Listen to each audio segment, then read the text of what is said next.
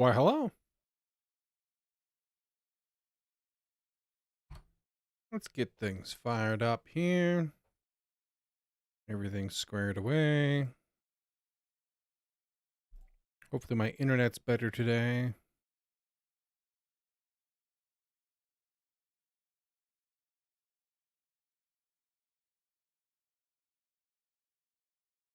I've lost the window. There it is. Hiding in the stack of browsers. All right, so make sure you are expanded to fill the screen. I had an idea a short time ago.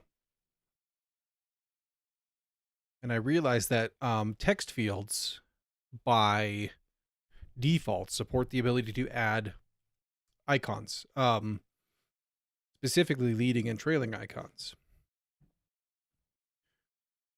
You can set types too, but like a clear button here. Okay, apparently this page is locked up. That's cool.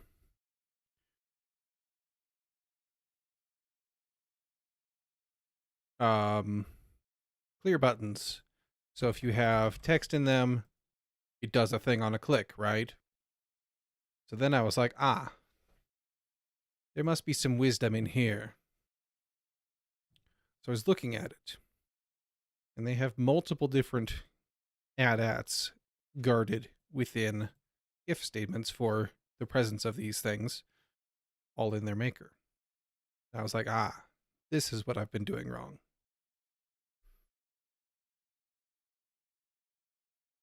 And then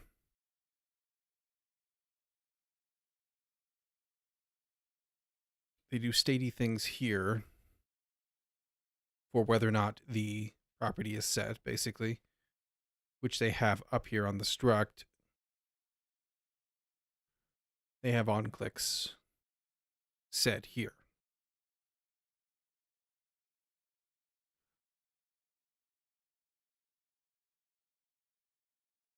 So I'm thinking,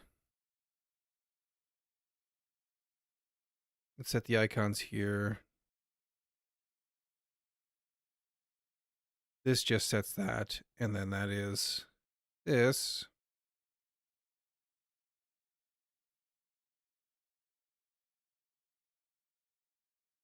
So we have to do things a little different than this, but it kind of gives us an idea of the correct way, to do what we want to do. We still want to be able to set up an on-click for it, and that actually gives me an interesting thought. What if we were to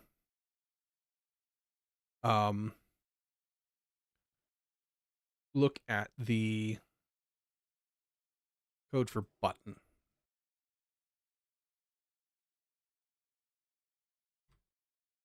And see if we can't, that's not right.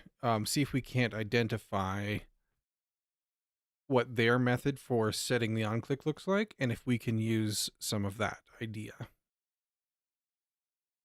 Go over here. Take me to the code.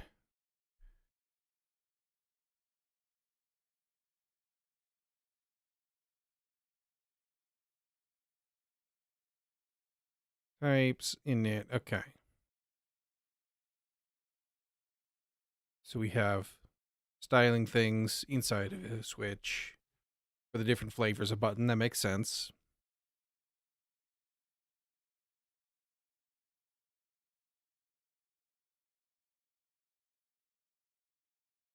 We have a maker.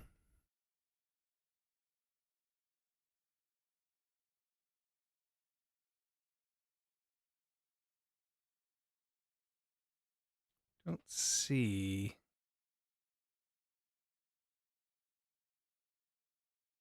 There it is.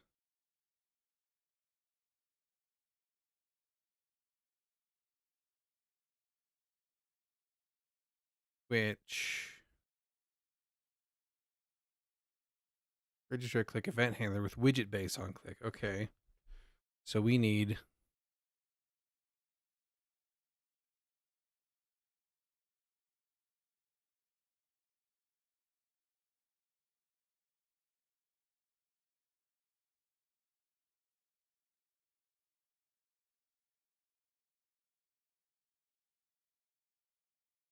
bases here.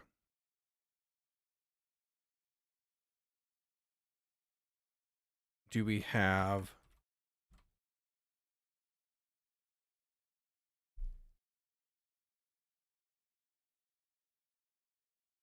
because everything's a widget, so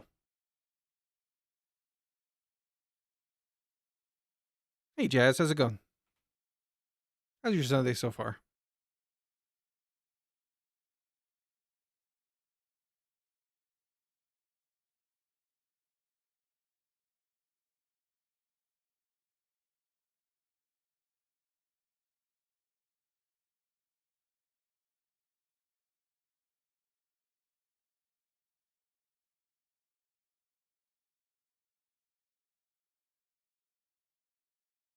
And I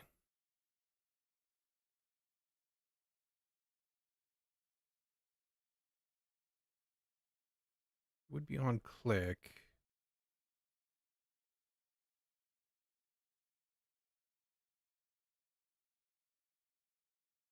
Widget base.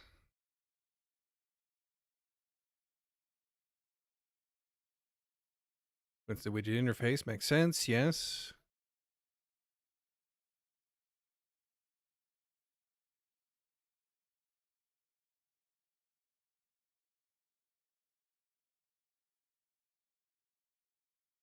Have to be in the events, right? You would think.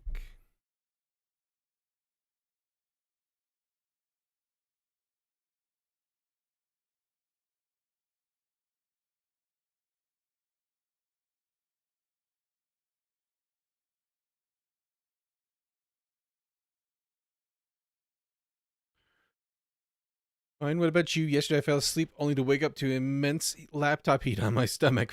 And then you finished your stream. Yep. Yep. I'm doing all right. Another day. Sunday somehow snuck up on me.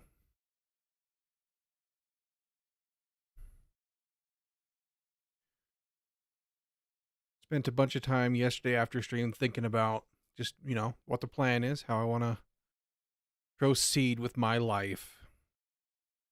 What's the next spot? What's the next gig? That kind of thing.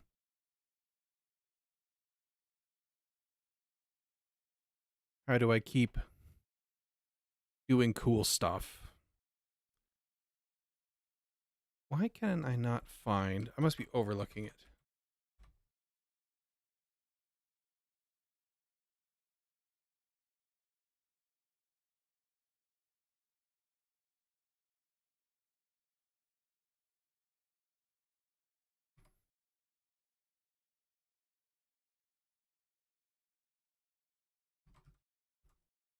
Yeah, that worked.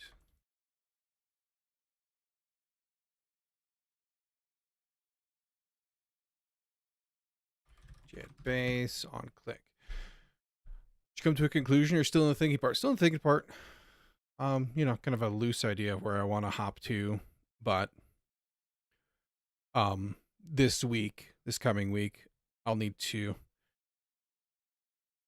make some phone calls, start some conversations, maybe see what can happen.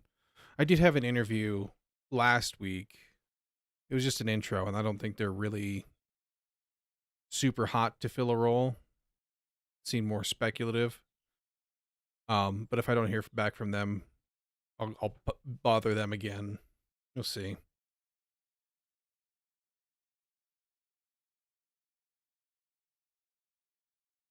Don't rush yourself into things you don't want to do. I mean, there is an element of rush because money is finite, right? Like I have some savings. As soon as unemployment runs out, I'll be burning that. But I'd like to burn as little of that as possible because the less of it I have to use, the more of it can be in there for a rainy day / cool stuff later when it gets to be enough to finance the cool stuff.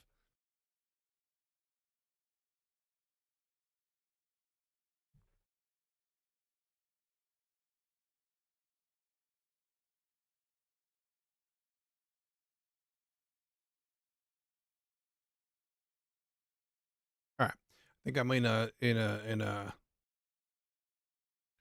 useless spot there. Let's just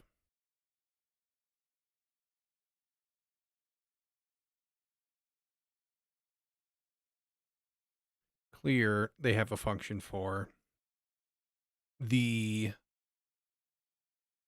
but I don't want to do that. I want to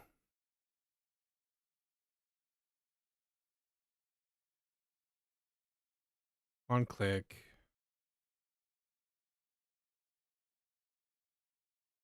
If it's not nil, then we run that.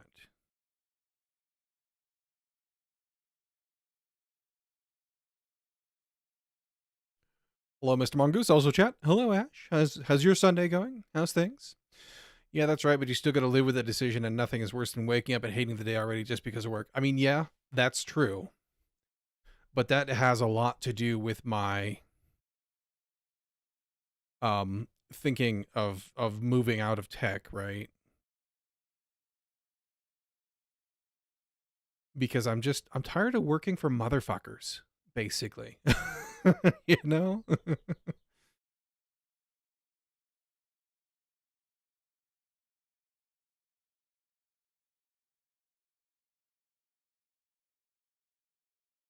And I've been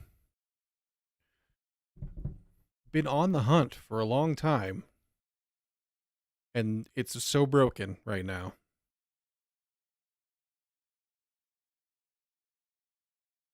It's been a good day, solved a few minor catastrophes in my Factorio game, but I managed. Now we're back on track. Nice. Factorio is good for minor catastrophes. I've tried to get into it. I've played it some. Um, the 2D aspect of it gets me. I'm frustrated by the lack of 3 dimensions for conveyor belts, for instance. So I really like Satisfactory.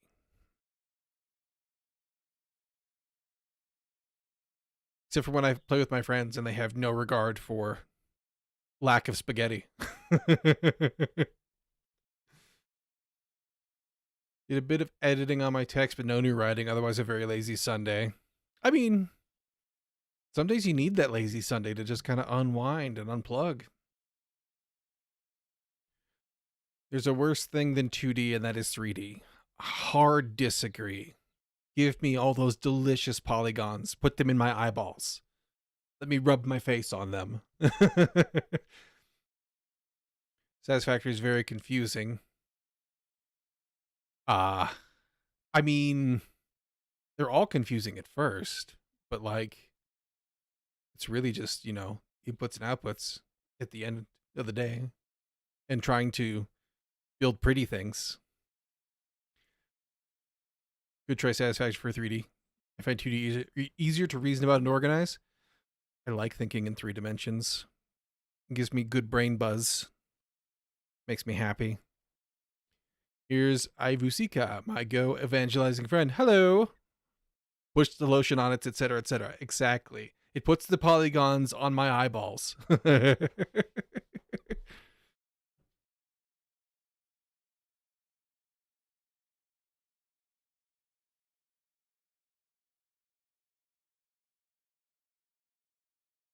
was it doing? Okay, yeah, I was looking at.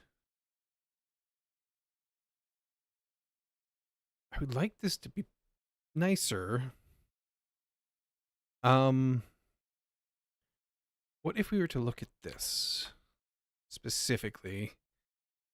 See what their type gen looked like. And yet your mud client is 2D. I mean, that is in its nature. That is true. Burn. Is it really 2D if it's text? And there's text, there's 2D, then there's 3D, and then there's VR, which is 3D but with motion sickness, right? Who am I talking with? I'm talking with Twitch.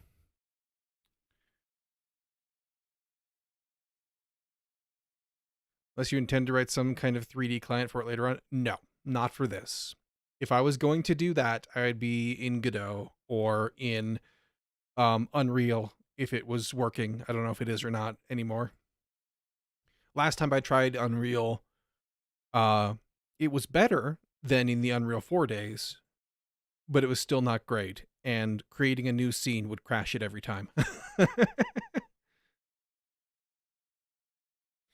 Might want one of those OBS plugins which prints chat from both streams on the stream itself. I mean, I could. Godot, Unreal, those be fighting words. OpenGL 1.1 or bust. Nah, I'm good, I think.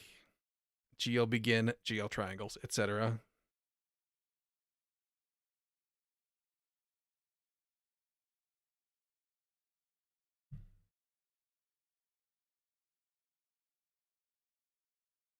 The problem with the plugins is that I have OBS. I use Restream, right, to stream to both at the same time. That way, I don't have to have a double pipe up. Its chat has been wonky lately. There was one day it dropped a bunch of YouTube messages.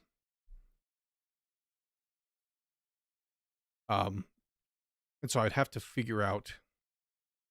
I'd have to find one that works better than that for sure. And I don't know if that's like a YouTube change because every so often, like right now it's behaving, but my channel's status in Restream sometimes breaks for YouTube, and I don't know if that's like a YouTube change that they're messing with stuff on the back end. It breaks stuff, so probably, right? So I'd have to figure that out. Also, YouTube is delayed, at least when I watch it. Yeah, there's a delay in both, really. I'm sure they get out of sync. Usually when I watch Twitch, the stream will slowly get worse and worse and worse delay-wise. And like you got to refresh to be as current as it gets. It's weird. Streaming software is jank.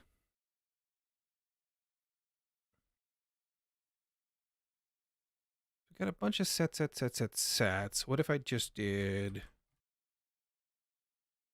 on click?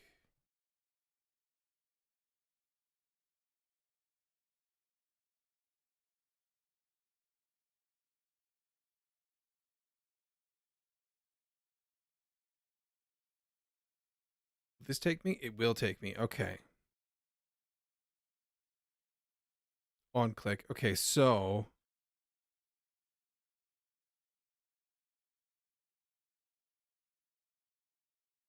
this must do magic behind the scenes to change the event handlers. On the other hand, whenever there are hiccups in the internet connection, Twitch is much more likely to just break and freeze, or there was a network error. Yes, whereas YouTube usually recovers. Yeah. Yesterday, when I had those blips, there was like 3 or 4 of them. The Twitch stream was dead every single time, but YouTube just hung out for a second. Message retracted. Okay. That's why I put it on in the first place. Yeah. Right. I mean, you know, when you think about what Twitch has to do, it's amazing that it works as well as it does, right? Here we are shoving video over the internet, which was designed to show you text documents that never changed. Just hacks on hacks.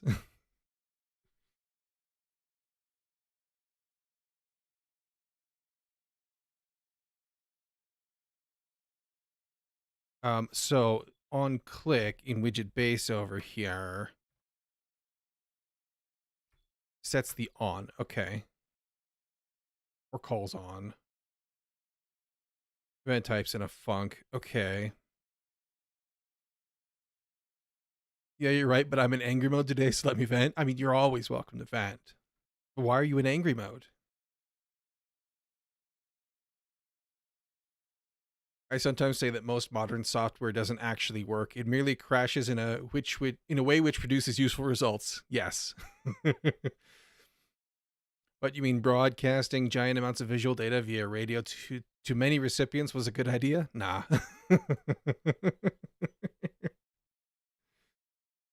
I mean, the the equipment cost of that is a little bit higher. And also, like, I'm sure that you need a lot of licensing to operate radio that's that powerful.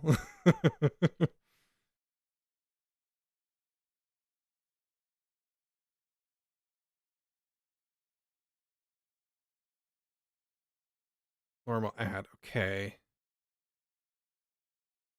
So how would I hook? Or do I not need to because it wraps a frame? Maybe that.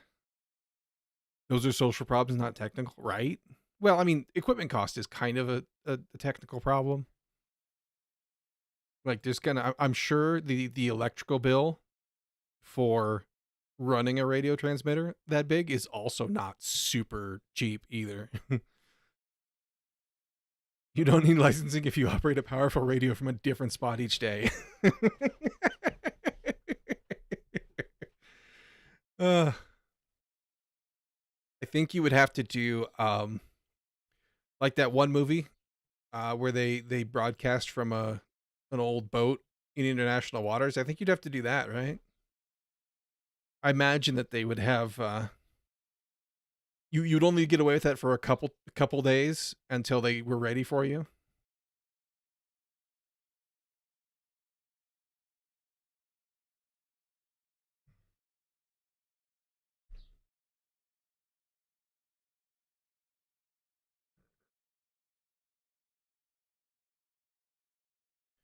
See, crimes are against the law only if you get caught. Otherwise, they're just unsolved mysteries.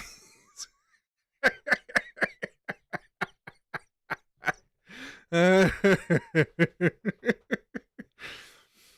mean, you're not wrong, but also you're so wrong. There's the Principality of Sealand off of coast of UK. Yeah, I've heard of that.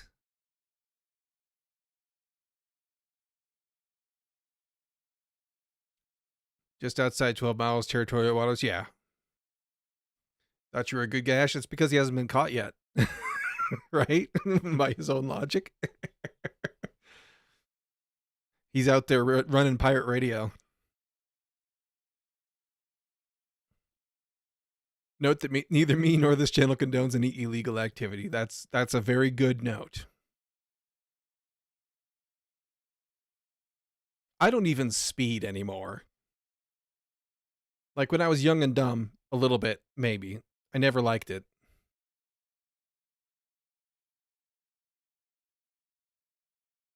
Why exclude me? I also don't condone that. Hey, thanks for follow. Appreciate that.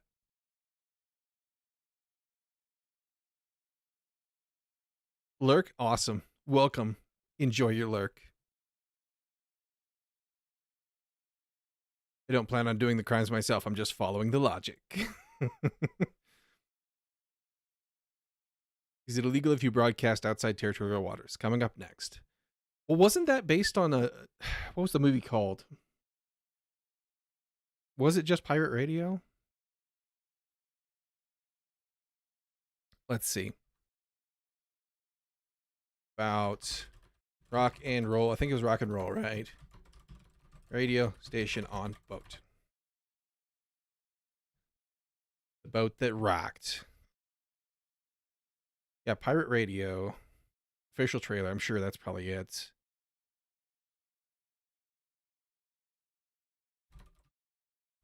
Movie.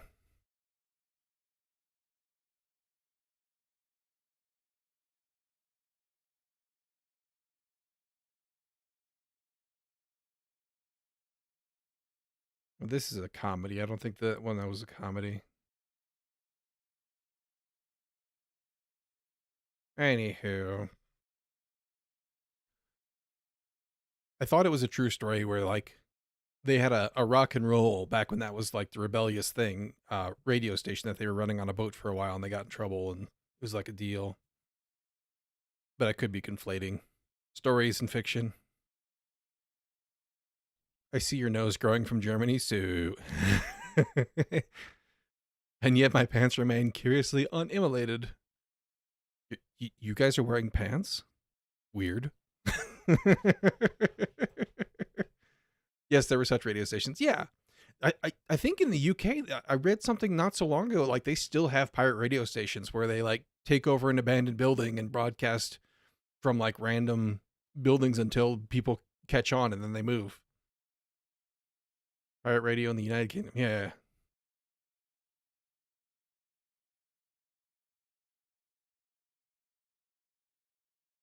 Yeah.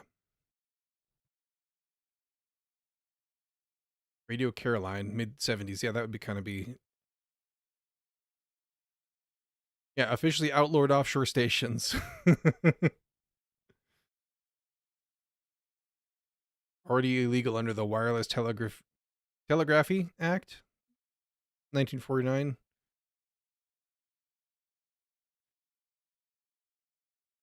Yeah. Weird thing to think about. But peaked throughout the 1960s and again during the 80s and 90s, it remains in existence today. Yeah. Having moved from transmitting from ships in the sea to tower blocks across UK towns and cities, in 2009, the UK broadcasting regulator Ofcom estimated more than 150 pirate radio stations. Yeah.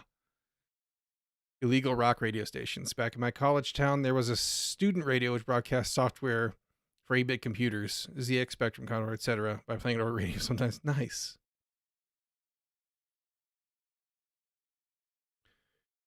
Can't be illegal, but how do you enforce it if it's outside territorial waters jurisdiction?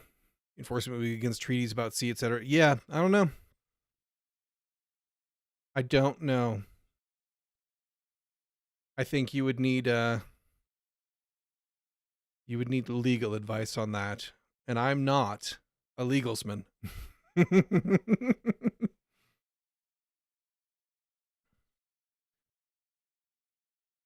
But considering they've been doing it for a long time, illegal advice, right? Considering they've been doing it for a long time and it seems like they're still pretty mad about it, I suspect they would try to throw the book at you.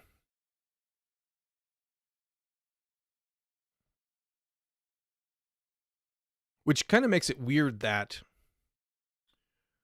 raccoon to you too. Kind of makes it weird that like nowadays it's you just get on the internet and stream things. Like you'd still have licensing trouble if you were streaming music or something, but way for you.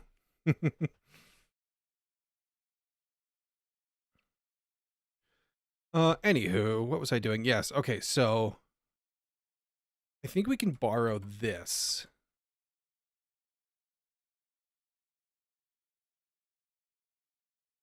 We could. Software and other media publishers are mad about everything, which reduces their profits even a little. Yes, I've learned not to pay them much mind. I just try to stay out of trouble.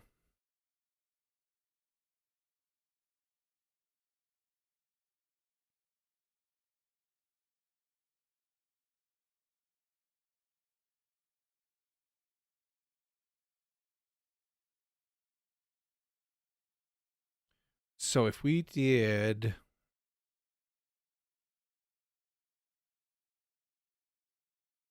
We probably don't need... We might need the button. Because we need to put it in there. And then what we need is... We still do that. But what we do, instead of having that stored, trying to put it in there...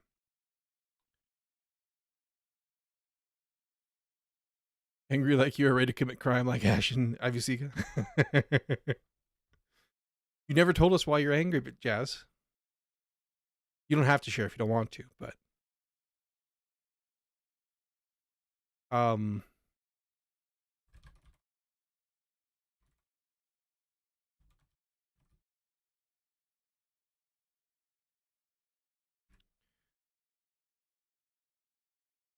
Feelless?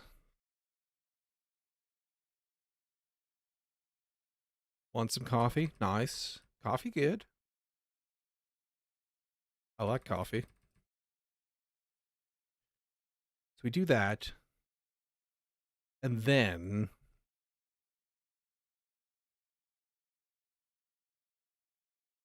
can we just do on click? And then we do here we do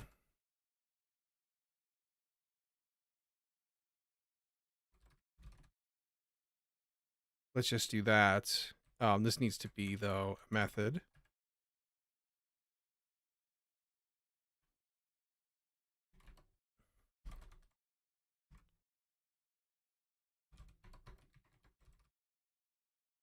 And we can check that for being well, if it's in the init, we don't need to, I don't think.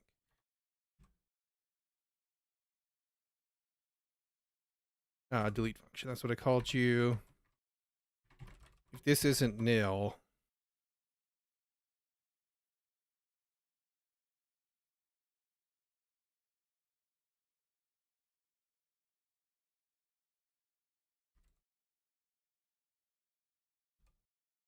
or can we just call it?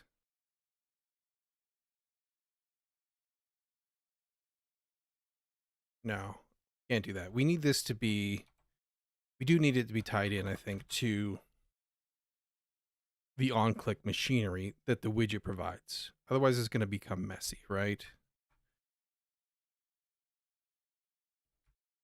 On-click.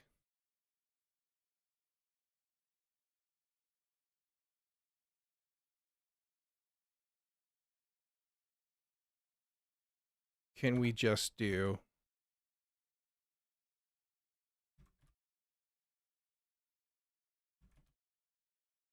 I don't think this is right.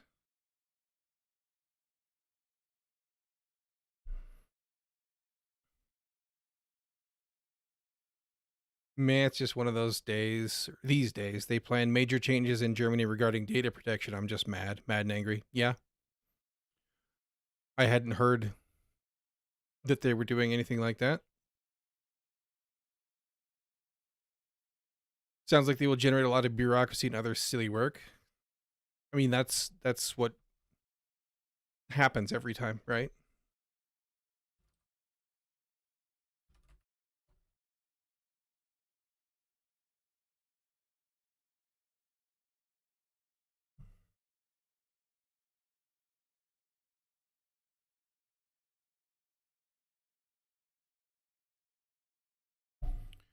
Um,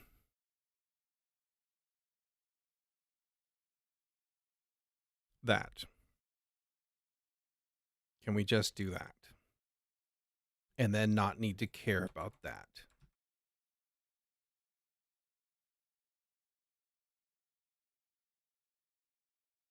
But how then do we tie this to that button?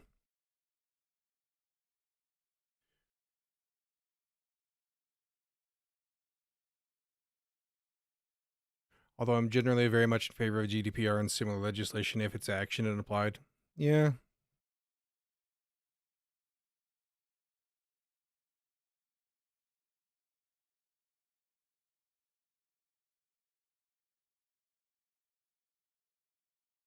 Does this... No, it doesn't. We need to look back at...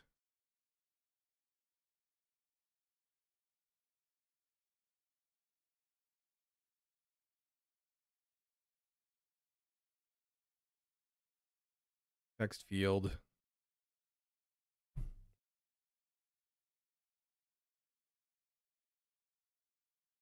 On bind. That's for binding to a different thing. Widget value.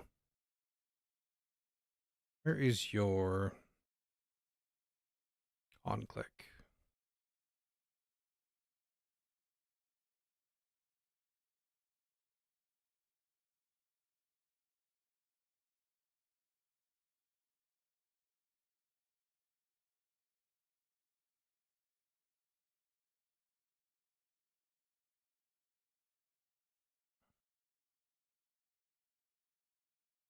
Okay, so they just put it in here. So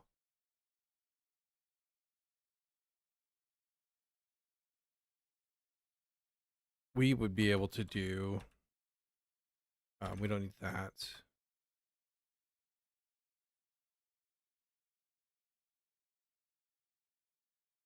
If we were to take this,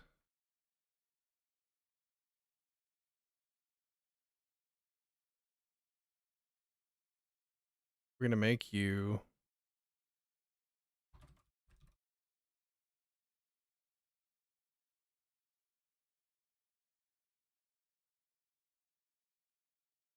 and you are a func that takes an event. That makes sense.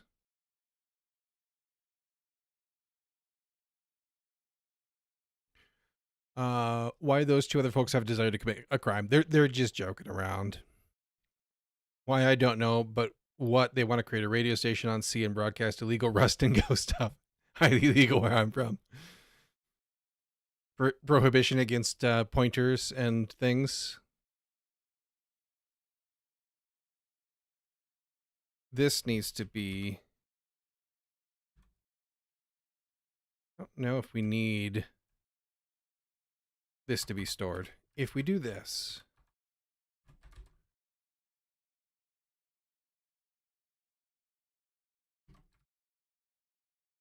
but if they will make a station in a sea and broadcast from there, probably would be not where you are from anymore, except you living in the sea. You cuties, I'm going to lurk for a bit.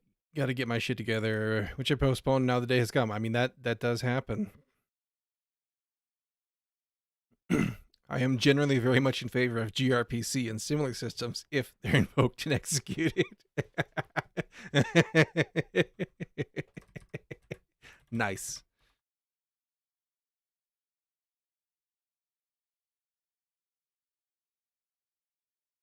I also hate it when I leave something for future me, and then suddenly I am a future me, and that bastard past me has left me all the work, right? This is not that. This is RF, and it's not leading icon on click. It is delete on click. Isn't nil. Then we run it with the event that we get.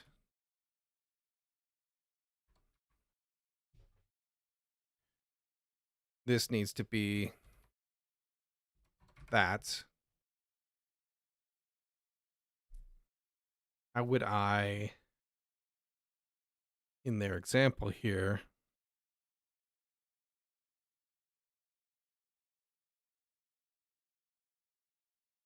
I suspect this is probably why.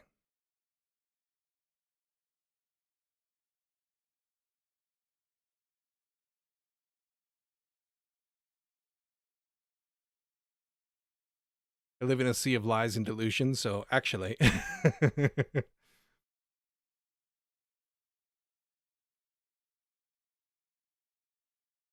Twitch removed new lines. Yeah, Twitch chat formatting is a wild, wild west of whatever.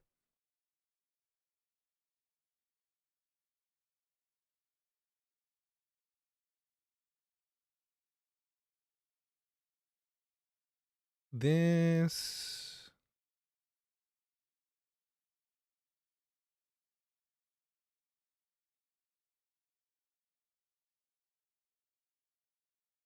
doesn't cover making this a clicky. This covers setting the trailing icon with a different function, but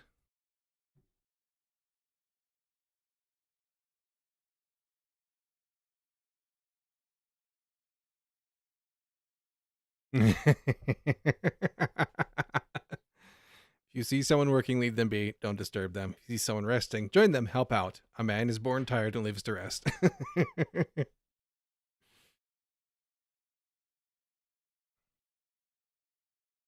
I don't want to be in there.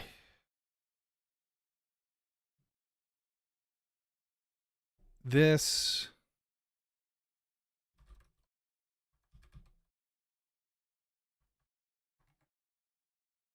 Just F in this case. That. But we should probably guard this. If that's not nil. No, wait. Sorry. That needs to be set always when we set on click. Then over here,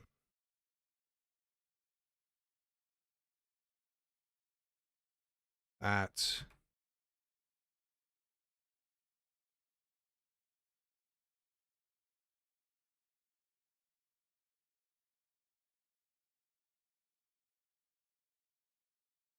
Let's see if that will panic. Mildly more readable, bleh. I'll go back to gRPC.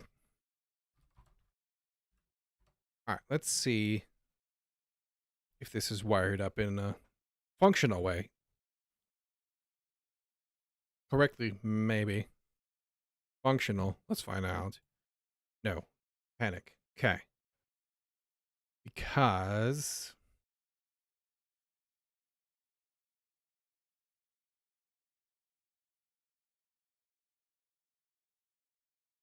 can't kill you from there. Because you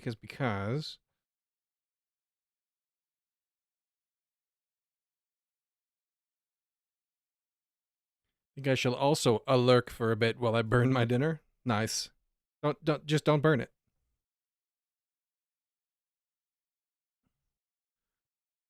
Core button 118, room form 33.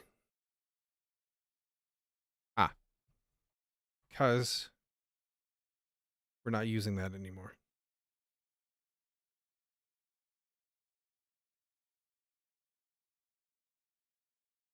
It was my first attempt at getting this undocumented custom widget creating. All right, now if we do that, okay, good. Bye, George. Got your coffee? Awesome. Okay. It's not saving the contents, but that's fine. And that's because we don't have anything wired up to save it yet. Makes sense. But we have the widget working again. So let's get rid of this.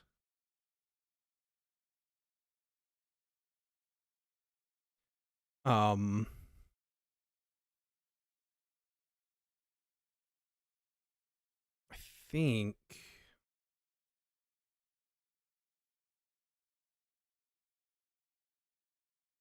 think that this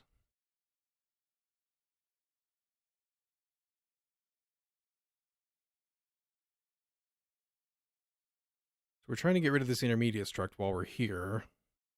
So we just need to have the buffers saved into the widget, I think. Data struct. Or we could do that. Can we bind a text editor to a thing?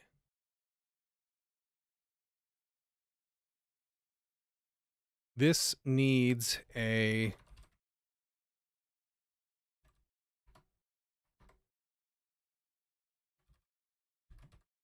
set struct. Let's take a look at form. And they've just set the struct here. Okay, that makes sense.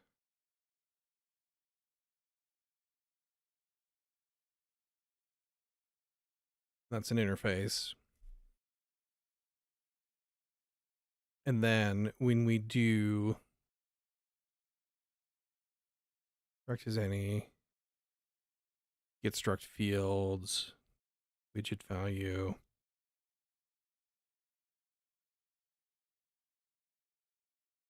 Time to go? All right, well, awesome. Thank you. Thanks for swinging by.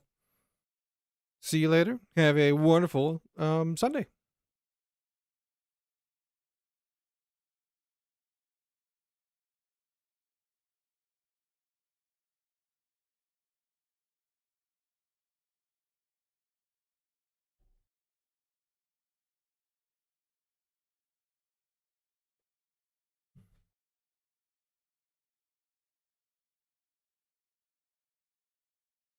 Well, have a wonderful rest of it that's left. I am still and lurking. I will delay dinner a bit. I mean, I always say that a lurk is best with food.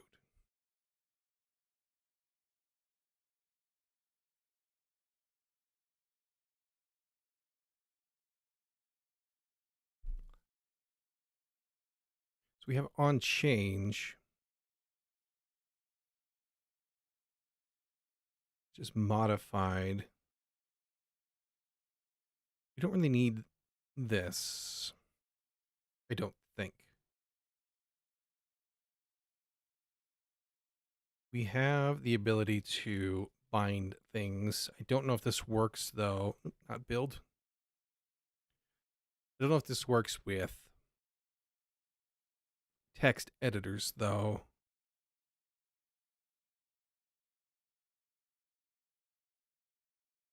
which we're using because text fields are wonky, which is the whole reason we're building this instead of using them, using a regular form. Set text. Right, yes. Core.bind.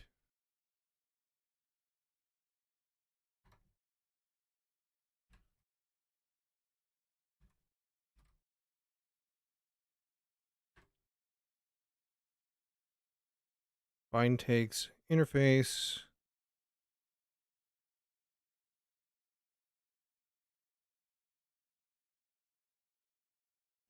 Did appropriate after events change, events and during update widget.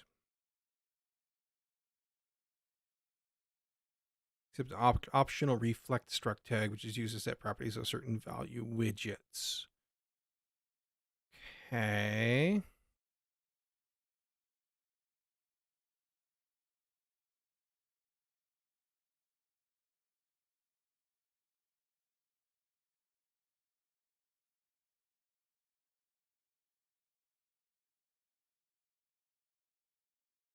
That's not the right window.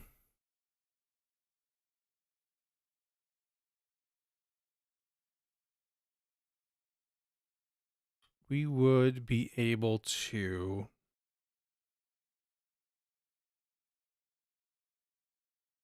binds to on. New switch, on change. But because buffers are what backs the text editor widget. Stream died a bit. Yeah, I'm dropping frames. I got a little bit of an internet blip going on.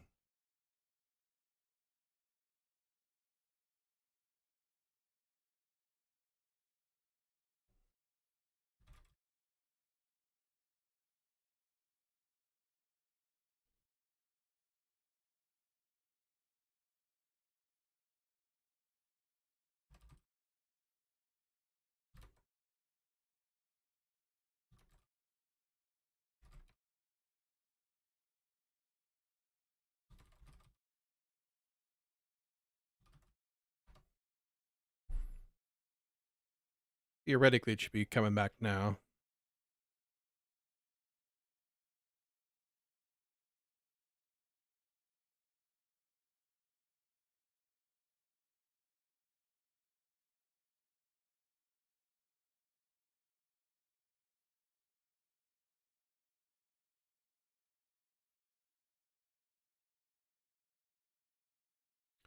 Um, because text editors use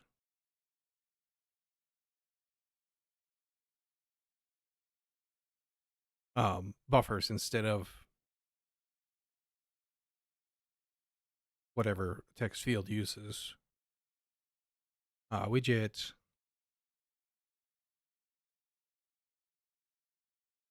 text editor,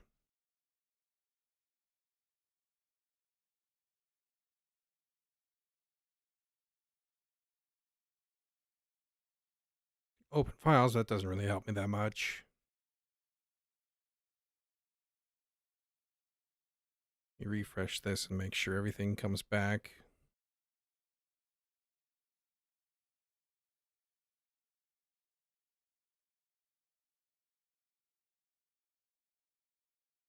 Looks like Twitch should be back.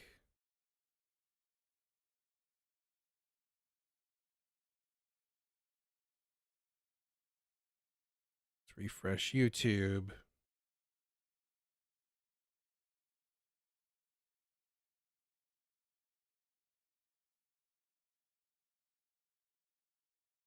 Says the viewers will experience buffering. Yeah. It's not.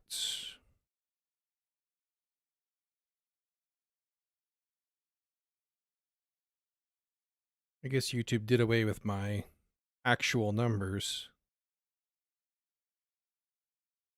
Is what it is.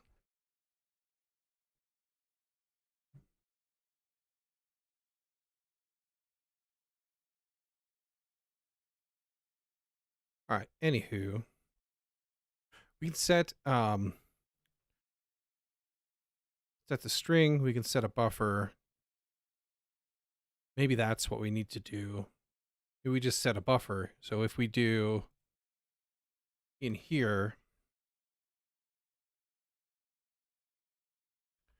do we want to do data struct? Or how are we going to get? I guess we just wire it up to an on-click for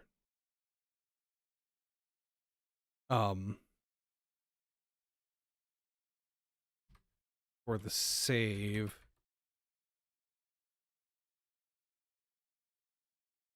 But if we have this, oops.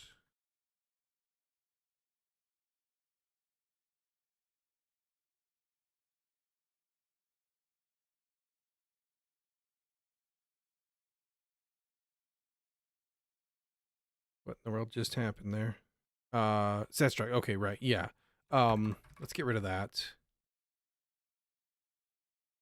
If we didn't, if we keep this, not interface templates, tile data. If we keep this, we'll always have access to whatever is in tile data. We just need this to be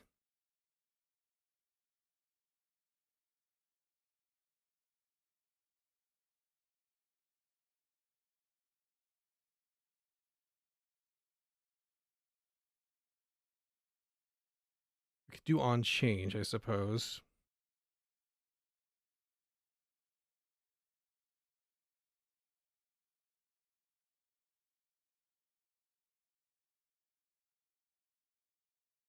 Let's get some of this cleaned up real quick. The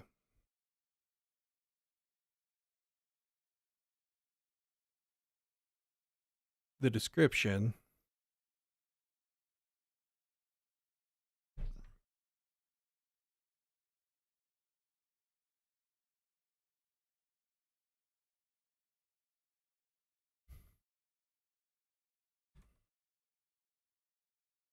This we need to make sure we have a data struct before we worry about.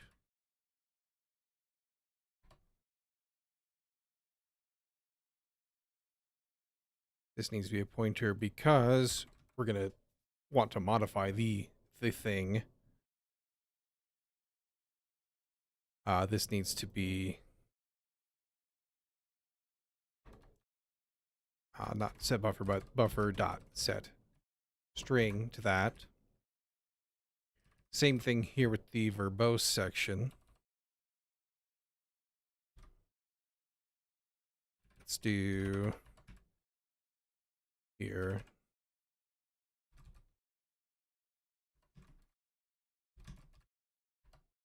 I think this works for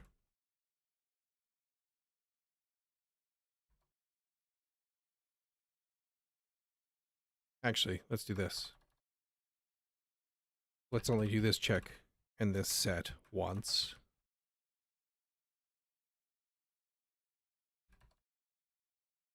Let's do it down here. after both of them get set up.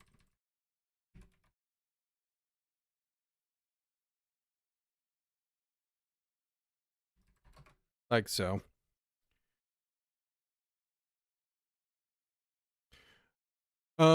Quick question. Does it boost anything if we also open YouTube stream, or is it the engagement? I don't know for sure.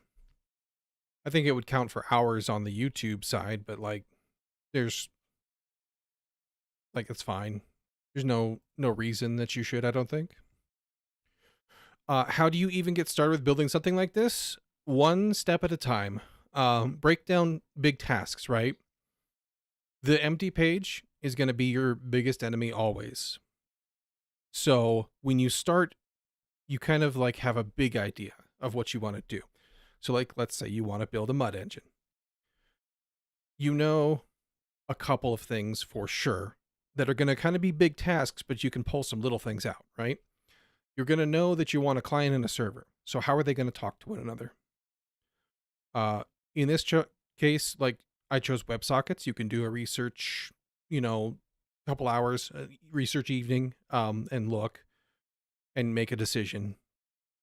Then just write the very simplest server you can. Stand up a server that answers an echo or something like that. And then you just start adding like, okay, well now I want to be able to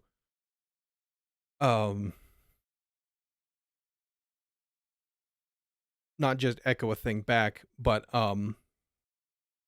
let's say I want to be able to have a character that I inhabit, right? And so you can kind of start thinking like, okay, this chunk can kind of come out, and then it's just research and thinking about how do I do this, and just one small step at a time.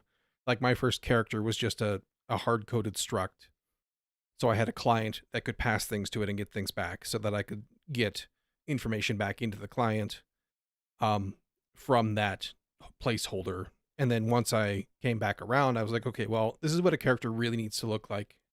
And you can kind of focus on just building that chunk. And as long as you keep things kind of pulled apart, you'll be okay. You'll work your way there, right? Iterations, manageable chunks. How do you eat an elephant? One bite at a time, right?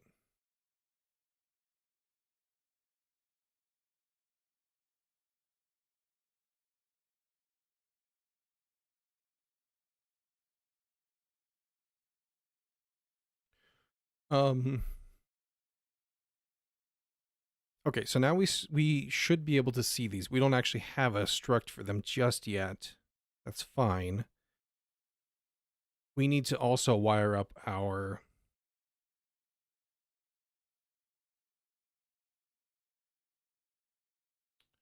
I want to do on change, or that's a great tip. Yeah, I hope it's helpful to you.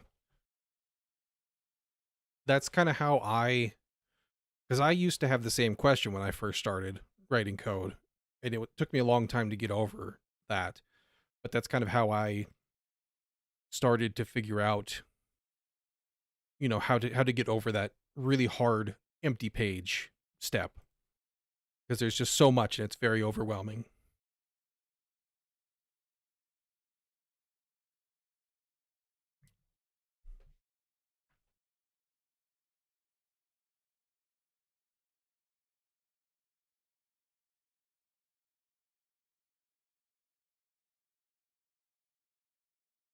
I build stuff but get overwhelmed easily. I guess it's part of gaining more experience. Yeah. Yeah. And it's something you kind of got to really focus on learning how to break things up better. Because at first it's going to be hard. But as you do it, it'll also kind of lead you towards better architecture, because if you think about things as discrete chunks, it's easier to kind of pull them apart and make sure that they stay decoupled a little bit easier. And the other thing to kind of keep in mind is that with code, there's 100,000 ways to do a thing.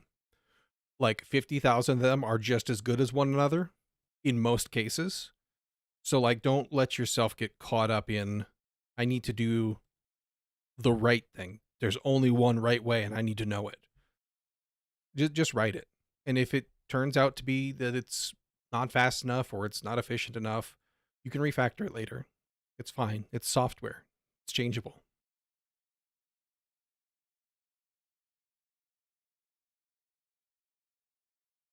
A future you that knows more about the problem and has more experience writing code just because, well, you had to write code to get there, we'll take care of it. Well, I burned my toast, but only to an appropriate level. It's a curious food. Whoever thought of baking the bread again, right? I suspect it was like somebody was like, this bread is kind of stale, but if I heat it up a little bit, it gets a little bit softer. Probably related to that.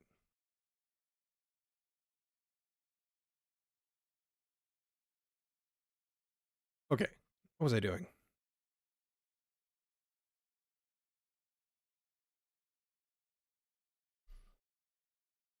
I was thinking about if we need to do on input or just on change, or if we want to do on a save.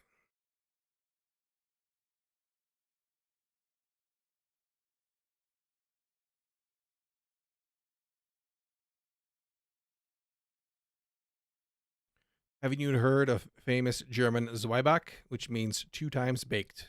No. I've heard of twice baked potatoes. I've had them and they're really good.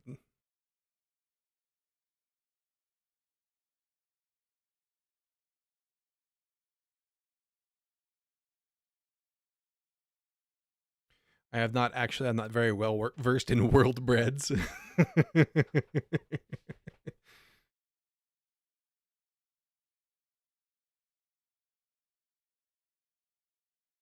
But a save button for this, in this case, would actually imply writing the template to the file, which we haven't even set up yet, but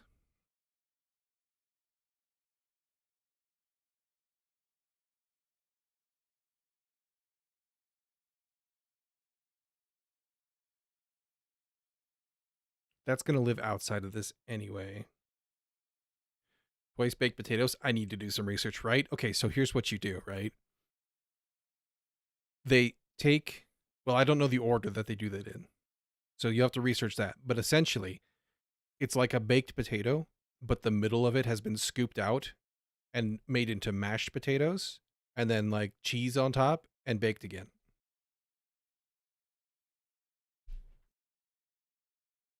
And I don't know if I assume they scoop it out after they do the bake, but I don't know. I'm sure there's some art to not overcooking them.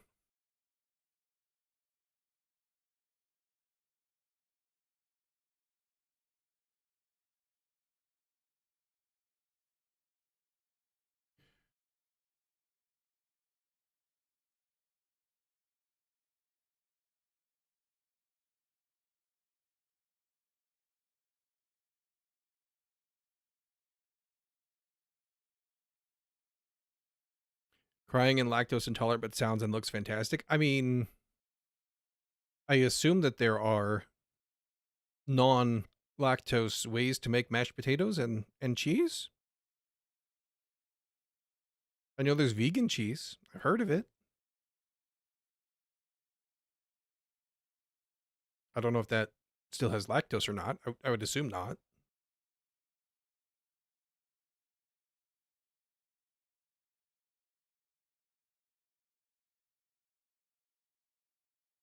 But if we modify this, well, I guess it's fine because it's just the thing that's in memory.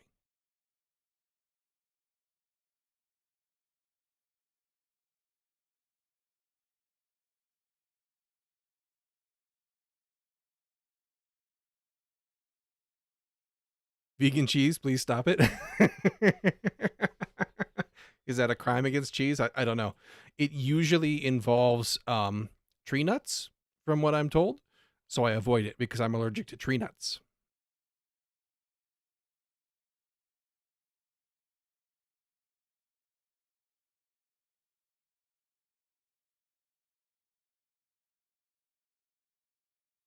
I think we do want to track these separate.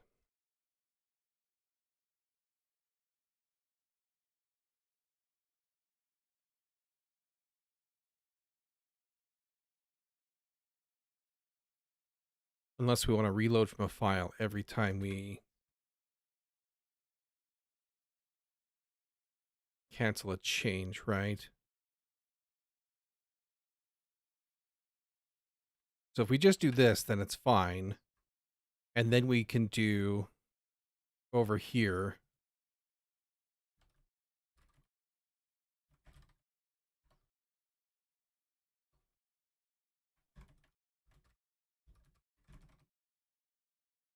Save. And then an on click. Oops. For that. That says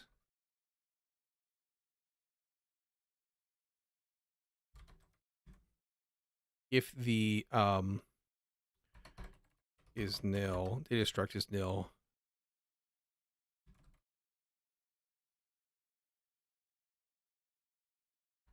Or actually,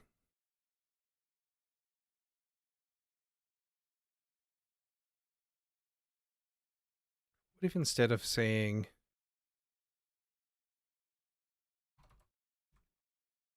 that we check for nil,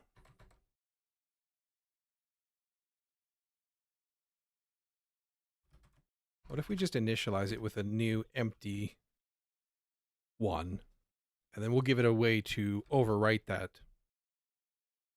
Then we don't have to check this, and we don't have to check this.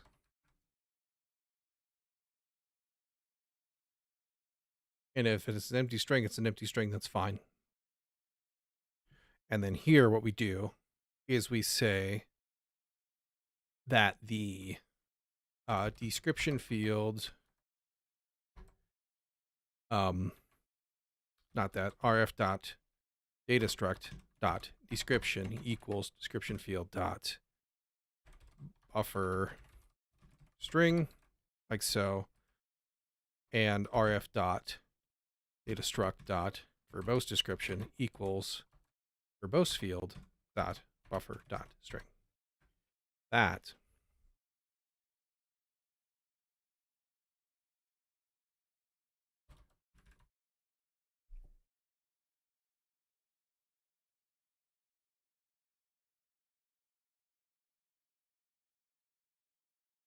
so then we do that. My button is missing.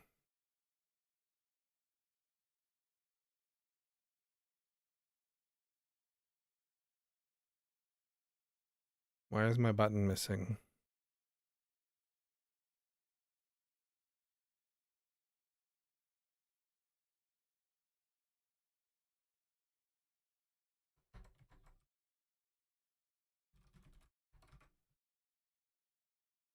We might rearrange this a little bit too, but that's fine. What if it just pushed it off and it was just hiding? Let's see here. Yeah, okay, there we go. We do that.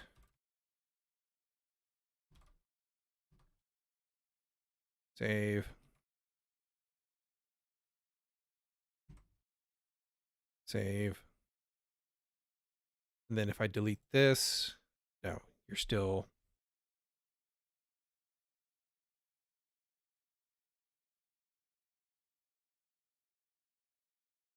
What's gone on there?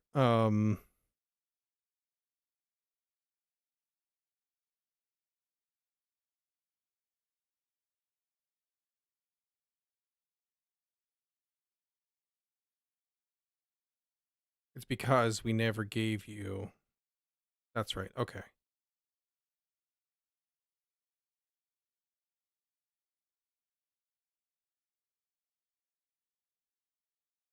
This is select a connection. This is not the right module. This is.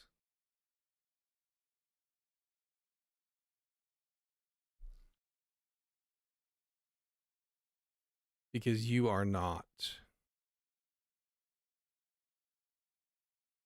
Because we never said. Okay.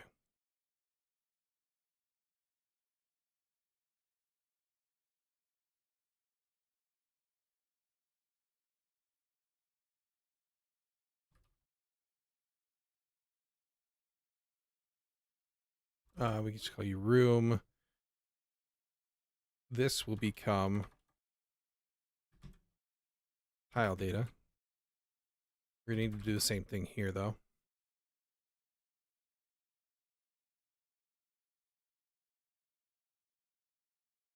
We'll still initialize these.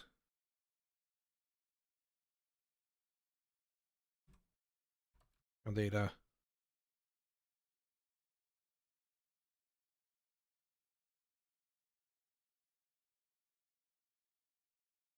New template.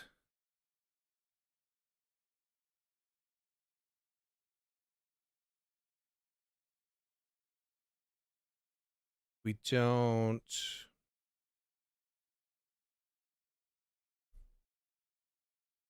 That's why we were nil checking over here.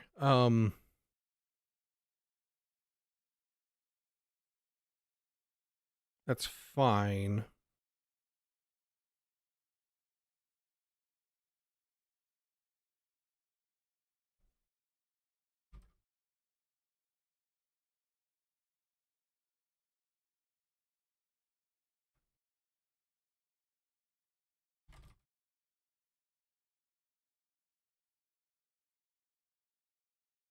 Not tile form. Tile data.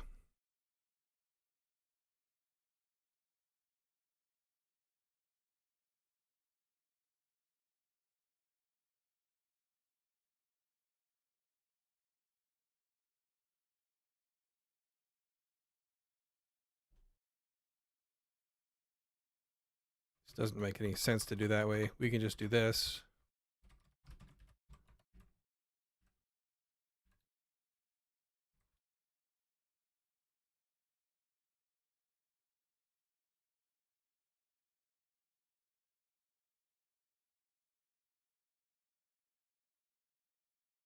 And then here we need to do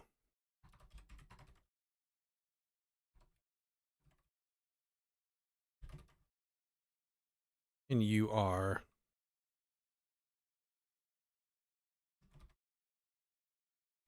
tile data dot data struct is room. So here we create a new one. That.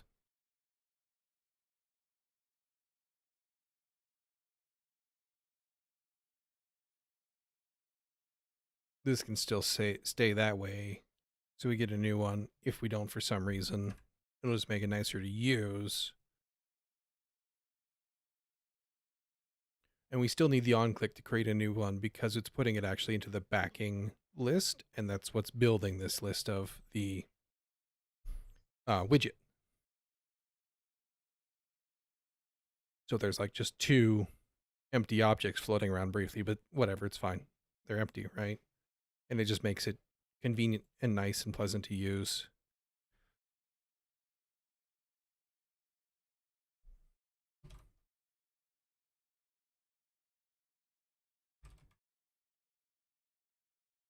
And then we delete. We keep our fields in place. We delete. And it wasn't saved. That makes sense that it did that.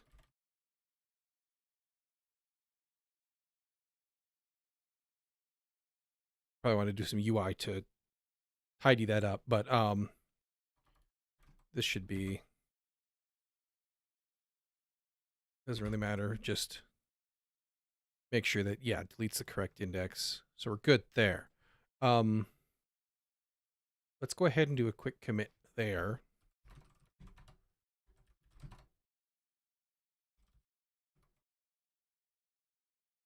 Switch to a custom widget for the template, room template, bid form. So we can use text editors. We'll push that up. Okay, so that's all wired up. We need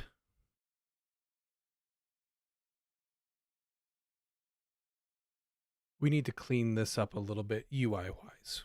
We need to have some user friendliness here.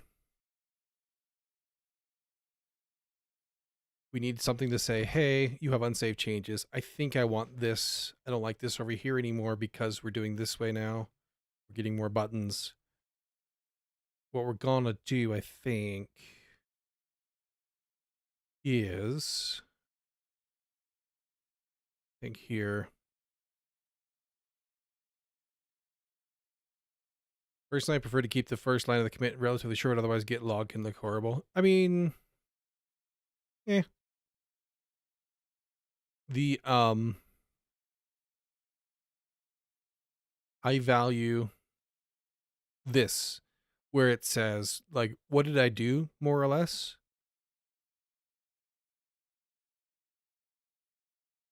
And I don't want to write like an entire page like some people do.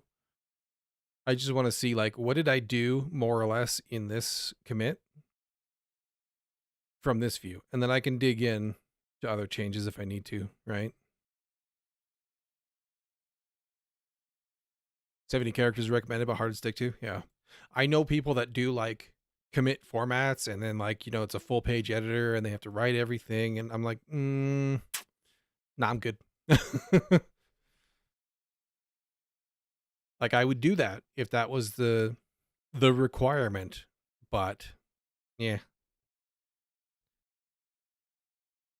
Like whenever I'm digging through commits, this is usually the first place I'm looking for a thing. It's a variation on the same problem of naming things. Yes.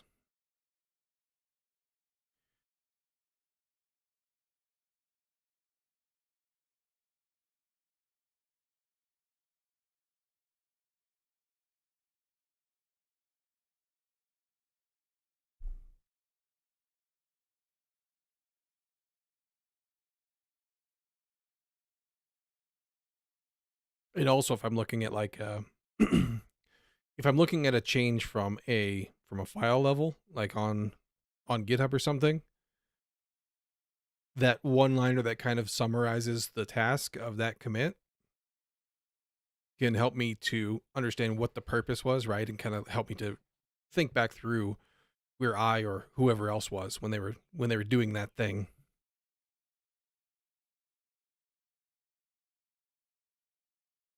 Gives me clues to what else might be involved. Sometimes, like, it doesn't always work, but nothing always works, right?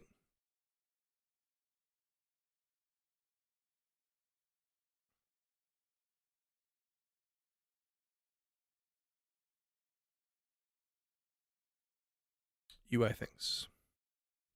So I don't like this anymore because of the way we're doing this. You are going to be a column.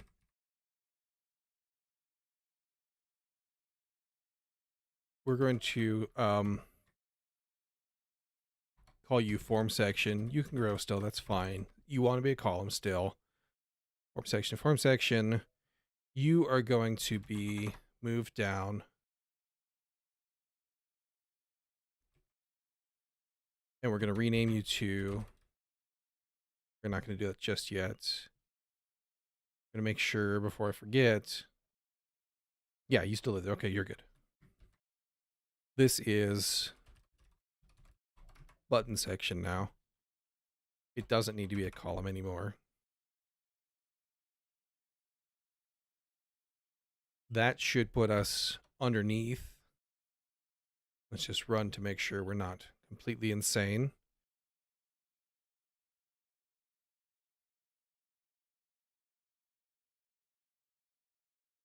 Good.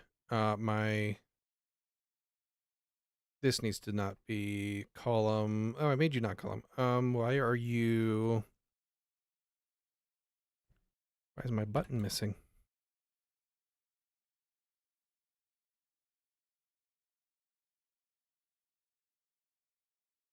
Where have you gone?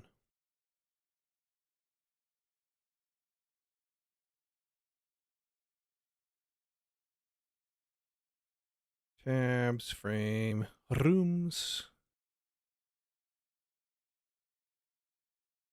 Farm fields.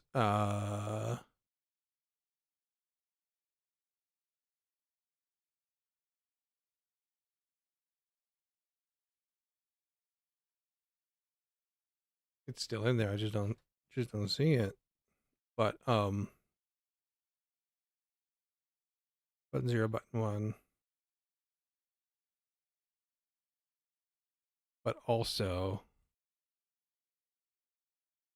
looks wonky.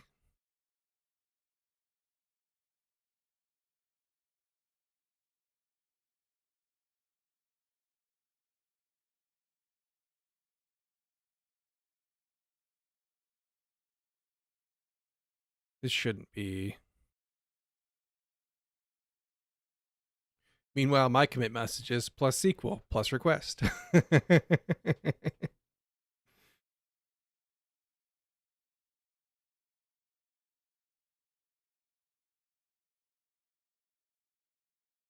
Form fields.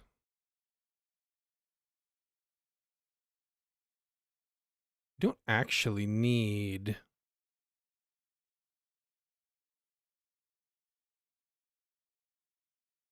We could do this.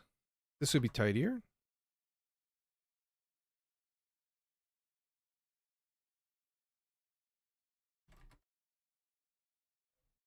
Oh wait, no, we can't do that. This is just W.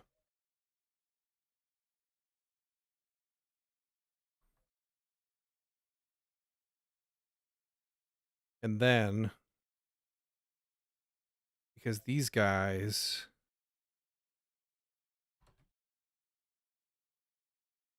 live outside of this thing, we could actually just add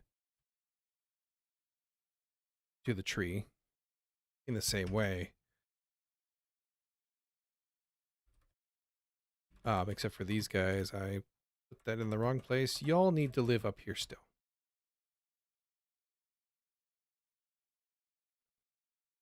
And yes, people do hate me for it.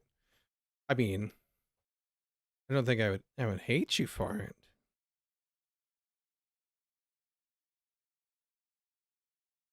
Ooh, this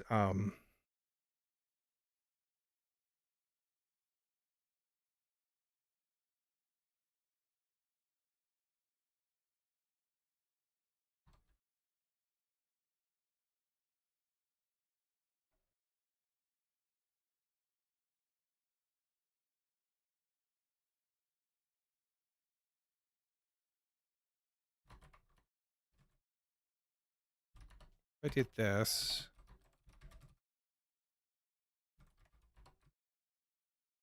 Like that.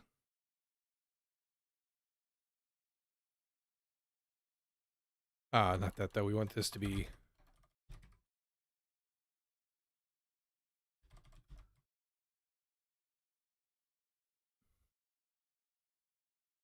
I would JK, right? Or my branch names are on point. And then here we can do description buffer. And if I spell it correctly, it may not even work. Needs to be a pointer to a buffer.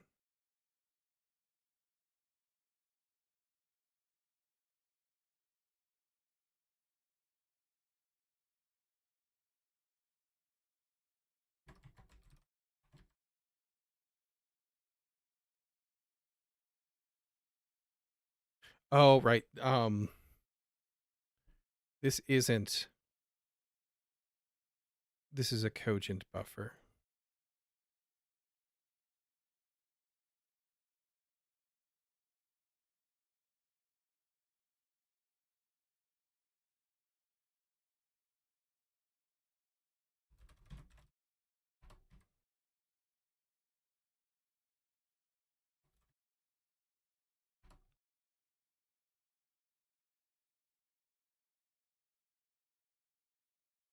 That, and then this.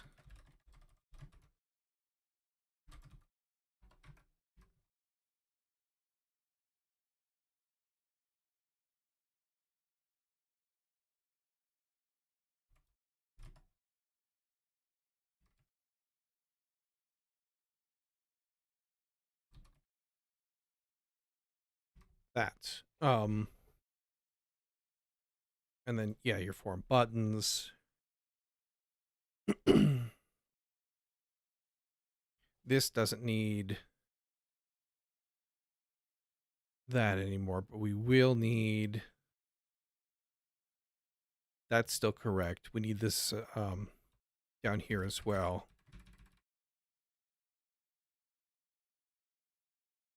We don't want you to be columns, just grow.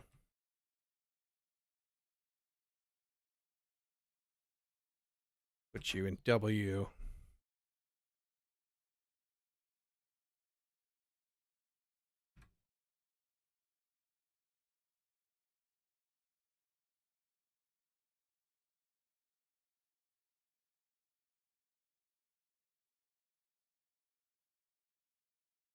Make sure...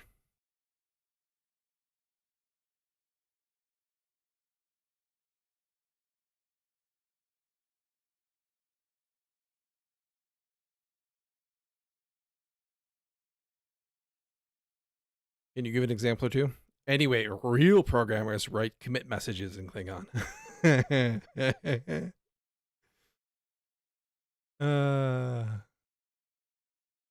The frame here we need column. Kapla! All right. This may be a deep, deep cut, but does anybody else remember the Star Trek games that were like videos just on a CD, right? And it was like a choose your own adventure video. And they actually had John Delancey as Q and what's his face as Gowron. Because there was two. There was one that was a Starfleet based one where you had to fight the Borg. Star Trek Borg, yes. Yes. And then it was Star Trek Borg and it was Klingon immersion studies. Happy tears. Star Trek Klingon to Star Trek. Yes. I'm so glad that somebody else remembers these things. Yeah, very inventively named, but also phenomenal, amazing games for their time.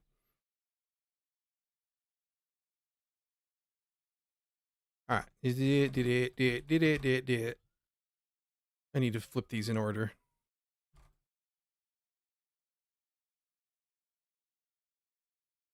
And I think we do an on change to keep maybe. Let's think about that.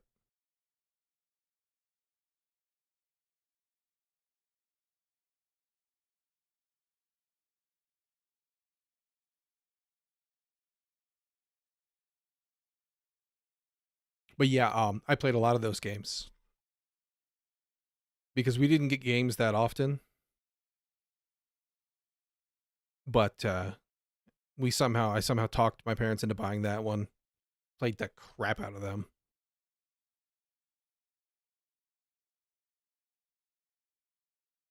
There was that one, those two. Let's see, another one I played a lot of was, it came with the computer. It was called Journeyman Project Turbo. And it was also kind of like a clicky choose your own adventure, but it was all 3D, 90s 3D. Which wasn't really 3D. It was more maybe pixel? It was like pixelified. Boy, now I don't remember.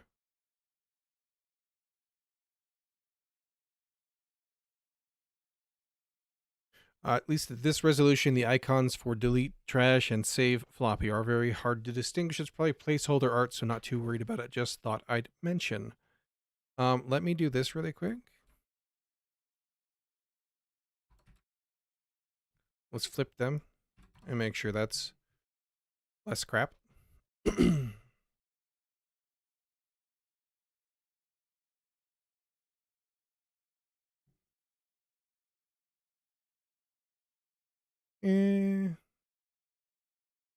Maybe? Yeah, these are just the default icons. I've been bumping everything else up, so I'll probably have to bump these up a little bit, but that's fine. We'll do that here in a second. We also need to unify, like we've got different flavors of button everywhere, and I need to standardize on one. Do you like this button better? This button better? Or these buttons better? Making delete buttons already go a long way? Yes. They need to be like that.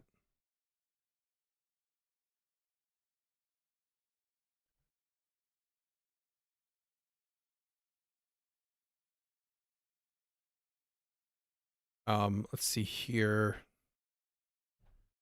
We can do that. Not that. This.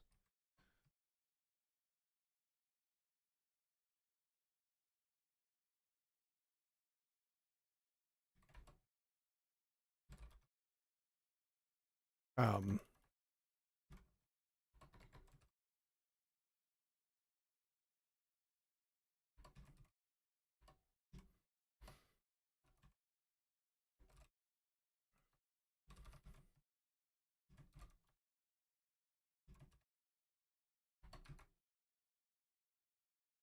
is it that or was it that? I remember now.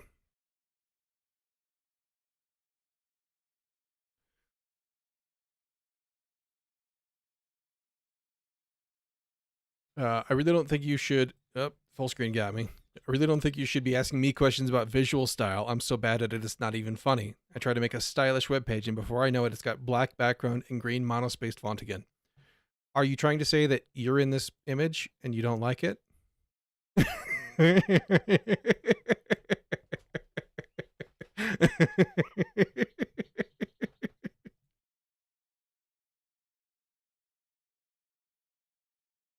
This is me, right?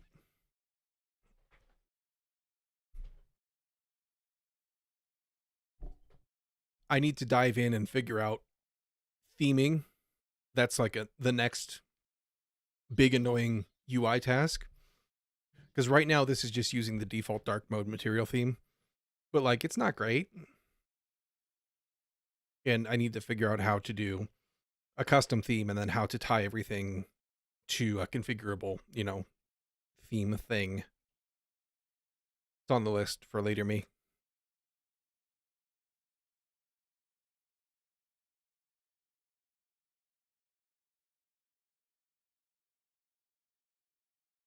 Let's see here.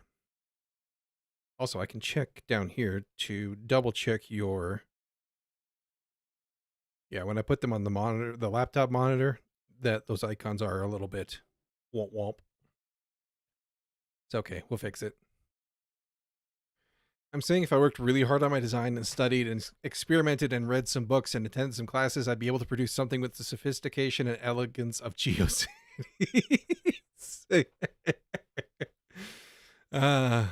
Don't make me show off NeoCities again.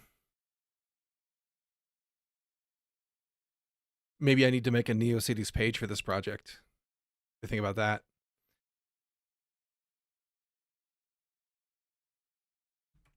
We'll fix it. No, we'll do it live. We'll do it live. I mean, I'm gonna fix it live, probably.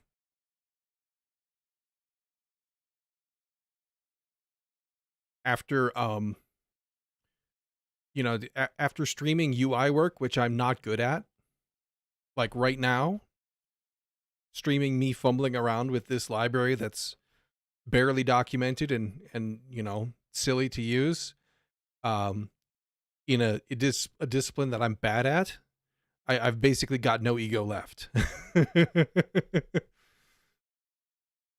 NeoCities, it's not real unless you type your own frame set, frame source, etc. Does that mean that Ivusika, and I, if I'm saying that wrong, I'm so sorry. But does that mean you don't know about NeoCities?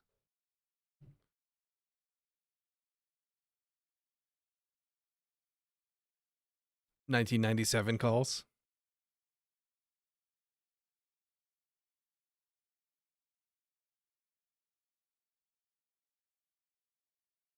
I don't know about it, but it sounds too Neo for you. Make sure there's nothing horrible on this. Yeah, all right. This is NeoCities. You find all kinds of wonderful things.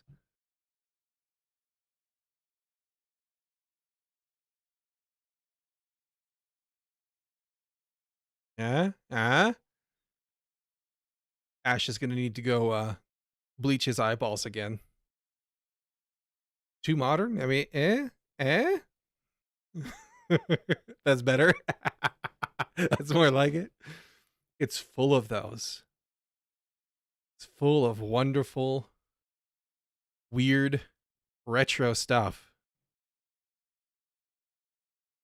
TARDIS GIF, right? Look at this gloriousness.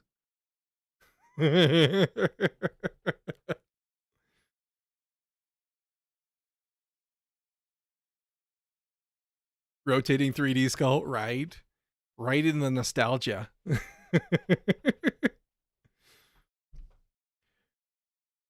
Now I also have the question Vishal had. Well, hello, empty code. Welcome.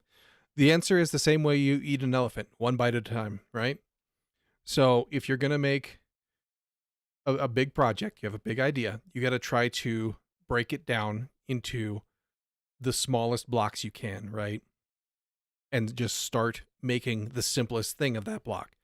So when I was going to make a mud server, I said, okay, I'm going to need a server and I'm going to need a client, right? And then how are they going to talk? All right. So you can fall down a research hole there for a little while. Don't fall victim to a paralysis by analysis, right? Make a decision. So in my case, I chose WebSockets.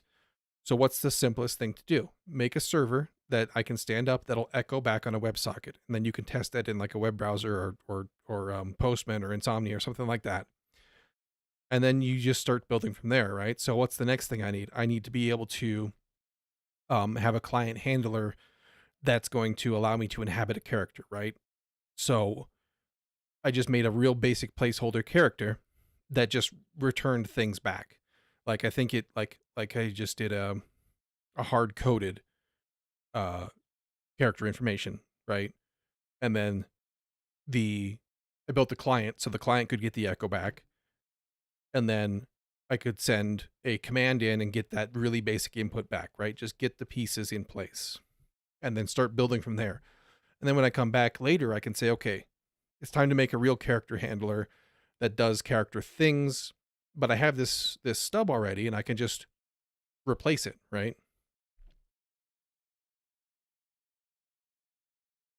We all do in this stream. Aw, so nice of you.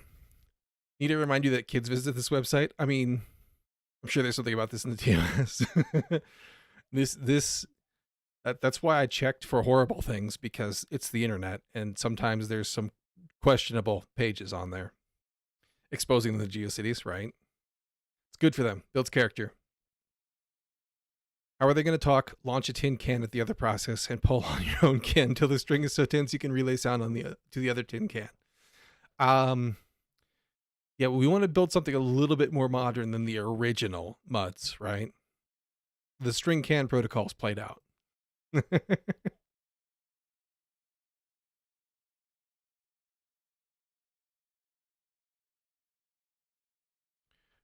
Okay, so we get that in there. That's better now. We still need to have. I mean, isn't that why cars have the CAN bus in them? Right?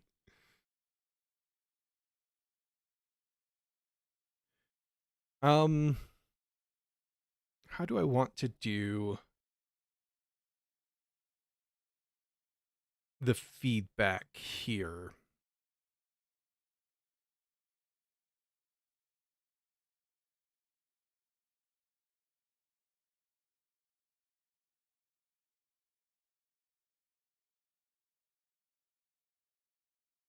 I guess we could do it up top, as long as it doesn't move things when we enter them. Or I guess I could do it here. Or I could make this justify over maybe, and then put the feedback there. Maybe I like that more. So we do this, form buttons.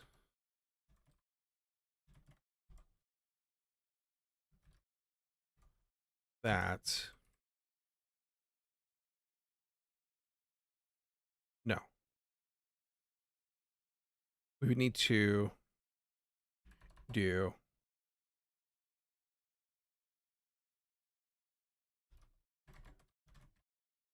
a frame for them. Hangs off a W. Give it a styler.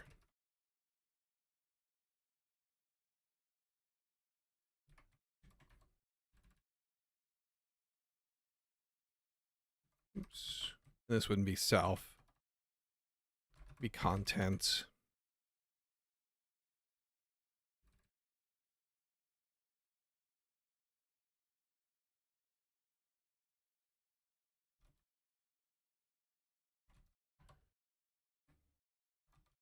That we can do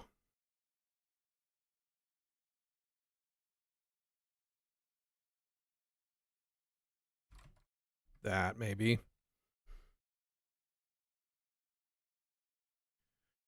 I think this video from Jonathan Blow is a great and short on this topic. Jonathan Blow, Art of Getting Stuff Going. I'll have to check that out sometime.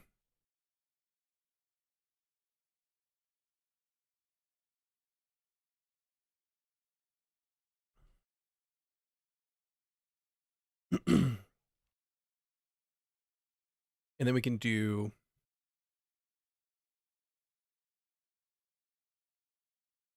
where'd my docs go? Here's my docs. If we bind to this,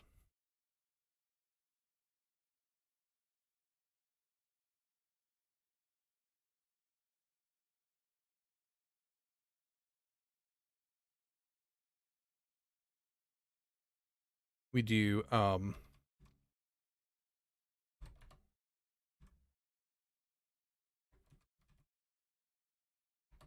where to bind. Oh wait, actually, this should just be, we don't need to do anything here. We just need to bind status text, specifically the pointer, to new text info wrapper.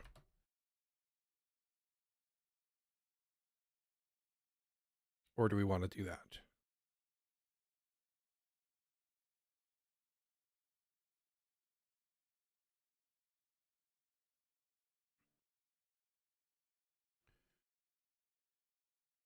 I like John Blow's games, but I don't particularly care for most of his opinions. He has strong opinions from what I've seen. I haven't watched like extensively his stuff. I don't. So he does the same thing that like Casey Merturi does, right? Where like everything has to be handmade, which yeah, okay, you make exceedingly good points, but you've also been like, you've made one game since you did your independent thing, and it's a 2D puzzler type game, and then you got scope creeped into writing a completely different language for your stuff, and like your actual content is selling this course material, which is fine and great, right? It's good information, but at the end of the day, like, what do you actually want to make? Do you want to make educational content? Do you want to make a programming language, or do you want to make games, right? And like Casey Merturi, like super smart guy, absolutely, incredibly smart, very well educated and versed, and a master programmer, master coder, but he hasn't even finished his game, and he's refunding it on Kickstarter or whatever they crowdfunded, because like he makes educational content now. It takes all his time, or most of it, right?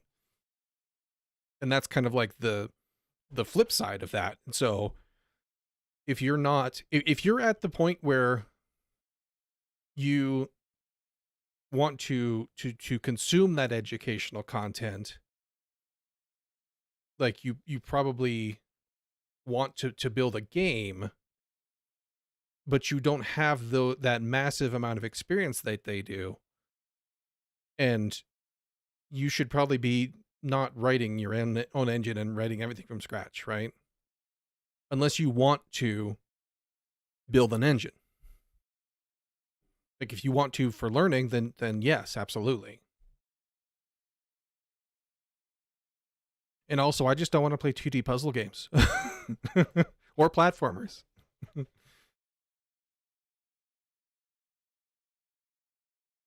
And I might be mistaking what his game is, but it's not even on my radar for like a game I want to play.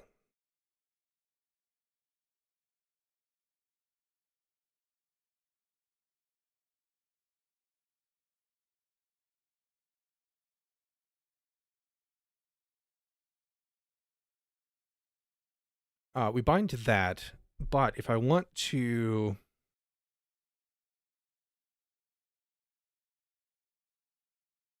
I think I need to do. I still think I need a styler for a wrapper.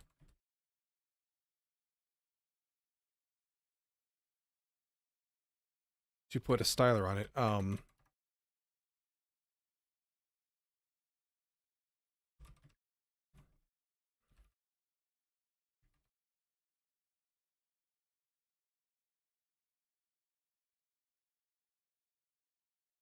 Well, after Braid, which I actually really liked, he did make a 3D puzzler, The Witness, which was quite fun and well made, if a bit pretentious in places. Yeah, I didn't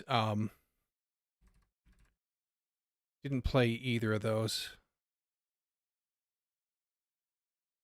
I'm trying to think if I've even heard of The Witness.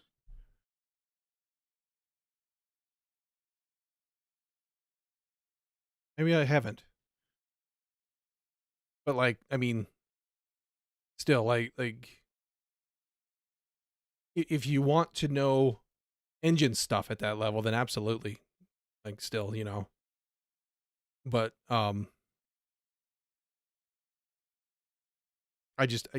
can't I absolutely respect their content and their knowledge and their experience, but disagree with the thrust of it, right?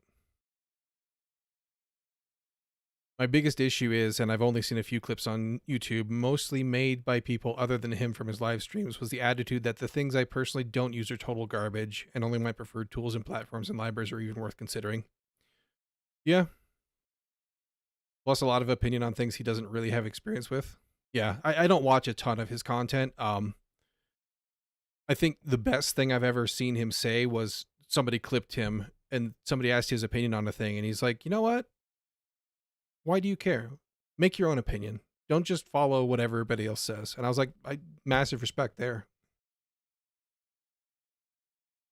Oh yeah, skill and products are top notch, but spreading philosophy isn't a strong suit. Yeah, and I mean, maybe that's just kind of the streamer effect because like, you know, people come in here and ask me my opinion too, and I just give it like, and if you're welcome to disagree, and if you do, that's good, you know.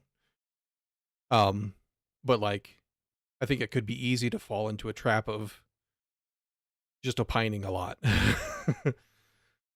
Well, I've not played any of J-Blow games, but I'm also not interested in them. Some of his videos were really helpful for me about a year ago. They really helped me change how I view things. Yeah, and that's awesome. But like, that's kind of where him and Casey have gone, is that they mostly now produce educational content as far as I'm aware, right? Which is fine and great. And there's a need for that. But if you're consuming that and you're not trying to do that, I don't know that that is the best advice. Yes, but you give your opinion as opinion and don't present it as objective fact. Yeah, certainly try to.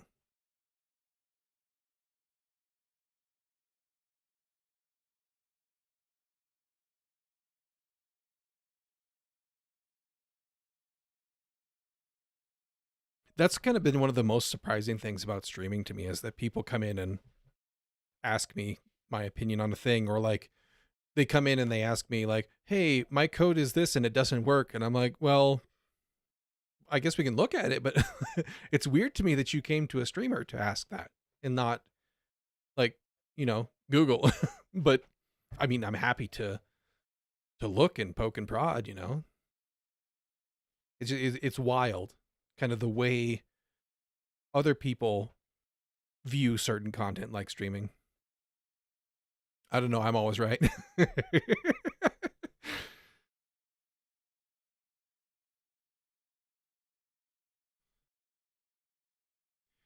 Ash knows exactly how many times a day I'm not right.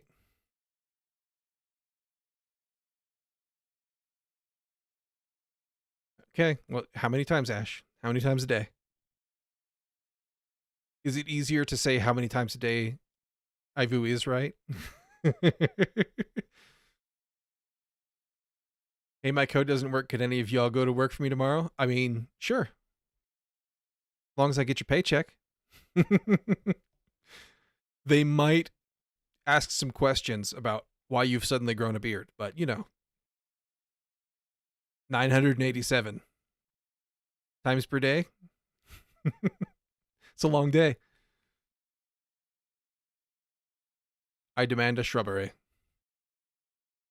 They were mainly about mindset and problem solving in my case. Somehow helped me a lot during those times, and I still believe in some of those advices, and some of them I don't agree with right now. Yeah, and that's good. Like, getting other people's opinions and considering them, but also like, you can try it on and you can change your mind. That's kind of how science is supposed to work too, right? Is when you get new information, you can change your opinion in your mind, and that is good. You don't have to stay consistent. And getting those different viewpoints is valuable because they're going to look at the world from a completely upside down view sometimes. And you're like, huh, I've never thought about that, but maybe I agree, you know? Yeah, and that's an easy danger to fall in for many people. Seeing someone producing content, especially if they have a bit of a following, and accepting that person's advice and opinion as gospel, a mild form of celebrity worship. Yeah, yeah, exactly. There's, for me, I really appreciate looking at opinions that are different from mine, but well reasoned. Like a lot of the things the Primogen says, right? Um, I don't agree with a lot of the things he says, but he has a well reasoned and polite take about it. He's like, this is what I think from my opinion and my experience, and this is why I think that. And I really find that opinion valuable, even if I'm like, no, I hard disagree. You don't need college at all, you know, for instance. But like, his opinion's still valuable.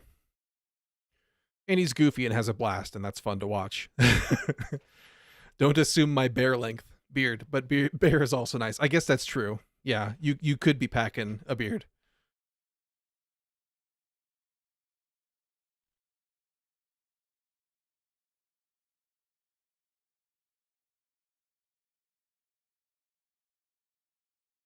Okay, so if we set that to grow,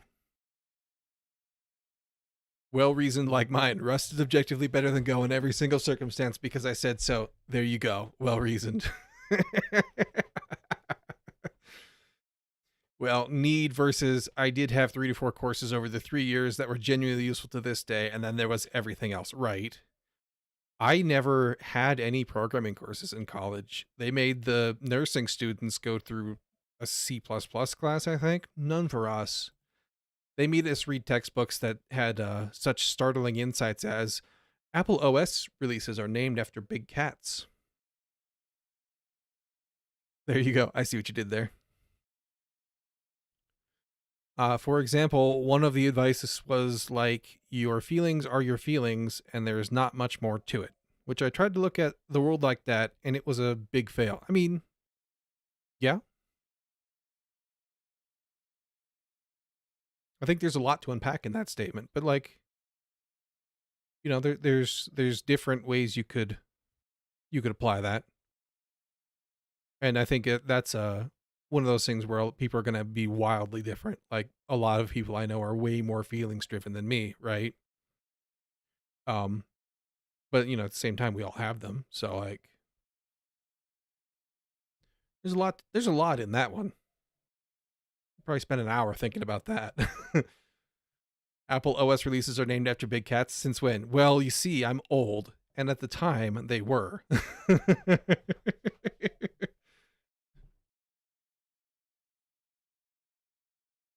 I think Linux got at least 3 whole sentences in that book.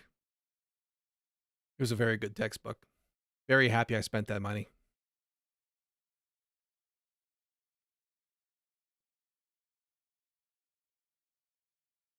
It was a very good textbook.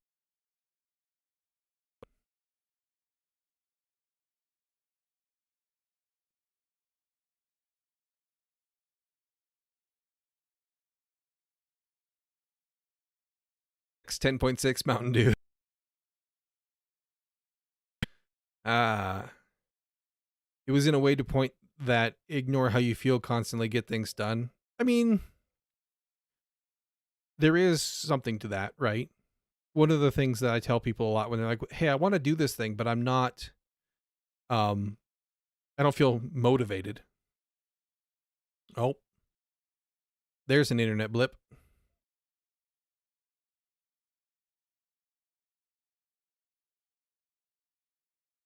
Hopefully, we come back.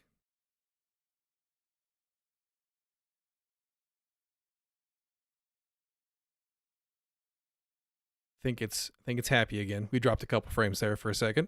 One of the things that people ask me is like, "Hey, I want to do these things, but like, how do you stay motivated, right? Or how do I do these things?"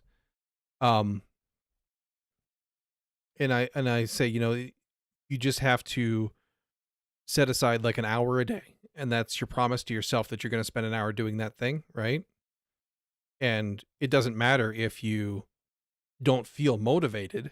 You're just going to keep your promise to yourself. And on some days, you're going to get started, and it's going to be awesome. You're going to do more, and that's good. On other days, you're going to feel like I don't have it today. I'm not um into it today, and that's fine. If you just struggle bust your way through your hour that you promised yourself, then you go do something else, and there's no guilt because you did something today still, right? So like, there can be that element to it for sure, because I'm not always motivated either. OSX 10.5 is due naturally, right? Wouldn't want to run into any of those dews in the mountain. Very fierce, very fierce. That's kind of funny because Mountain Dew is a old timey slang for moonshine, and running into moonshiners in the mountains could be problematic in the early days when that was really a thing. I imagine it's probably the same now. Which I kind of agree with, my feelings just being a feeling, but I didn't agree with the part that I have to ignore them, especially if they're happening constantly. Yeah, I mean, and that's why I always say that you don't need to ignore them. You just need to push through for your hour, right? So in my case, I just thought if a certain feelings is being present for a long time, that might just be a sign. Look for what's the issue instead of constantly ignoring it. Yeah, yeah. I mean, there's definitely an element of check in with yourself, see what your situation is.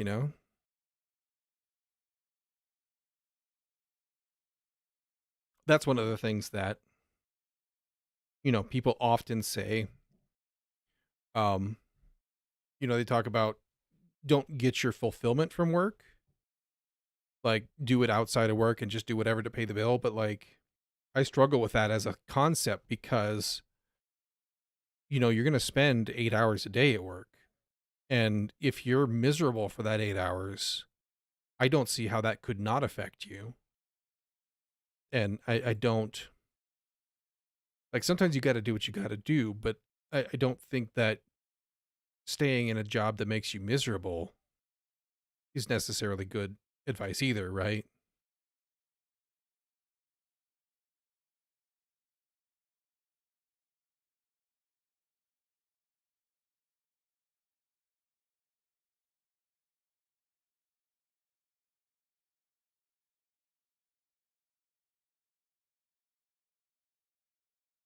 Can't tell if Twitch fell over again or not. Mixed results. You might just realize you're doing something wrong, or might even realize you're just being lazy. I mean, yeah. That's kind of one of the things when people talk about, like, I really want to learn how to do this thing, but I just don't have the time or the energy or the motivation or whatever. Um, you're going to always, it's very easy to find those excuses for yourself. Oh my gosh, I'm dropping frames again. My internet has decided to be crap. Nothing has changed. Nothing's in the way out there.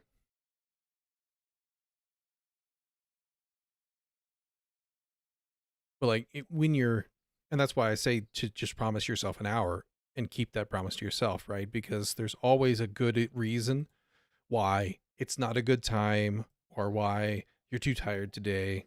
Super easy to think of those excuses.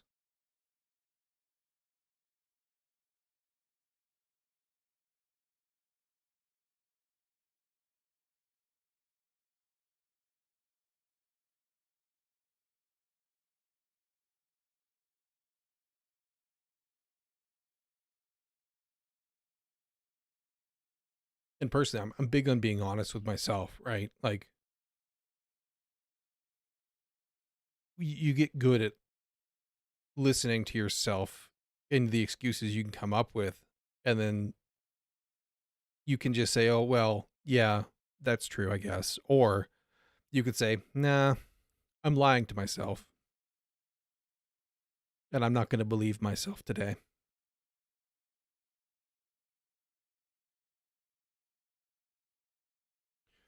All right, so info wrapper, we set you to grow, and because we don't set the button wrapper to grow, that should be fine. And then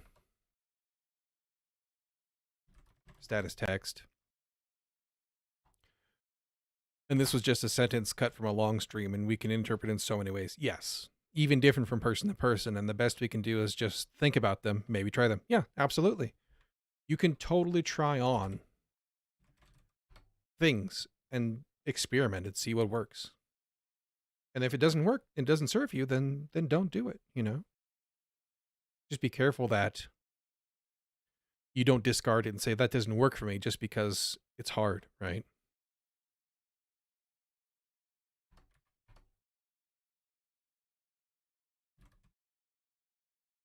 And then this would need a styler.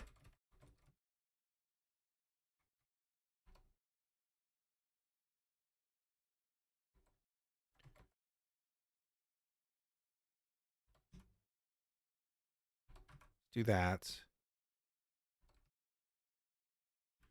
And then this, we bind to that. And then here we can do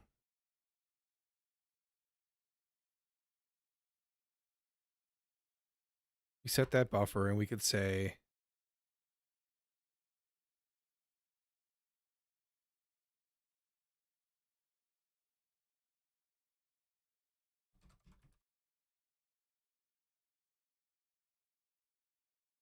if I could spell it would help. On change, or is it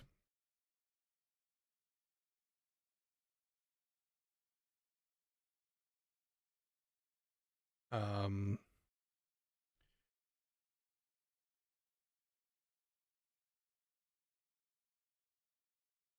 text editor was on update, I think. Changes the text editor and then exits it, or on update. On input.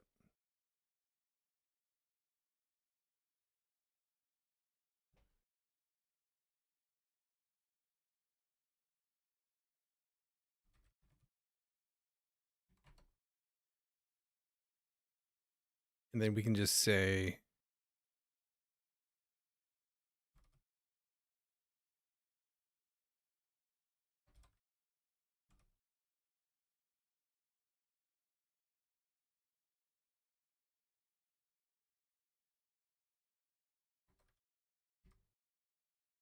that, and then the same on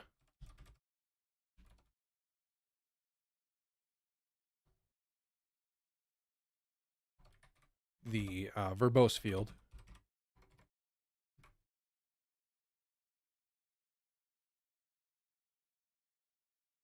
And then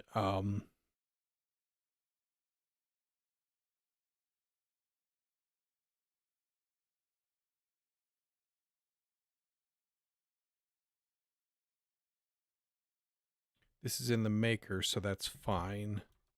The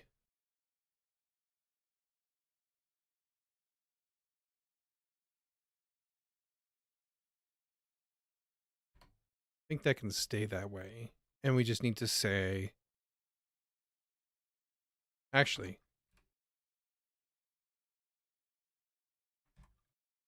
we can set the text here like that. And then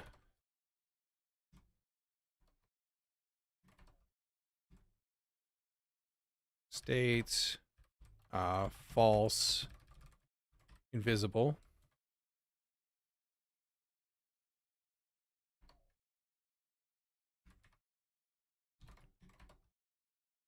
Otherwise, and because the wrapper holds it, I think that should be fine. We just, right now, we don't have a way to clear that state. That's fine. Or that variable. Property. Okay, not getting that.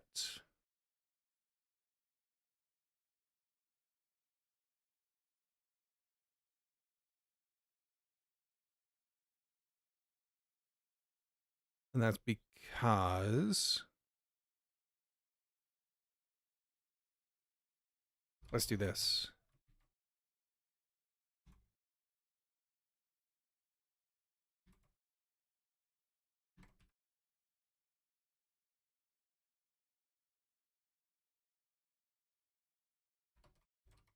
Trigger an update. Ooh, can't do that though.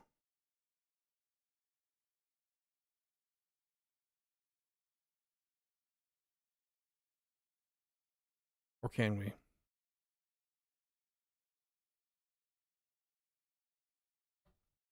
That might clear.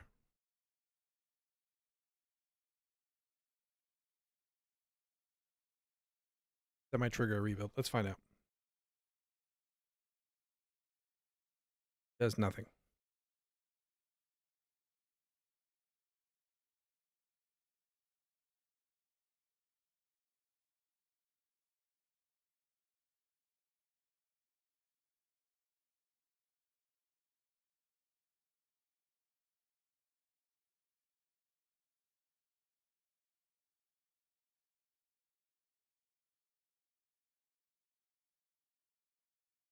On input is exactly how they've done that.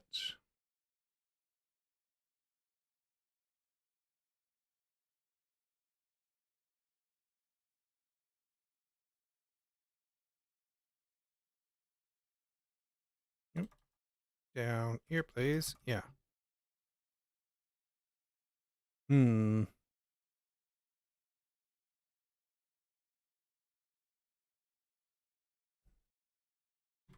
Let's make sure you actually appear. Maybe I screwed that up.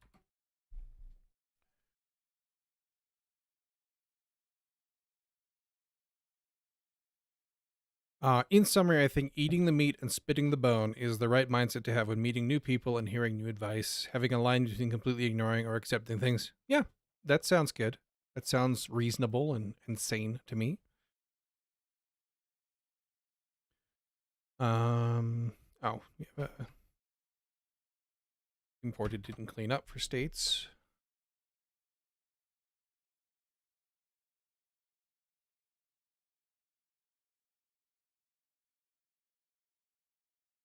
All right, so it's missing that completely. I've done something wrong here.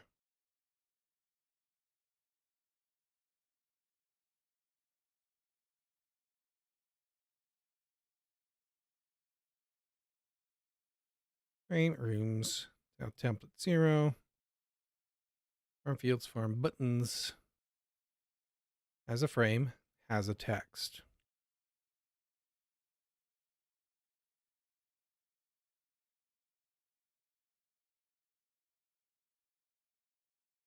I think it would be grow because it just lives in there.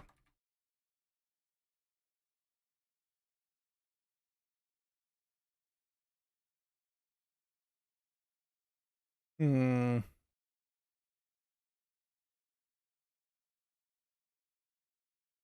something silly here. Probably.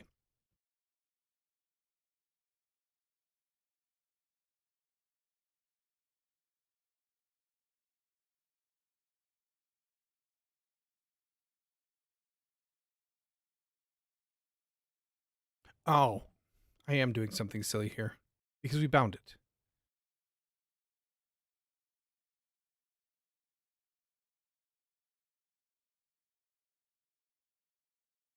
If we don't do that,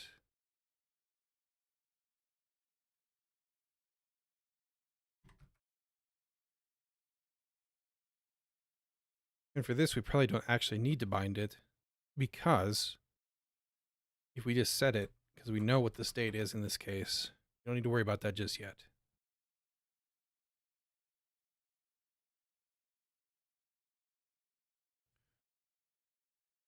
Someone experienced this. I'm debugging right now in Writer. I land on a breakpoint, press F9 to jump to the next. It suddenly wants to apply new code.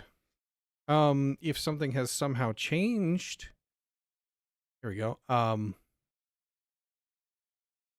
I've seen that in not specifically Writer, but in Visual Studio.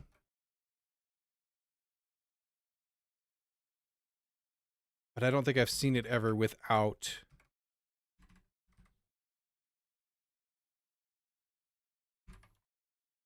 center all. I don't think I've ever seen it without some kind of change being made. Or like if you changed it somewhere earlier in the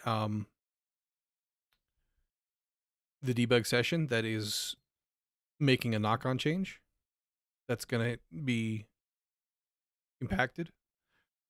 By the way, thanks a lot for showing me Cogent Core. Seems like something I would enjoy using. I tried Fine for GUI stuff and I didn't like it much. That's interesting to hear. Cogent definitely has... Okay, that doesn't show up. It has some rough edges still, but I do generally like it.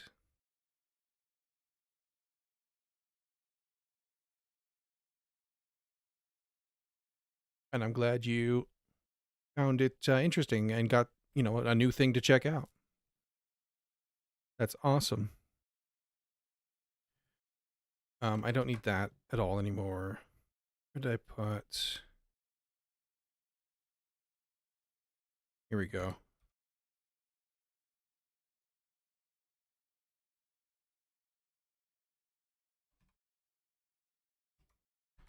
This. We'll see if this shoots me in the foot.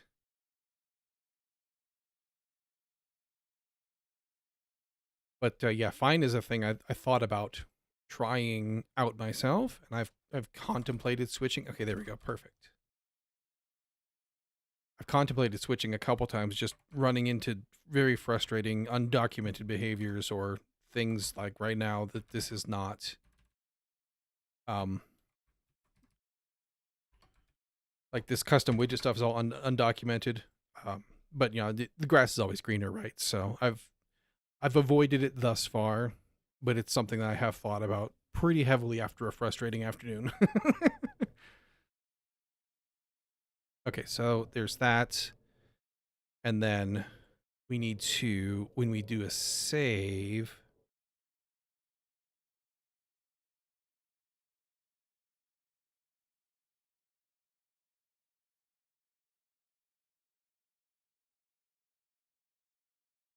save button, we do that, we do that, and then that.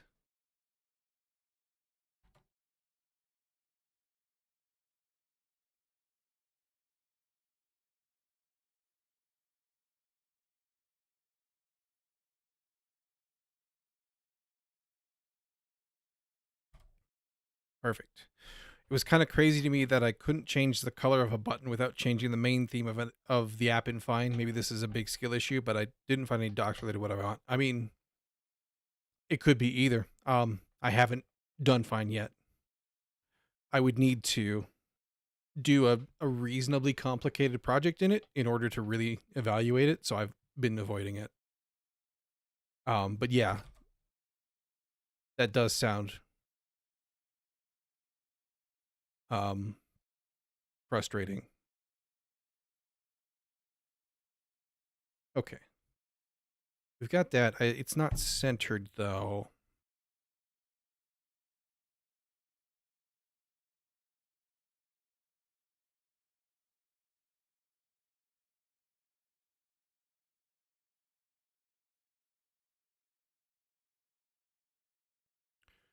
Okay, I remember now. What I found about that was Fine likes it simple. It's meant to be used for a simple GUI. I mean, simple GUI is sort of a oxymoron, isn't it? It's because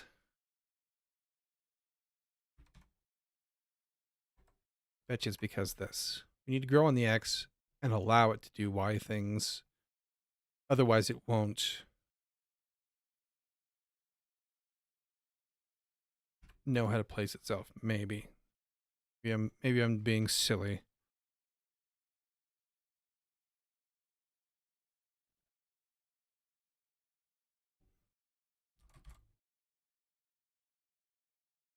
Why do you center yourselves oh so nicely, but you get the inspector up? Maybe that'll help clarify.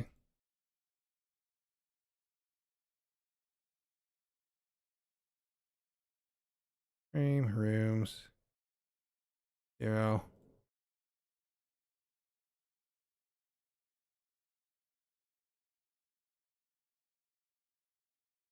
Oh, there's a frame under.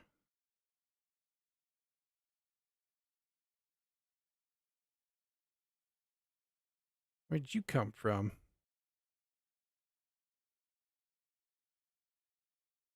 Info wrapper.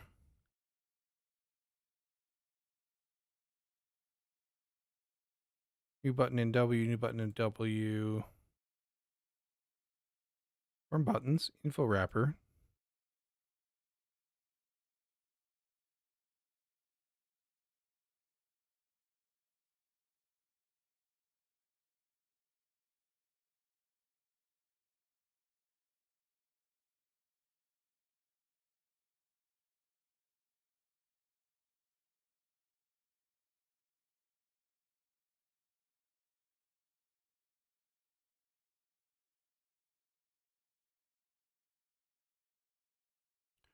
Really weird Jazz's issue or really weird this?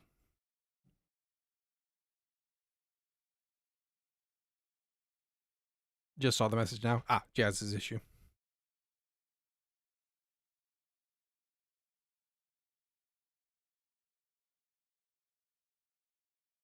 Ah, this. I forgot to change this. That's why I'm having weird issues. Silly me. Those need to go in the button wrapper.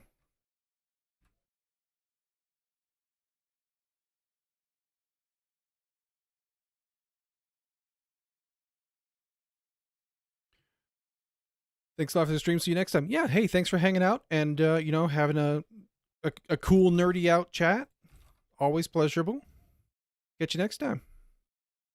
Have a great night. Day, whatever it is for you. This one.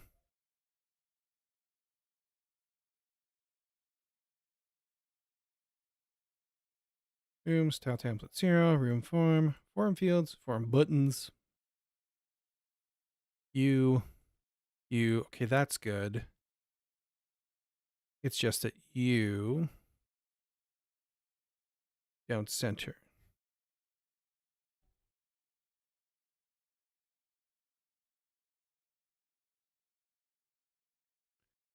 It's killing me. I'm seeing this for days now and other breakpoints work fine. I'm wondering if it's just a bug. I mean, maybe.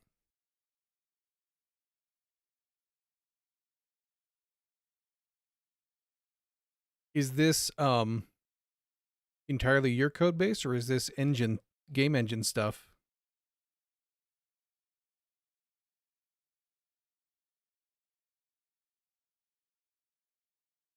Both have that sometimes. Huh.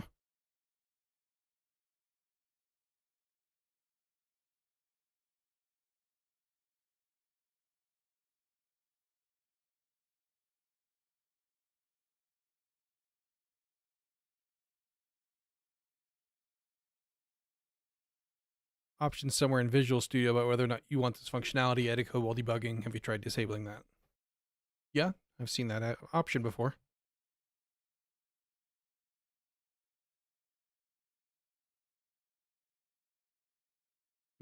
Maybe turning that off would make it prompt you when the change is happening. Maybe that's an interesting scientific experiment. Forget what is exactly it's called. I forget too.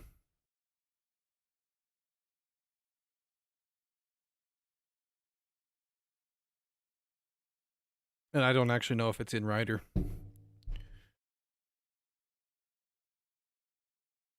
I would assume it'd have to be, right? For them to be on par. No, it's work related stuff, which makes it worse. I use Rider, but thanks. I'm looking right now if there's how much. Yeah. Why are you working so late on a Sunday? Jazz. Bad.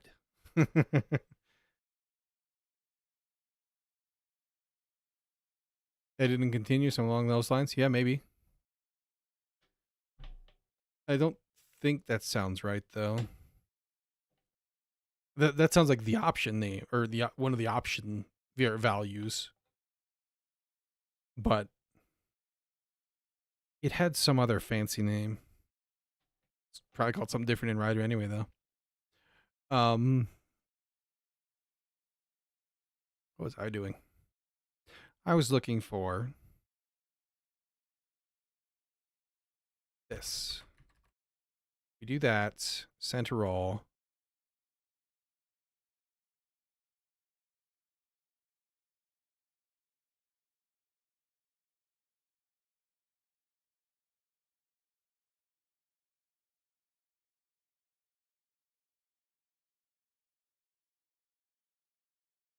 Dot, dot, dot, dot, dot. We've been over this yesterday, too. You regret not taking weekends. Burnout is real. Burnout is for people with lives. You could have a life if you didn't work at midnight on a Sunday.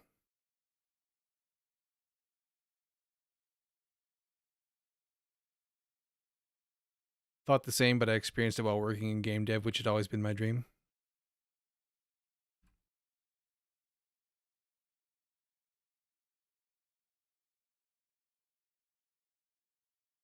Seems to be a good place to get some burnout.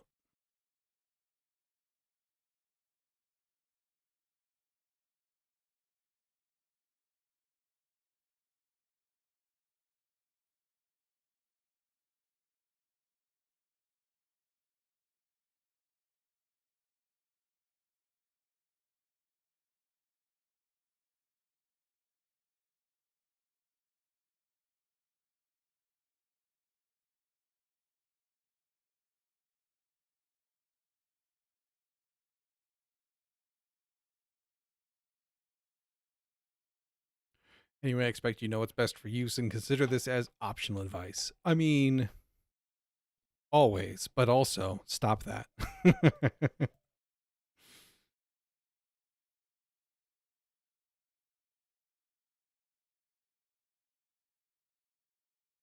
Okay. This grow isn't doing anything for me. That's what I've come to conclude. They just both take 50%. Let's take it out, see what happens. Maybe that's just an accident of things. Thank you. Ah, no, it was doing things for me. Okay. Was indeed just an accident of the sizing that it ends up being 50%. That's fine.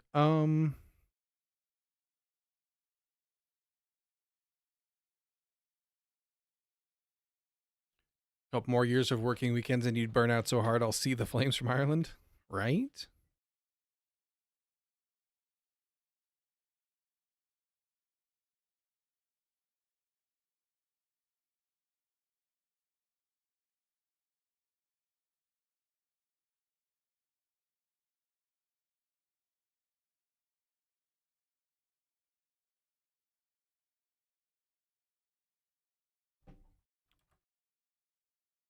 What if you're not centered?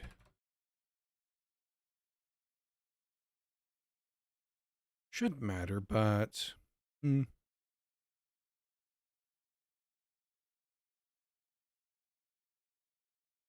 that was that. Okay.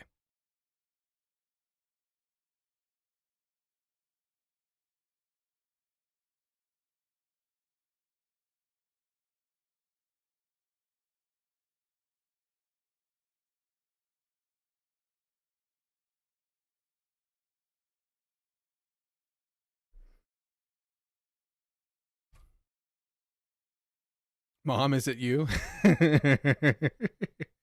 Yes.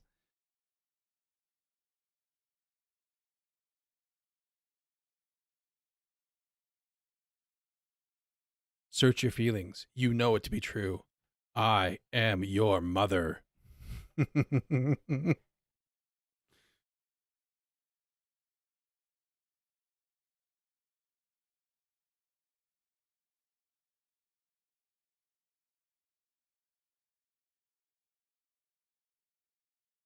You found the option. Awesome.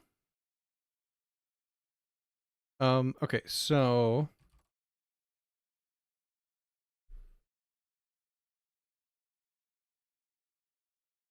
I bet if your mother knew you were working entire weekends, she'd agree with us, right? I bet you last night when you fell asleep with the laptop on your stomach, you were still coding, weren't you?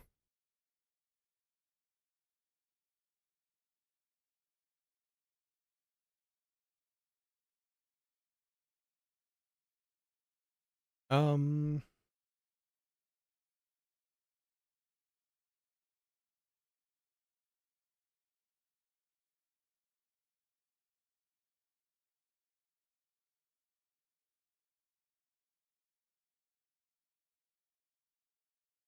I wonder if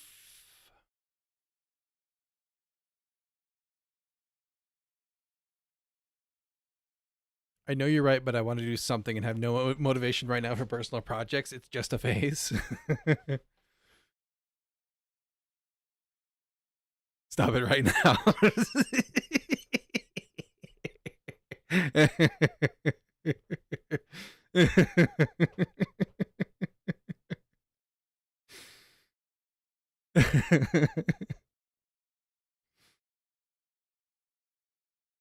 I wonder if I can do.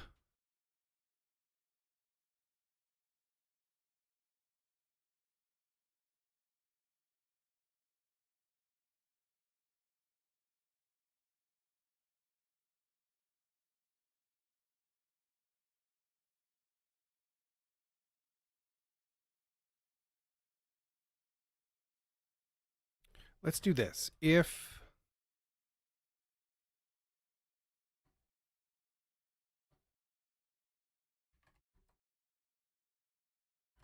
that's empty, if it's not empty, rather,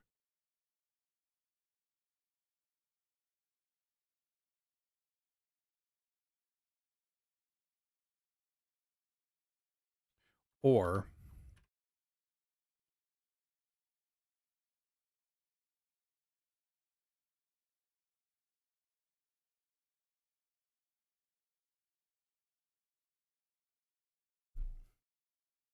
this just sucks. This sucks for UX if you're like, hey, I want to do that, and then I'm like, oh yeah, I want to do that, and then it wipes it out. Even though we warn you, that's not good, right? It doesn't feel good.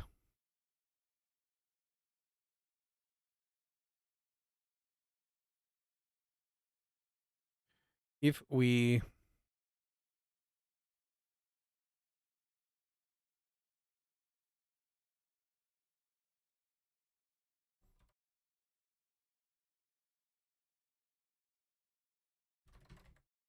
Um,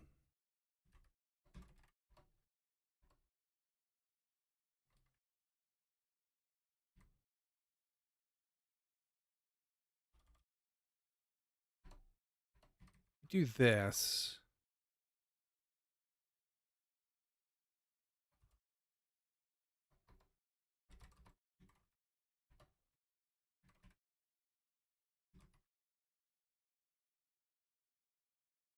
Then we can check them for nil.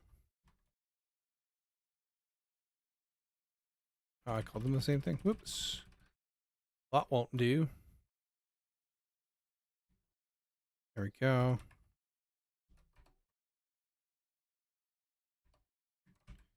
It's nil. We create a new one.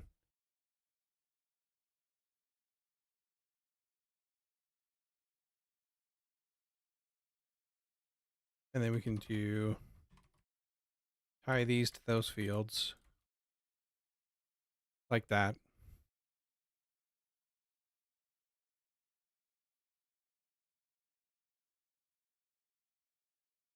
That. Will that preserve them between?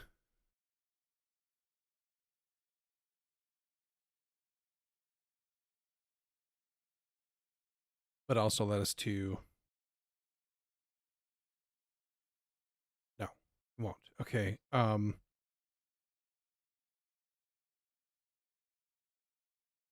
that's because it gets rebuilt. Hmm.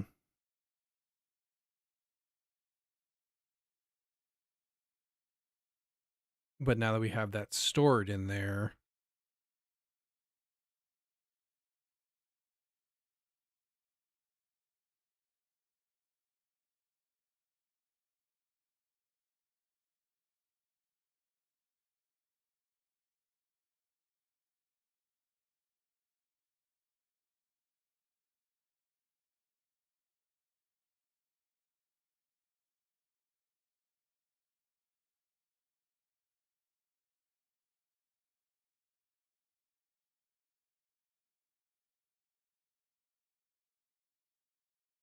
not sure how I want to do that better.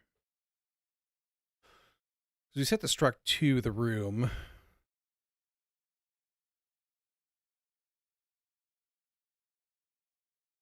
So you'd have to either write to it or keep doing as we're doing and throw it away.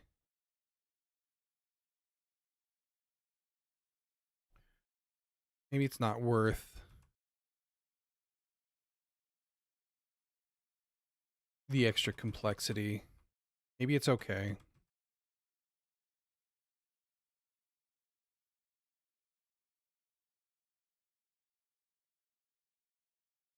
I'm sure we can figure out a way to do that. But then we'd be like back in intermediate struct land again immediately, where we'd have to store state like here, because this is where it matters.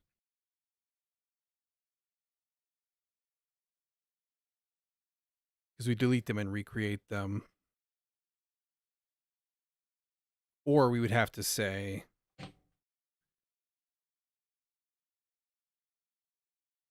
we'd have to add them only if we'd have to get rid of delete children. And then we'd have to manually control deleting the UI element when we remove them, which we already know becomes a pain. We dealt with that in the connections, right? That's why we switched to using this pattern, because it was much, much more sane. But over there, we carry a lot more state with us at the parent level. Leave that for now and just see if it becomes an issue or not. Maybe it's fine. Make sure.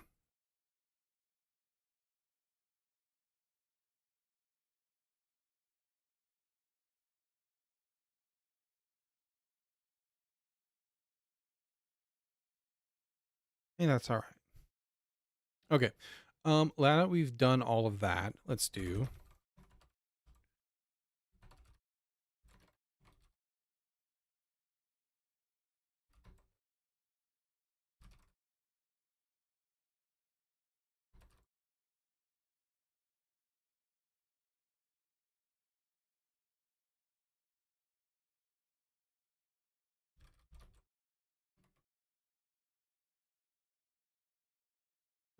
All right.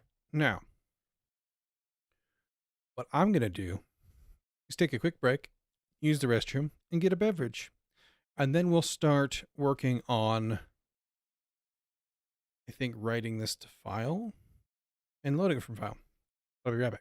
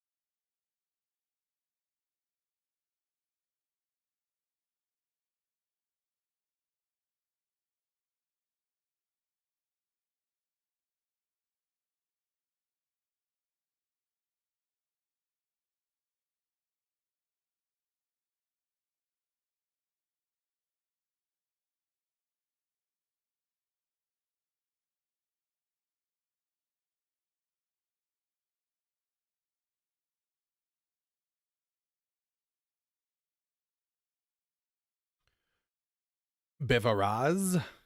I don't know how to pronounce a Z with a smiley face on it. A Pole. Your letters scare me. What about the sharp S and the umlaut? Don't think the Polish have as fancy letters as we do.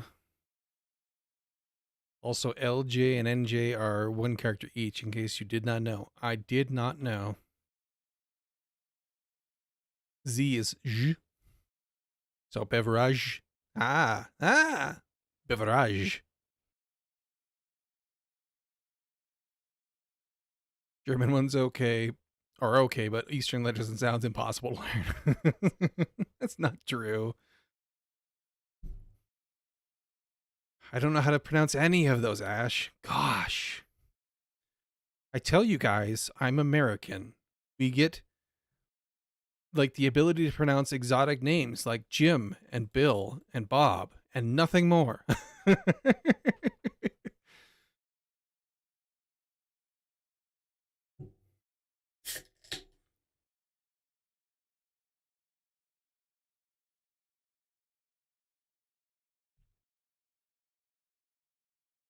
That's the English W, really? Gotcha.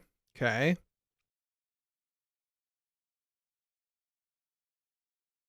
What do you have against East Germans?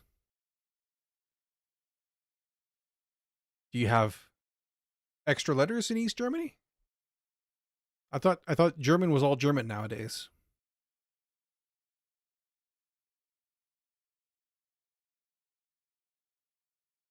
I know that it used to be different, I've heard.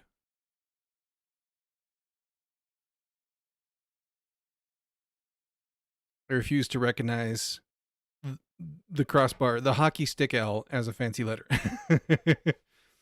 East Germans aren't German, but that's another topic. I met Eastern Europeans who are quite German. I'm also German, in case I didn't know, at least in my heart. It was always the same language. It was just difference about who ran it under which rules. Yeah. But wasn't there like a linguistic drift that happened? And then there was like a standardization that happened, and everybody decided that we'll speak Hochdeutsch, right?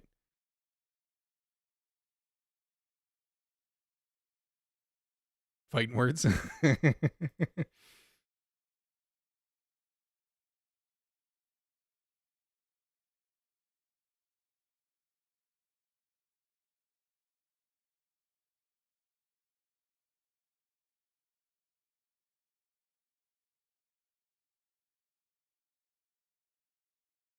Germans managed to convince the rest of us trying to learn the language that it's one language. Gotcha. I've heard that there's still, and then we learn a Swiss German. Yeah, I've heard that there's still differences between like Austrian German and I guess Swiss German. I've just now learned.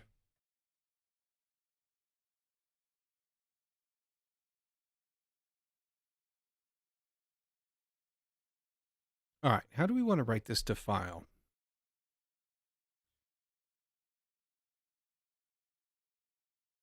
Swiss is just a German parody. Y'all are as bad as the guy I used to work with who was Finnish. He would always tease the Swedes in general.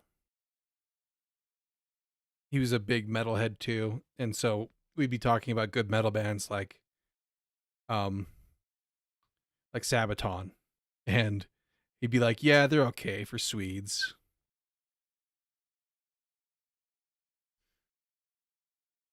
Or what about crazy English pronunciations? I guess most of these weird ones come originally from French, but the English have made it their own, and the Americans have taken them over, like leisure. Are you trying to say it should be at leisure?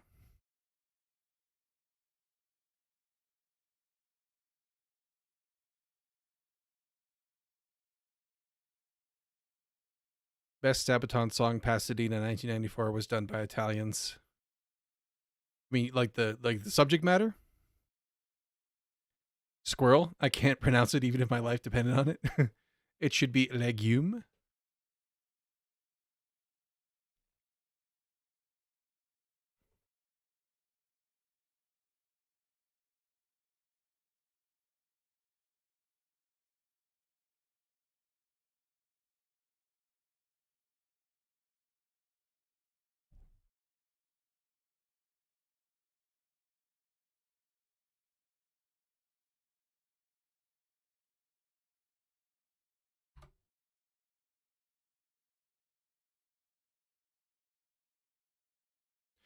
I'm saying the first time I saw leisure written down, I was like, huh, leisure, yeah.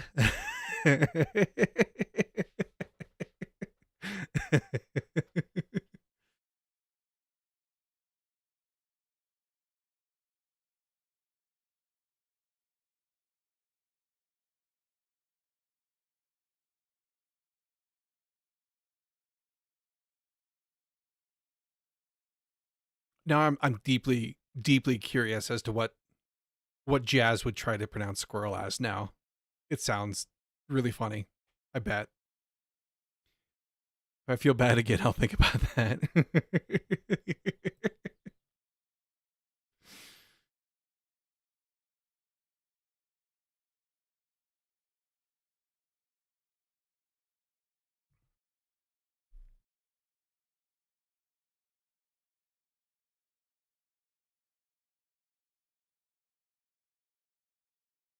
Writing to file. That's what I was doing. Then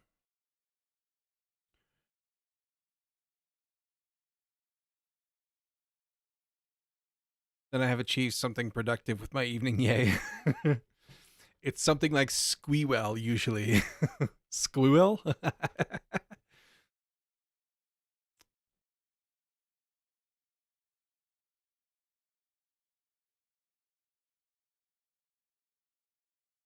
Squeewell. Nice.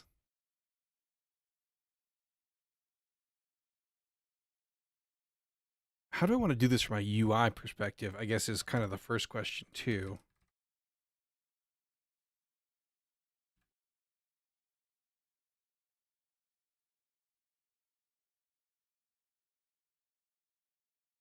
Because if you have this, that's good. Should a save there also write it to file? Probably. Probably is the answer there. So we need to get that info.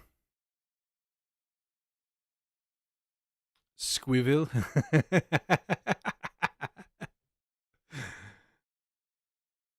Squill. Words are funny. And pronunciation's doubly so.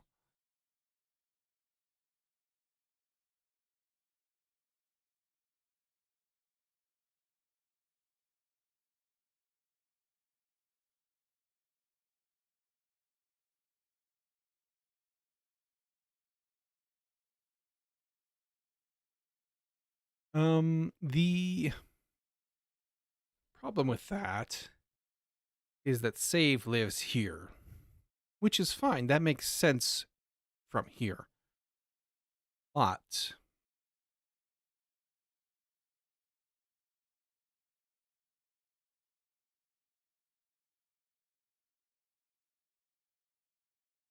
I wonder if we could just they have an event system. I wonder if we could hook into that instead of using the message bus for this because it's like a child widget.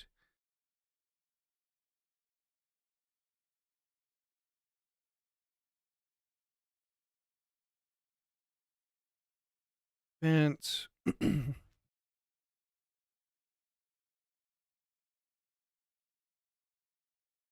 I just like emit an event?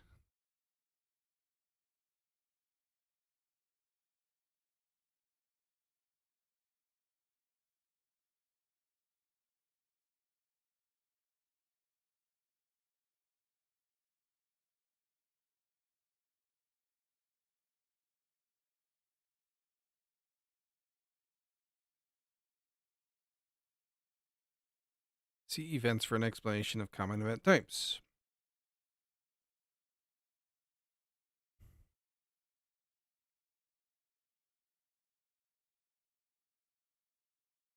Yeah, persisting data to files is a tactic for the cowards. Real coders keep everything in memory. I mean, have you heard of the ultra-fast database by SAP HANA? It's an entirely in-memory database. I guess that's one way to make it blazingly fast. May people who work in SAP find their peace. Poor souls. I had to maintain SAP when I worked at Lidl. They ran it with Oracle database, both on Windows. It was yuck. I once worked for a infrastructure as a service provider, and we had a lot of SAP customers. I don't know if Lidl was one of them. Like, I feel like I've heard the name Lidl before, and I don't even know if I'm pronouncing that correctly.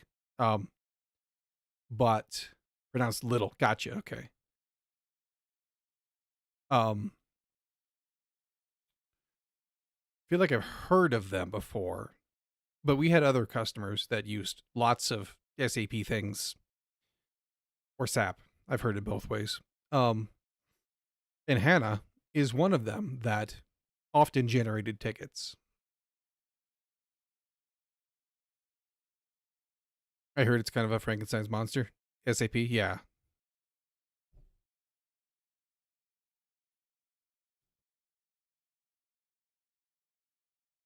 But I've also been on phone calls because somewhere in the world, a printer that spits out labels that go onto pallets stopped working. And if that doesn't work, no products roll out onto trucks and people get really upset.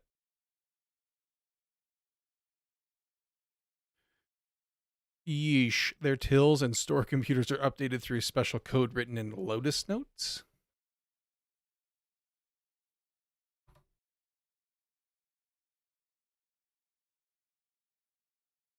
This doesn't sound good. I don't think I've heard of it. HCL notes?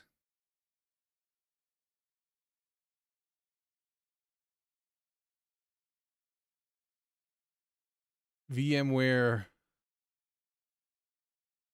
don't know what that symbol is supposed to indicate. VMware to the power of W. That's what it indicates. Broadcom has some strange things inside its VM appliances, like inside NSXT strange stuff. Okay. And a lot of their yearly stock planning happens in a really fancy Excel macro. It's so fancy, there's a dedicated development team for it. And it shows a splash screen when you're loading the Excel sheet with it.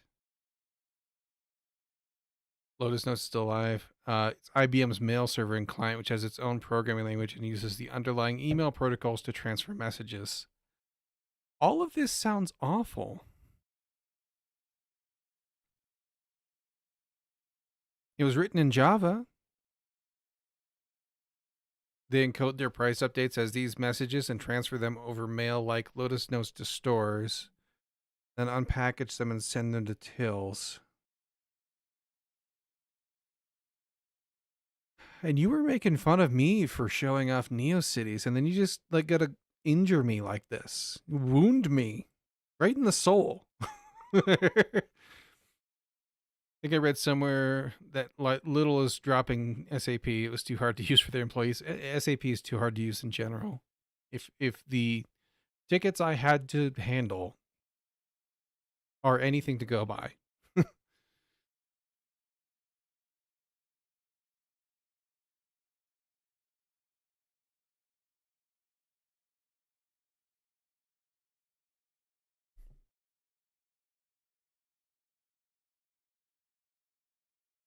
The version of Lotus Notes server we were running at the time had documentation explaining that some components tend to crash and are restarted automatically, but they leak memory.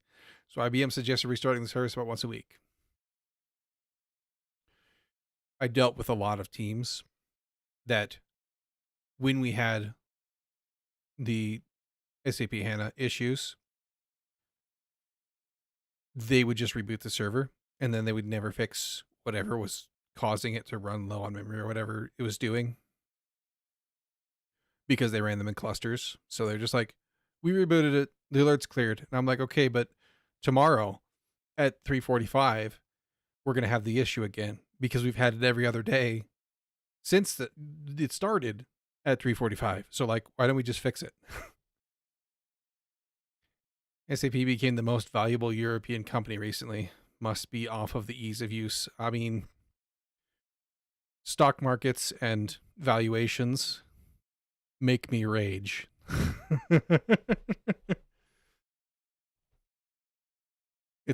Everything's made up and the points don't matter.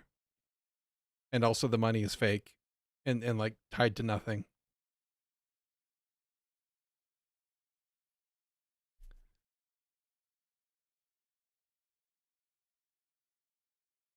Little fixed it by telling all IT departments to configure automatic server reboot tasks once a week. Yeah.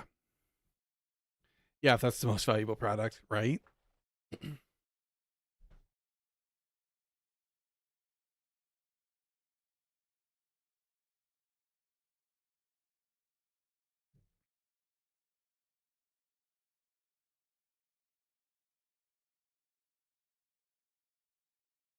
Like I would expect, like, isn't Spotify still a European company? I would think that that would be worth more. We should perhaps tell you about an attempt to digitize sending faxes. Turns out pretty much all grocery bulk orders still have to happen over fax. Ugh. Ugh.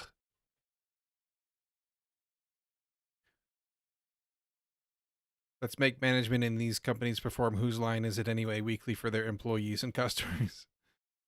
Let's just make management in these companies, let's replace them with AI. How about that? Spotify is not selling shovels. Right.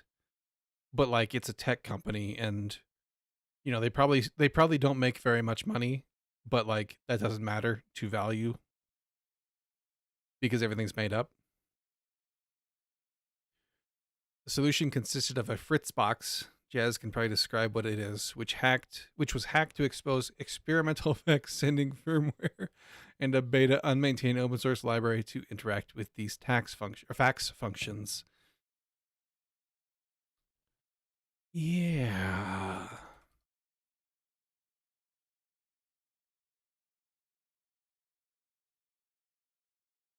There's an XKCD for that.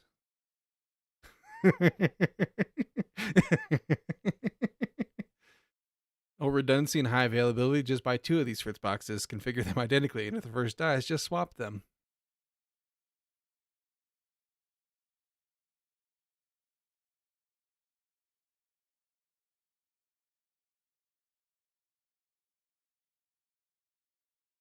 Okay, so the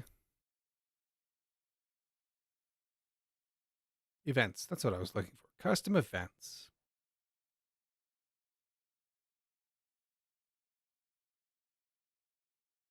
At this point, using my home spot with a SIM card in, I can only dream of a Fritz box.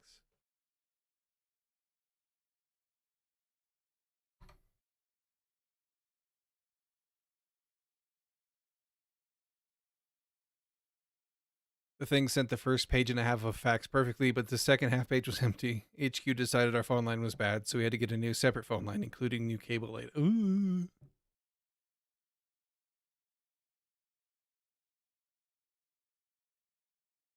Oh, so they're just like home routers or modems.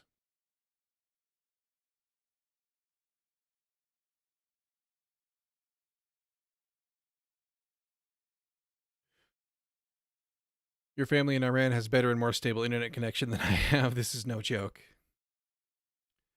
When that also failed to work, we had to switch to ISDN and try with that.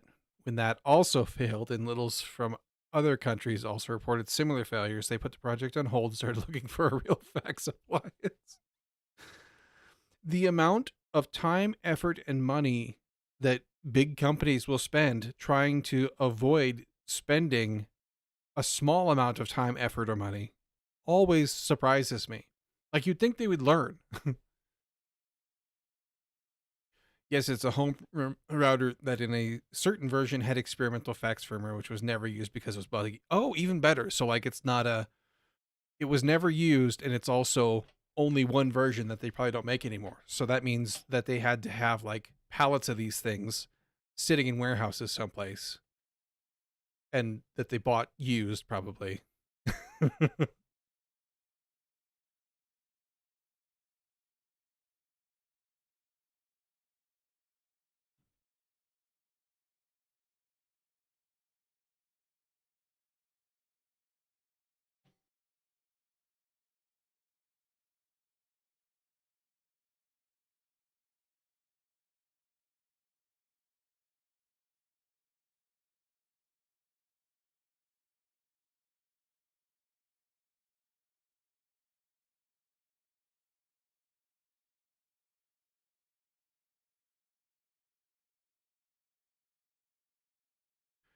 It's like one of those friends we probably all have who spends far more effort, energy, and time looking for make money quick schemes than they ever would actually working any job. Yes, that is exactly what that's like.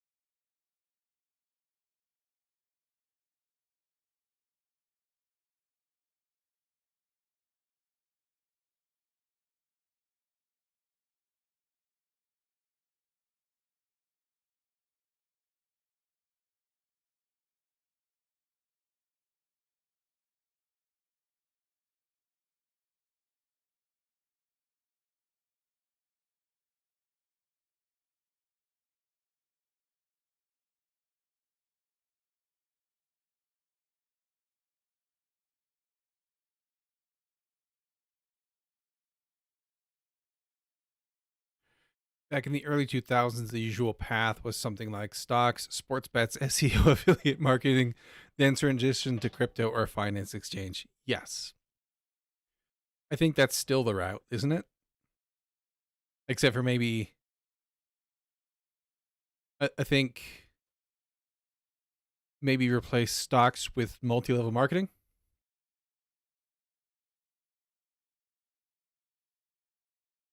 I don't know about over there in the EU, but here, sports betting, I think it used to be illegal, but now it's not. which is a change that totally flew under my radar because I don't care about sports ball or betting, right? But everywhere you go now, there's all these advertisements for sports betting companies. Like even on Twitch, I get them all the time. And I'm just like, what? Why? Why would you ever?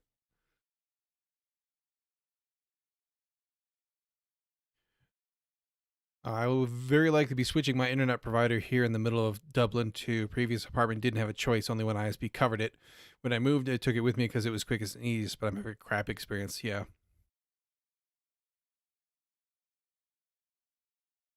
I thought that the EU in general had pretty good infrastructure. Remember the South Park episode when Cartman went to buy some athletes dressed as a Southern gentleman? So sports. I don't think I saw that one, but it's been a hot minute since I watched South Park.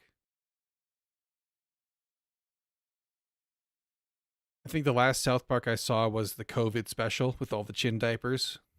Died laughing. It may just be the crappy Wi-Fi they bundle with their modem, and my PC is too far, and I need to run a cable on the floor through the entire apartment, so I'm waiting for a rewire, which would put Ethernet cables into my walls. That would be nice.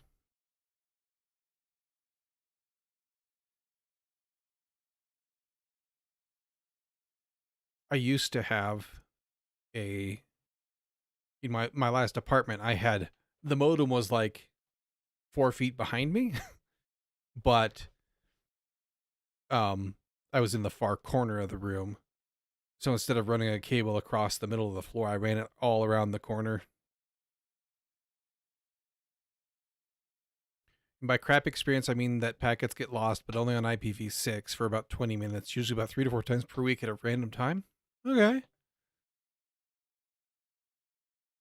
I really can't understand how we came so far in Europe. However, everything regarding internet is third world country style.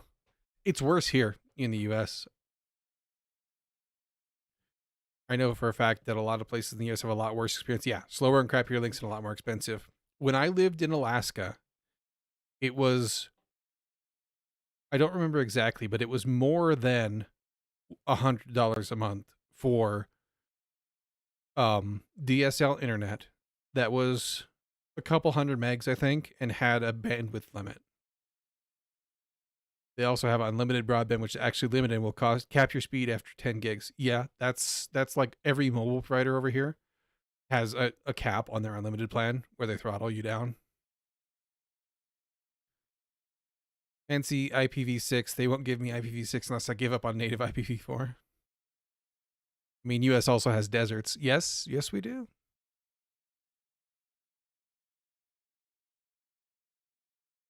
Oh, come on, but not in the city. What do you mean, not in the city?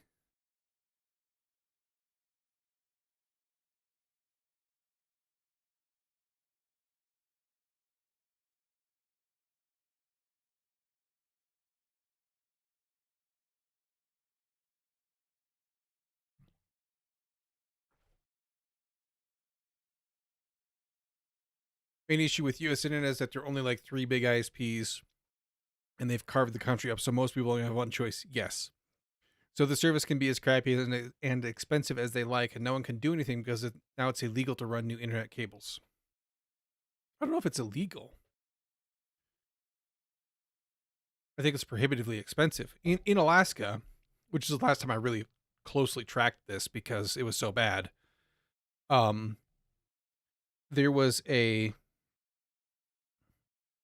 there was legislation that they passed that you had to, because there was only 3 ISPs there in the whole state, and you had to be willing to sell last mile bandwidth to a competitor. They had to legislate that because otherwise people would monopolize that. I imagine only hillbillies. Oh, Automod caught you. That's not an offensive word, really. I imagine only hillbillies have bad internet. Sorry if that's an offensive word. Yeah, not really. And no, like it's better in cities, but there are places in the states that a mod red, yeah, me. There are places in the states that don't have broadband at all. Running new cables requires a whole lot of permits, and most cities will refuse because the big ISPs won't allow it, i.e., will stop their. Yeah, probably. That could be a thing. Google Fiber made a big splash back when they were doing that. I don't know if they're still actively doing it, but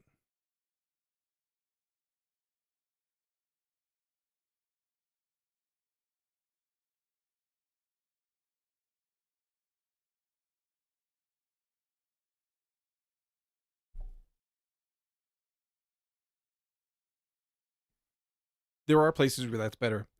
In Utah, when I lived there, um, there was a local ISP. I can't remember the name of them now, but you could get them within sections of the city, but not in apartment complexes. Pretty much, like you had to be in a house, and they were way better, from what I heard. By Mud, you made the dungeon. Yes, dungeon-based game, absolutely. Oh, hey, thanks, new person is getting us back on track.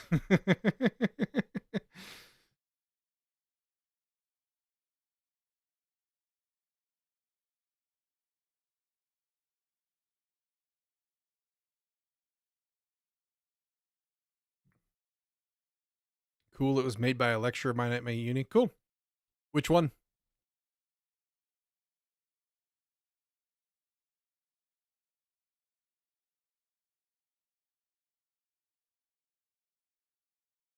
Bartle?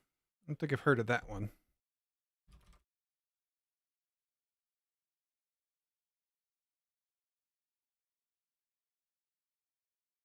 Ah, it's a guy. He co-created Mud 1, the first Mud. Cool.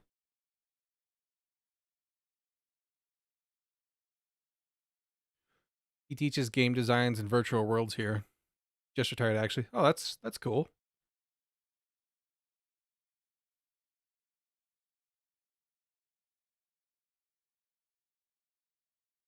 Would be an interesting class to have sat in.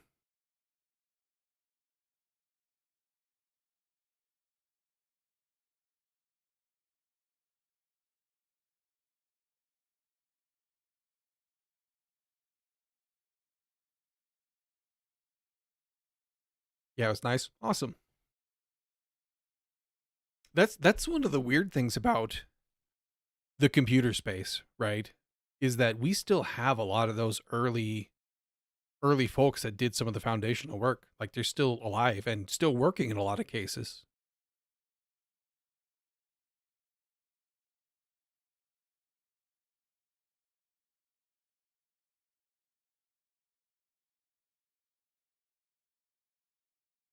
Sounds cool. My uni didn't have anything even remotely like that, just the usual dry programming algorithms and maths. Well, we talked about mine. I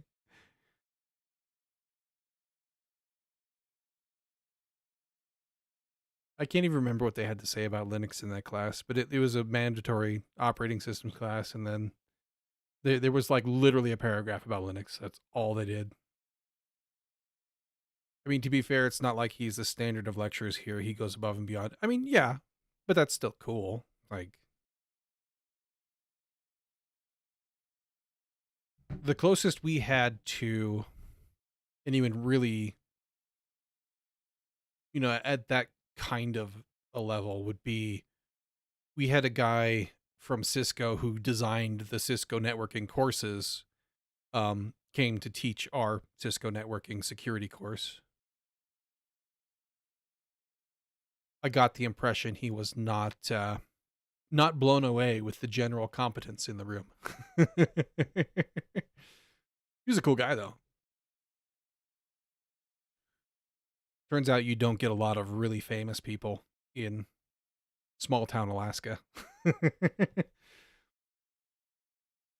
Yeah, I think I understand. We also had one teacher that really made things interesting, and I enjoyed that class a lot. Yeah. Like, you can have a really good teacher without them doing, like, something super notable or anything.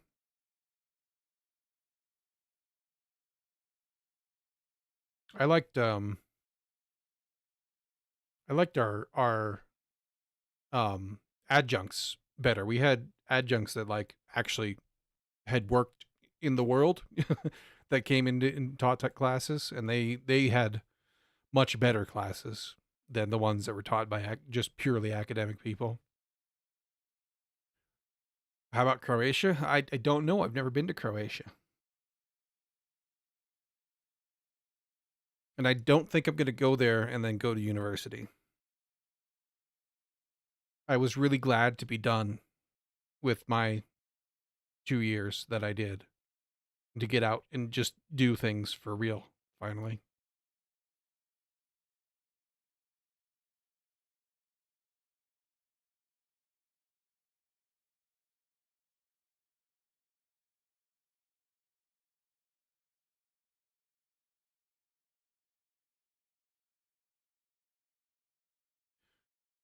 So,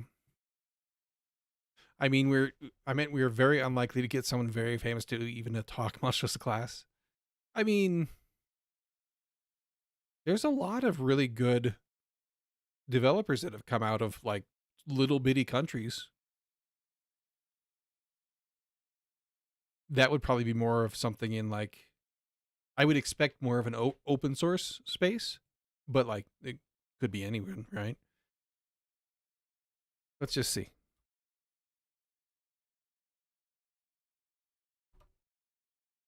Oh yeah, that too. We had some teachers who didn't really even understand what they were teaching. Yeah, copied things from the book to the blackboard, and any questions were deferred to adjuncts.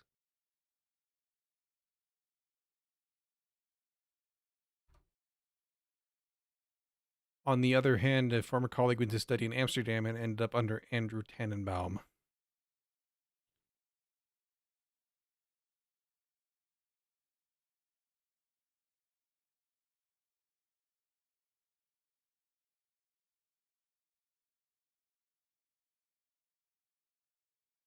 Just getting a bunch of advertisements for hiring developers in Croatia. Our guys literally copied IBM presentation slides to teach UML. I mean, well, your first mistake is teaching UML. You had to learn UML in uni, you poor sons of. Right?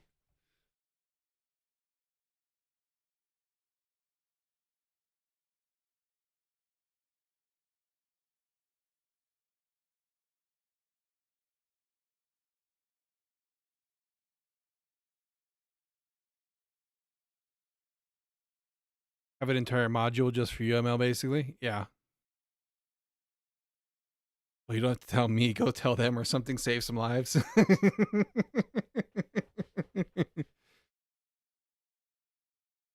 I mean, that kind of suffering is good practice for the suffering of trying to get a job in the industry now.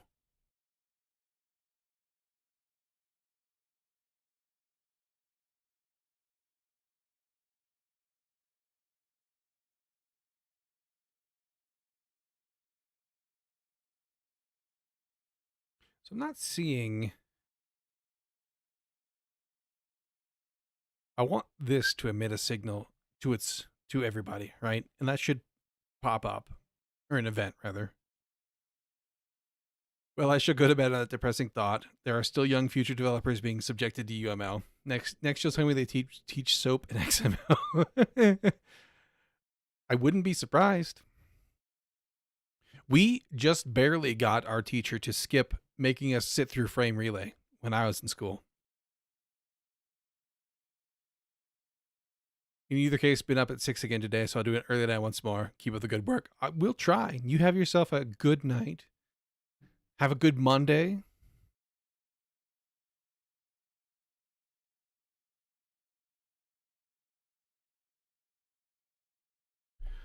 Okay, so I'm not seeing anything about emitting an event.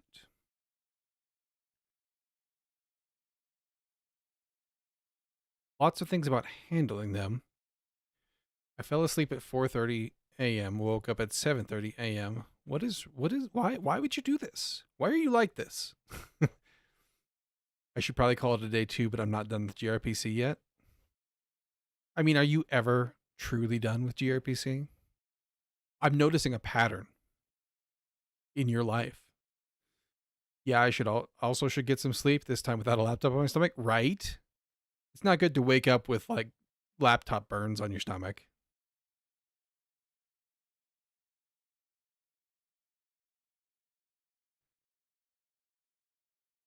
Main actions. We can do events. Why are you like this? Because I'm a glutton for punishment? Are you working late at night on a Sunday as well?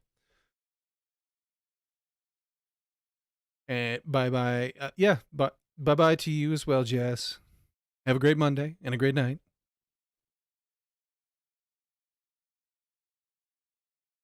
No. No, you refuse to have a good night, or no, you're not ever done with gRPC. This is entertainment, not even joking. Dell baking oven, right? The Dell Easy Bake Oven. It's a laptop stand.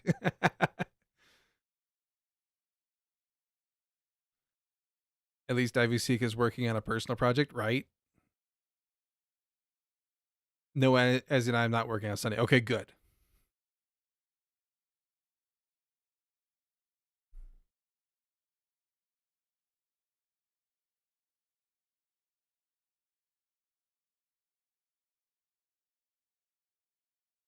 We need to make our own thing to manage Factorio servers. That's the thing. Because there aren't any. Huh. I'm really surprised by that. The the Venn diagram of people who play Factorio and people who are programmers is actually just a circle. So I would have expected there to be at least 10.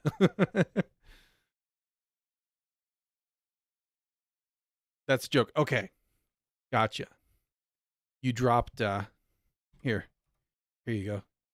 Oh no, I can't do it because slashes are significant in Twitch. Ah. There you go. There are so many that LLMs are auto completing sensible things. Gross.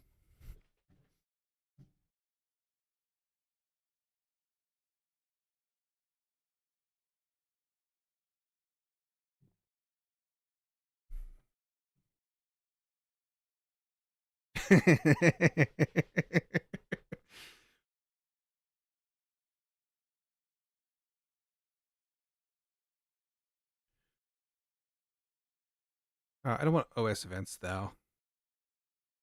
That's not going to help me.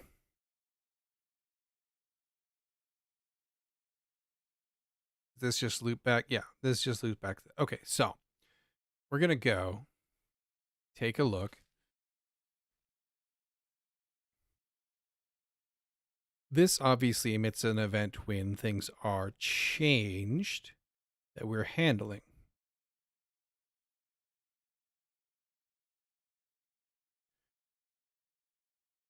Not that.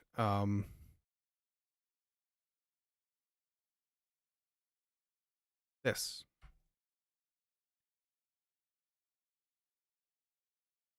That adds that. So we probably need to go look at a new editor. Look at editor.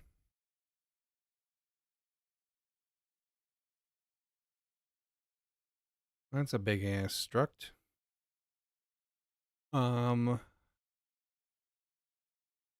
Set buffer. Let's just look in here for events dot.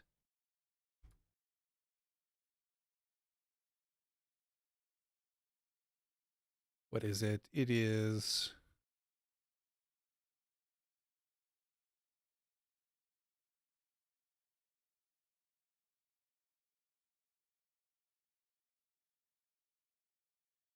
on input. Events.input. Hmm.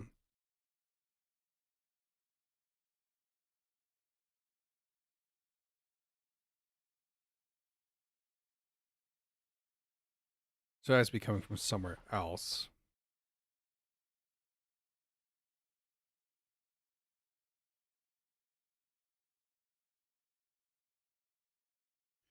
Can I perhaps just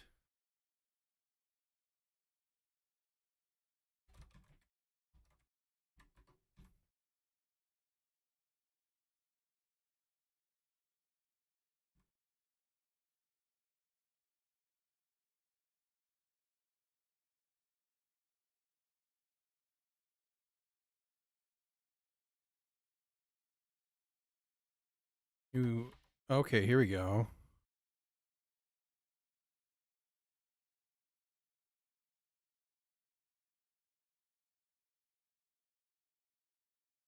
Maybe.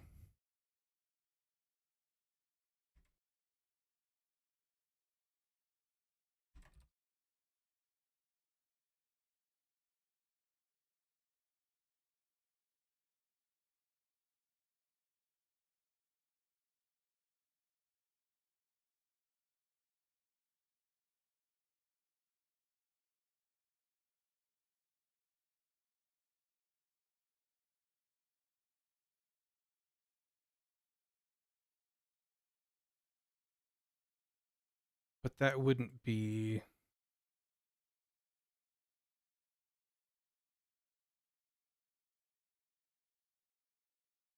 in here. Exhaustive list.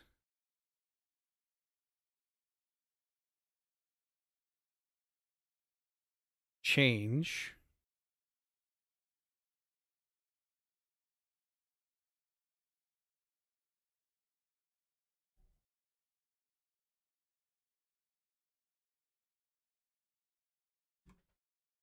But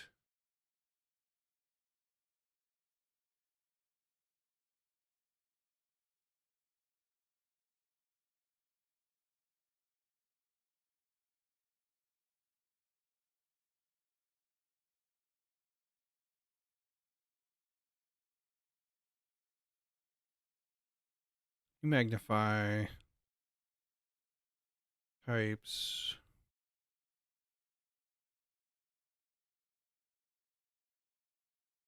Type event.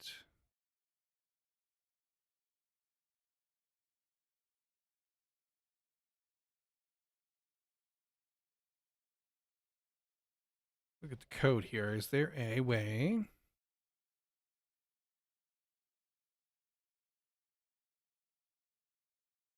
Interface for system GUI events.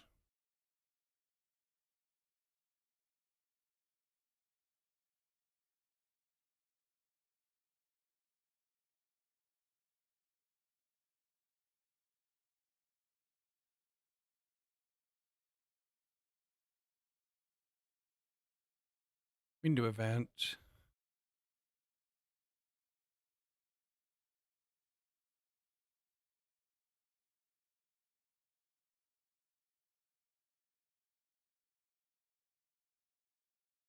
Actions. Action taken on the window by a user. So we don't want that.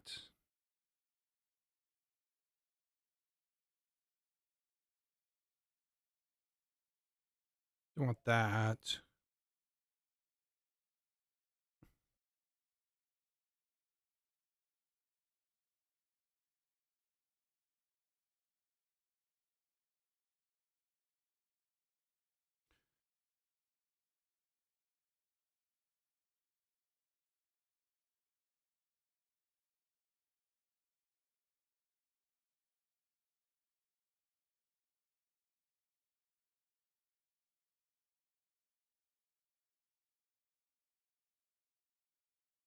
Oh, this, but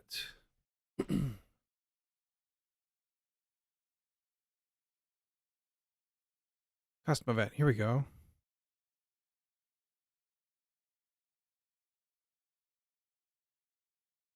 Might give me a clue. Send. Okay. DQ send.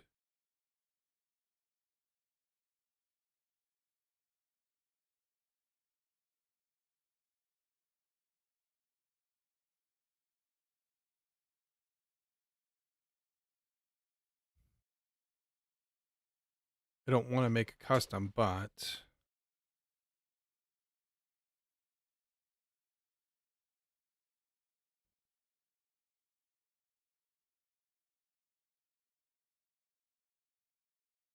Type buttons. It's a mouse button. Okay. Base.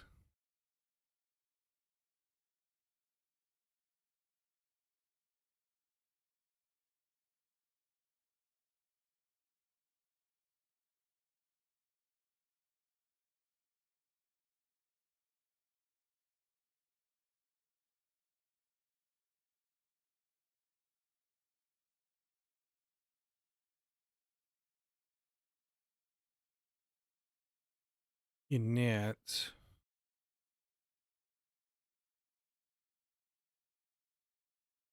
Don't want that.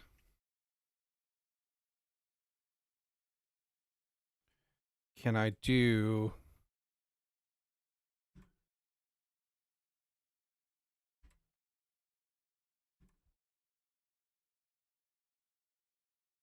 That doesn't help me.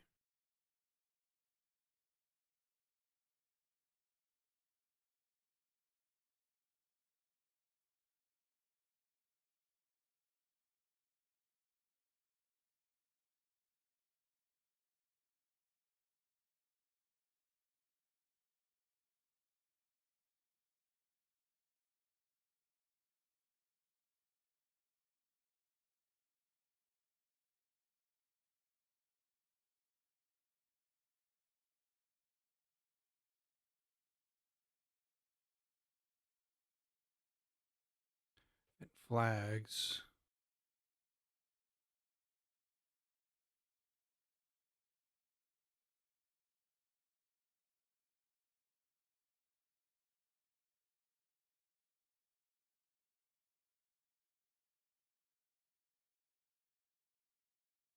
New key, but...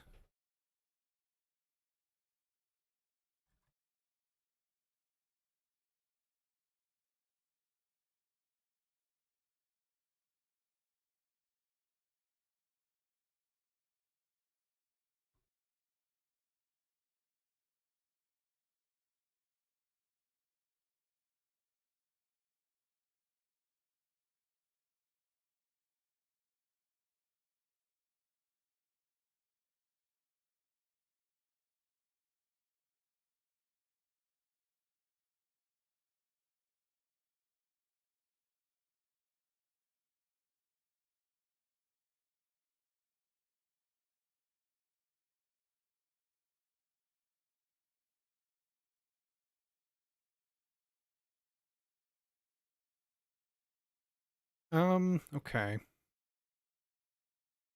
That's annoying. The lack of docs. Biggest problem I have with this library.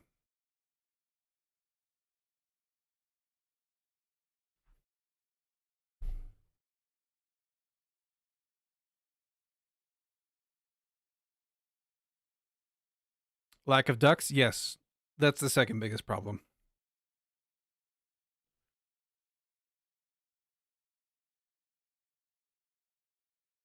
It seems like I should be able to just emit an event, but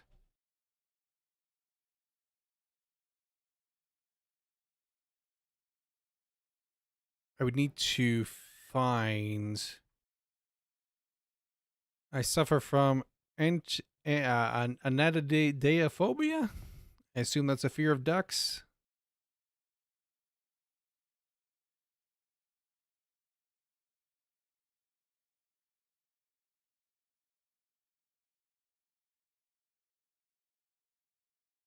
Where? It's fear of being watched by ducks. Gotcha. Well, that's going to make it really hard for you to rubber duck, huh?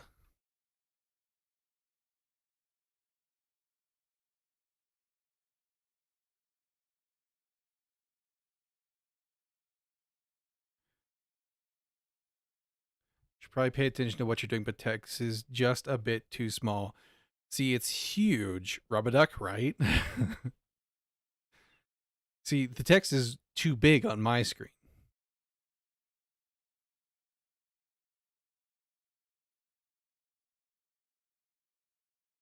And if it gets any bigger, then I can't read a dang thing.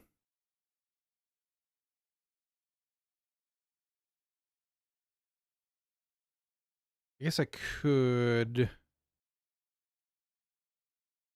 try.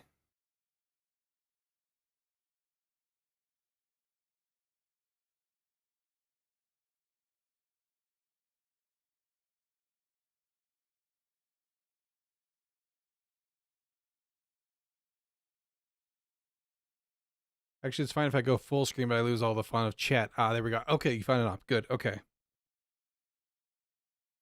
Yeah, I would have to lose some part of the screen if I was to make it bigger on my side.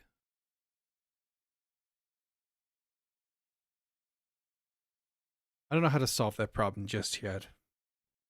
I think everybody else who codes on Twitch just has like NeoVim, and it's like full screen size 24 font.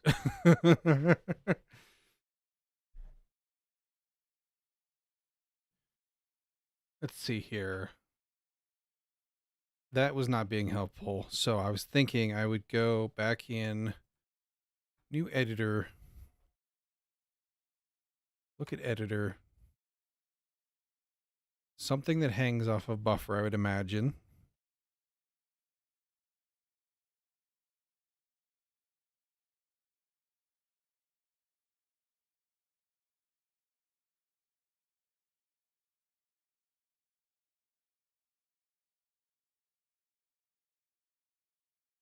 Value, set string.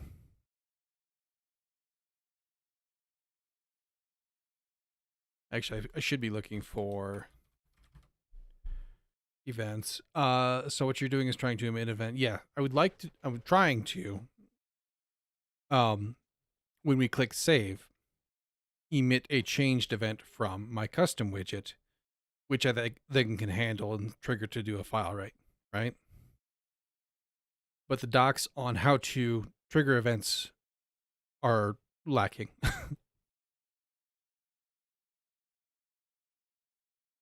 Events. I was looking for events. So on close, you do that. Interconnects their events. Okay.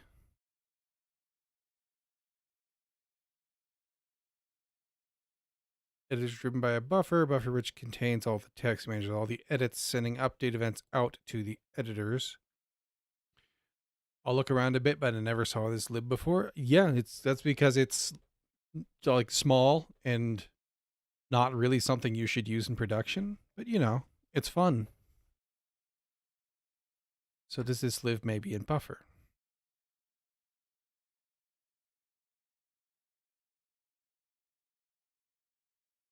And you're absolutely not required to go looking for anything. If it's fun to you, then absolutely do. But not needed. Welcome, but not required. Listeners, okay. Here we go. Right here. Bet you this is all I need. Pull that out. So here,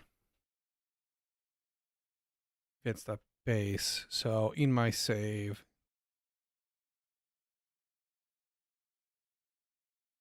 can do all that.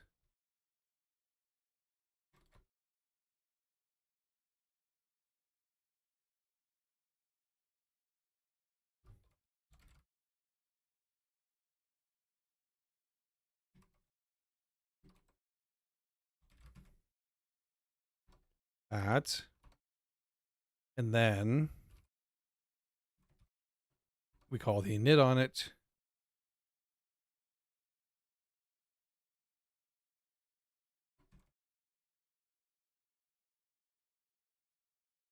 They've used call.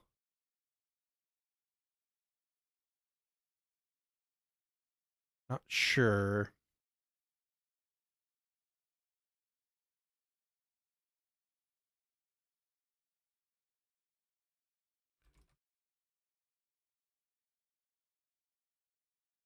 That's inherited or not.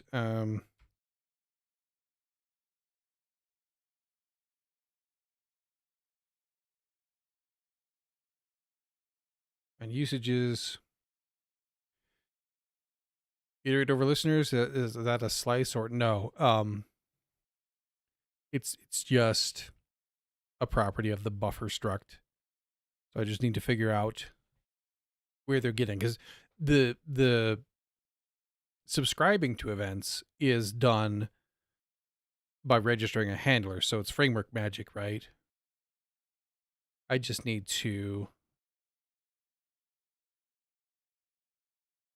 see where listeners get. Here we go.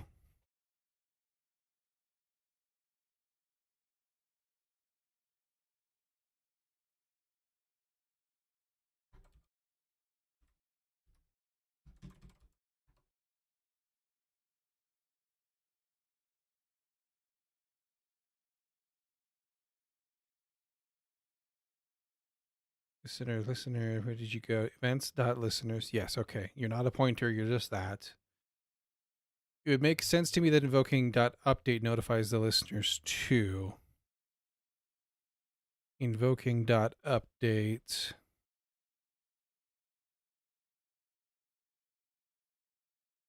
Where do you see .update? Oh, that's interesting.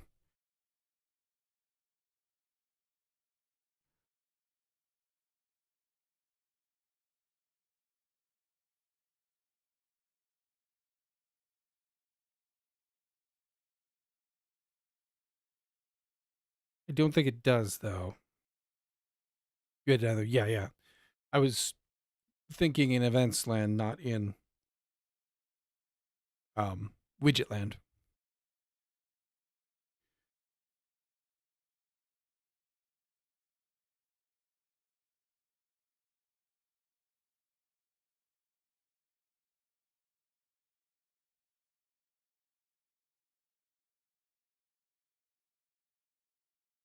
Actually, maybe not. Yeah, maybe not. I think it's really just for rebuilding stuff. Like it might use a event under the hood somehow,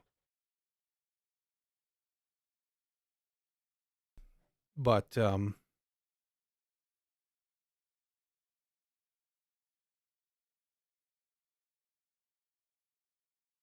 leave that alone for a second.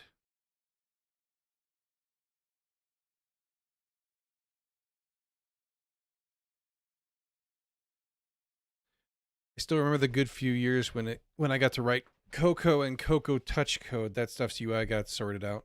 Oh well. I don't think I've ever heard of that.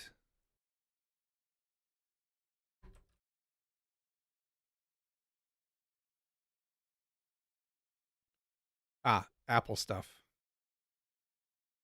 I see.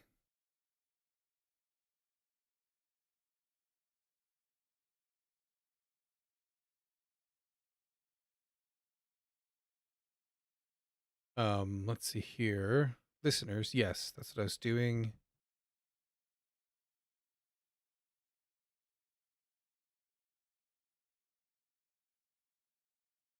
So we need here to have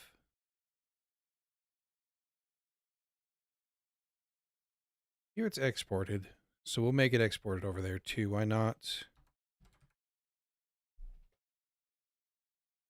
Yeah, surprisingly ahead of its time, even in the early 90s. Next step, gotcha. I haven't done anything Mac really. I owned an early iPhone, and that was the last time I had anything Mac. iPhone, iPod.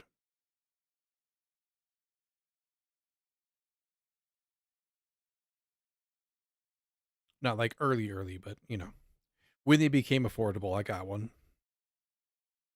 Mostly because I wanted to have music with me always.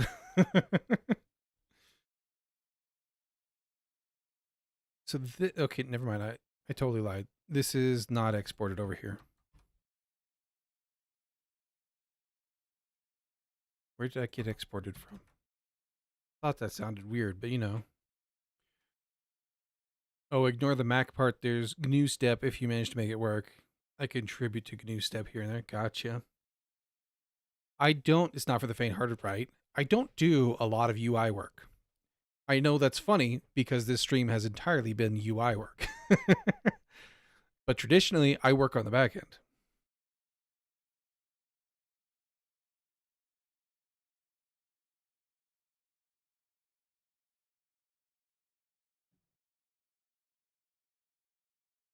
Okay, so this we need to just listen. So same we've done here.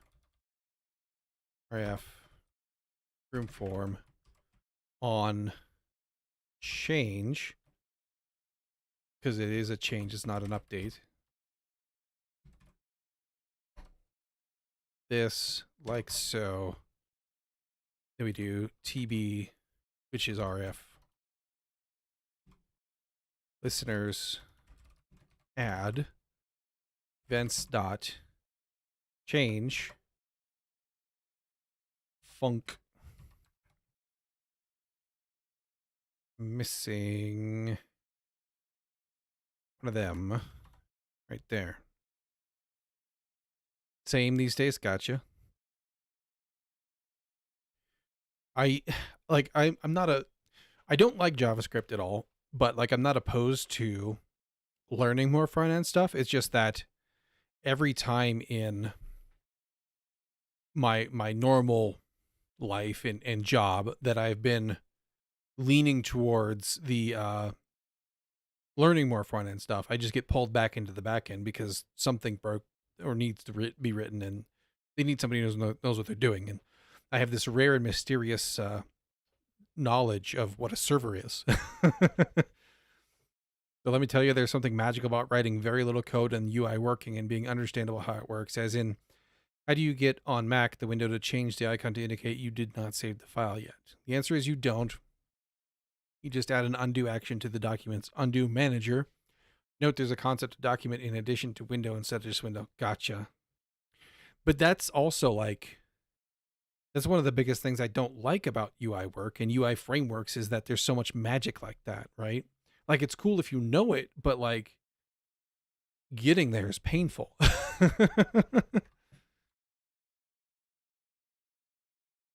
Okay, and then here we call them, yes, update event, events.change on change. So we've got that all wired up, I think, hopefully.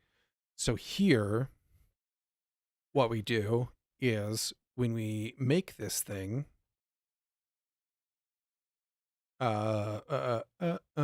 tabs, rooms tab, rather.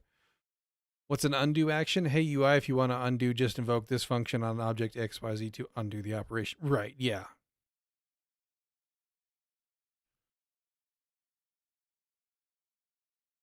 So here we set the struct, and we also want to say, okay, we've got our on click, and then we do on change.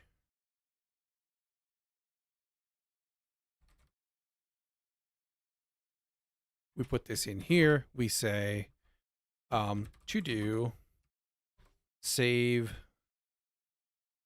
this current state to file.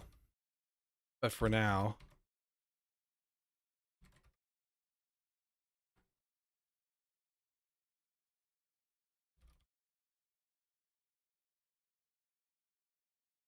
we'll just do a, oh my gosh, if I could type the right words, it would work. We'll do a print line so that we can test this theory.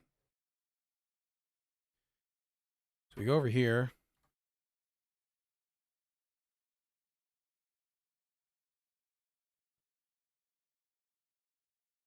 Give it a hot second to compile. There we go. Now, we should see, let's just make this a little smaller so that we can see everything. New template. Blah, blah, blah. Save. Change handle filer. Nice. Done. Figured. Loves that.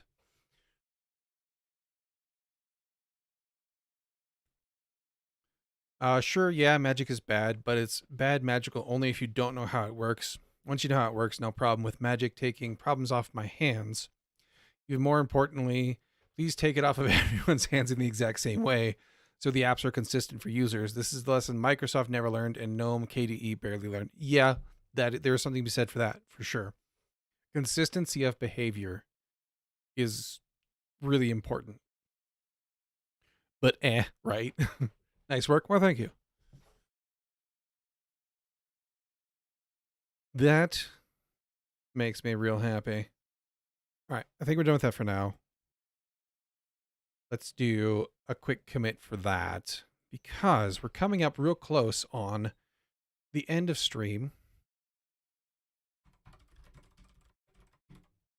Got a couple minutes left. So we'll just kind of do a little bit of tidying up.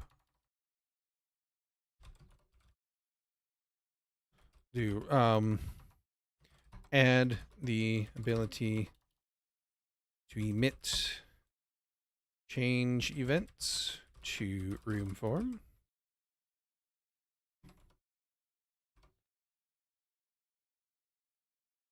I should have paid closer attention to your work, but this was fun. I mean, that's totally fine, man. I keep telling everybody, like Ash too. He's always like, "Oh, don't have anything helpful to say." I'm like, "That's fine. Like, we're here to hang out and work on this and just have a good time and have good chats and nerd out, right?" So, like, if you want to, put me in the background and work on something and just hang out and body double or co-work or whatever you want to call that, like, that's super welcome.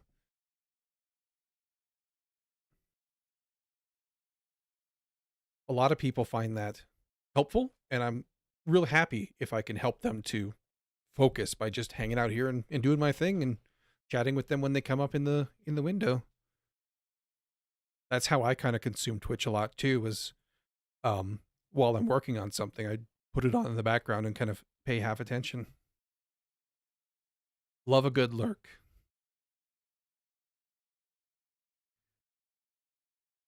Body doubling is great. Yeah, a lot of people seem to find it really helpful. I can't code when with it. Like I struggle with that, but a lot of people find it very helpful, and I'm really happy if I can provide that. I normally do it while I'm doing boring admin-y type tasks. Okay, so we got all that.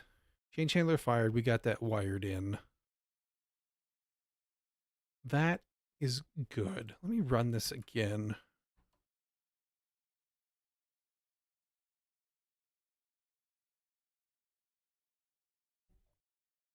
That is correct. And if I was to do this, we'd still have that, but it would be cleared. That still feels kind of off, but I have to think about if I want to really tackle that.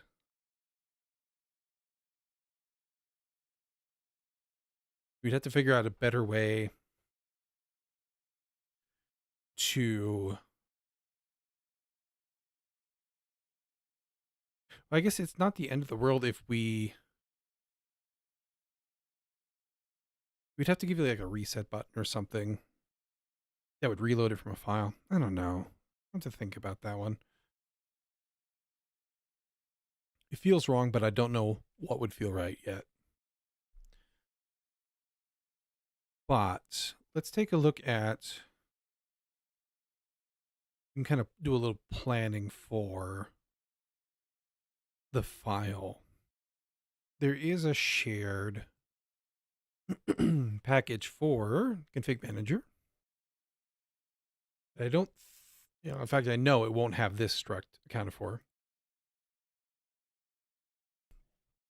The map and stuff, skills, all these use it.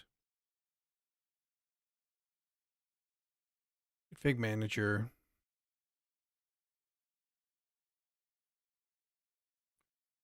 Interface. So what I did was we have a load attributes.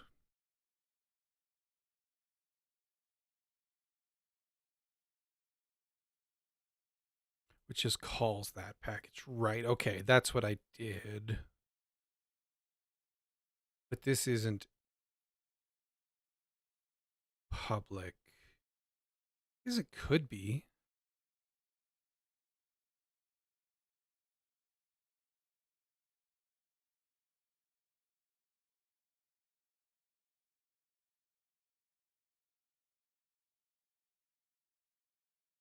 I don't see why we couldn't just make those public, and then these wouldn't actually need to be in here.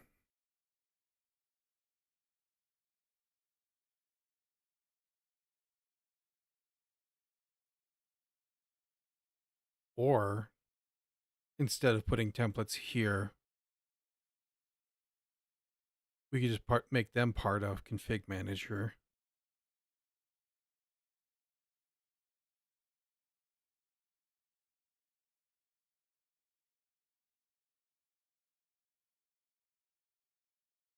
Now, I think I want to make this. I want to expose this, export this, and then use it here. And maybe I'll make myself a little note to shared config manager. Consider pulling the different config types out into the packages that will actually consume them. Make, read, write, exported in config manager package.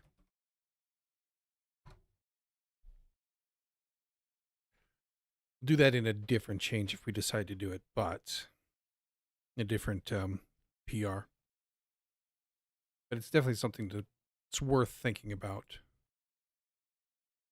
We'll make this. We'll export these in this one if I decide to do that.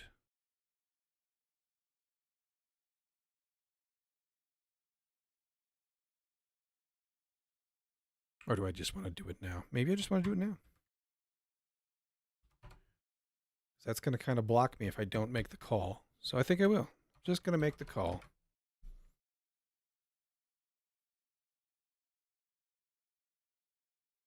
And then here,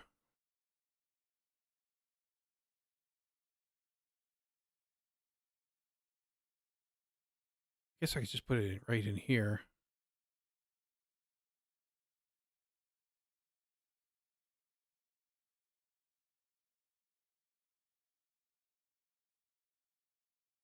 This isn't used anymore.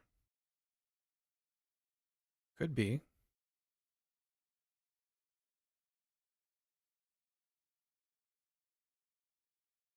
No, wait, that is used. This template isn't used anymore because we don't do that. This would look a lot like this.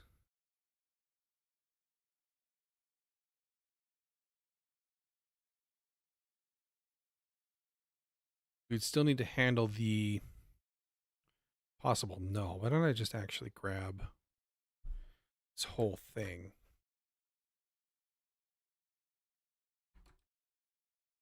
Let's not. It's going to make it harder to look at than if I just do this.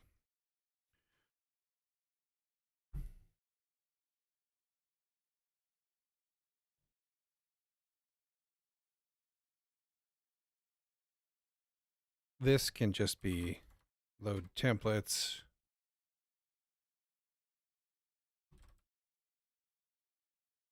File path.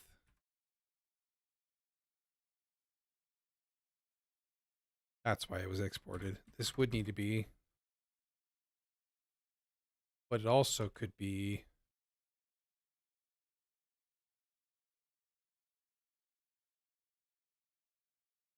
data.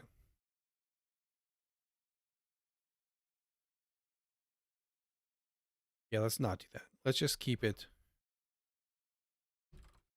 that.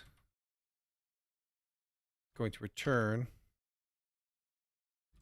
list of tile data.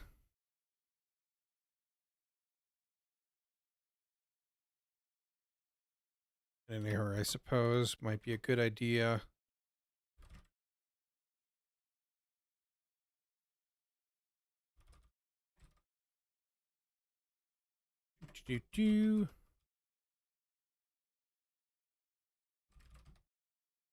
Like so.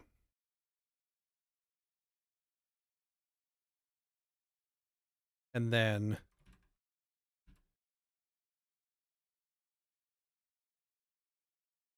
oh, that's why we called it. Yeah, that's probably fine. They can both live in here.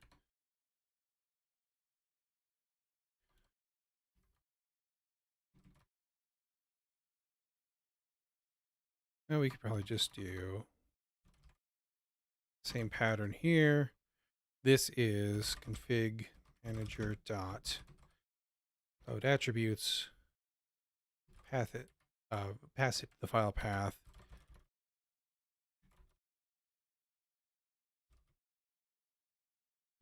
That this should, yes, it gives good errors.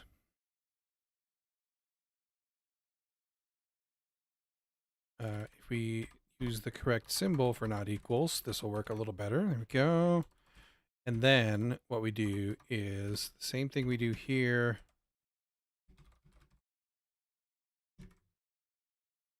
File data.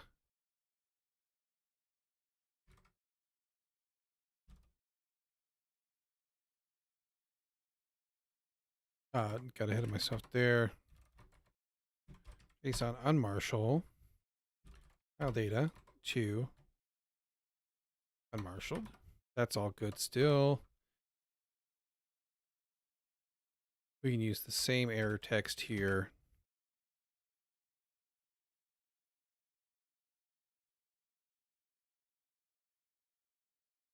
I have to figure out a way to display that, but that's fine. Why don't you like...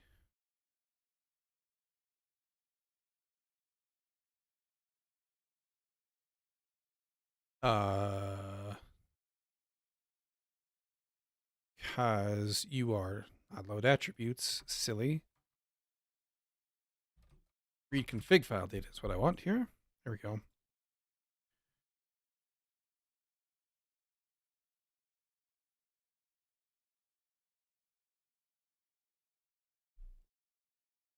These have UUIDs, but tile data doesn't.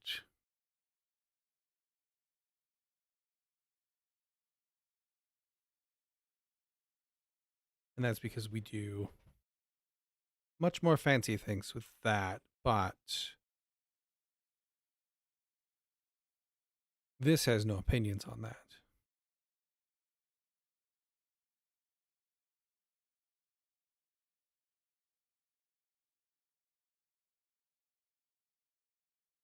Rate file should. Rate file truncates before writing. Yeah, so we're good there. We can actually just return directly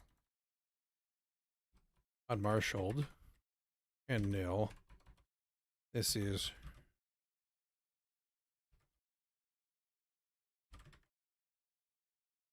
this can return an error if there's an issue.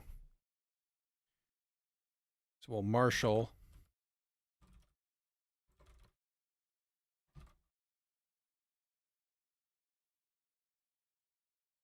This is, make sure I just follow the same pattern.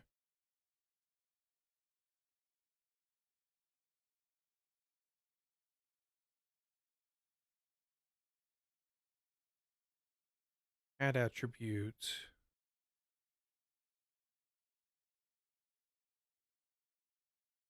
Right, we do fancy stuff there. Yeah, this is fine. We can just give it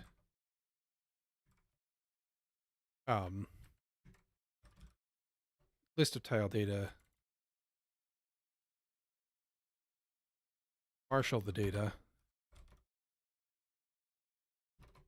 Error is not nil.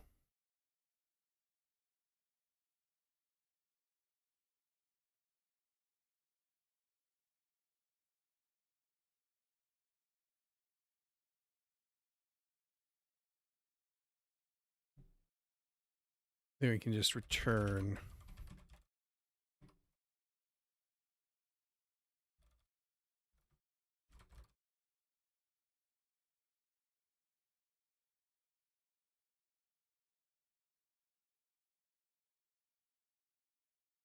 that.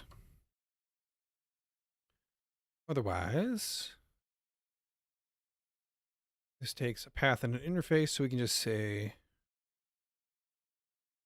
and this is just error, config manager, write config file, file path, marshaled. That'll pretty it all up. If there's no error, or if there is an error rather,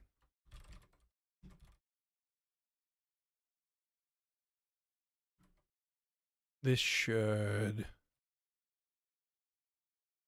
yeah, this gives back good errors. Just return error. Otherwise, return no. Okay. And we can hook into all that as a good start off next time, which will be tomorrow. But before we go,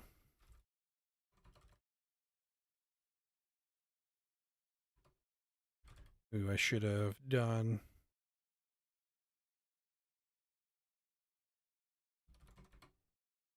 Let's do this.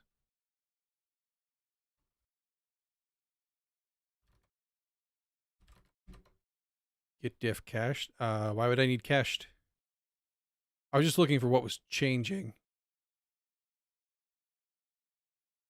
I also like adding things little by little with git add -p. I'm not sure what -p does. I don't think I've used that one. I just wanted to pull the templates change out so that right now, so I can do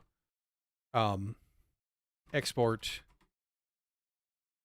the file read and write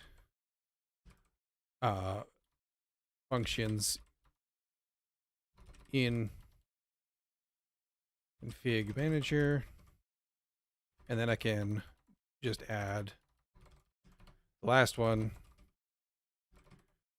and say up,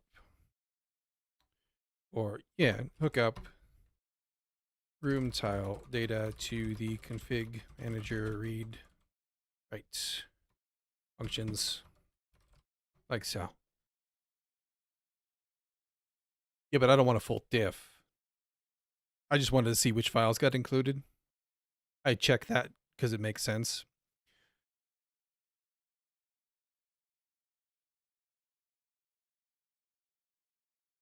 Oh yeah, I did typo that. Oh well, that's fine. Future me can figure it out.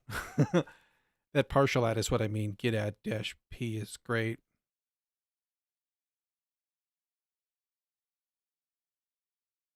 Yeah, no problem with git status. Yeah, yeah. I didn't want to see the full changes. I usually just check which files I've included. I try to remember to do that. Because if I'm looking at this, then it highlights, the changes already. But if I have an extra file in there, like here, I could look at this and go, oh wait, yeah, I really should have broken this up into 2 commits, and I could just pull out the bits and pieces. If I wanted to see a full diff, then yeah. But yeah, that's going to be the stream for today.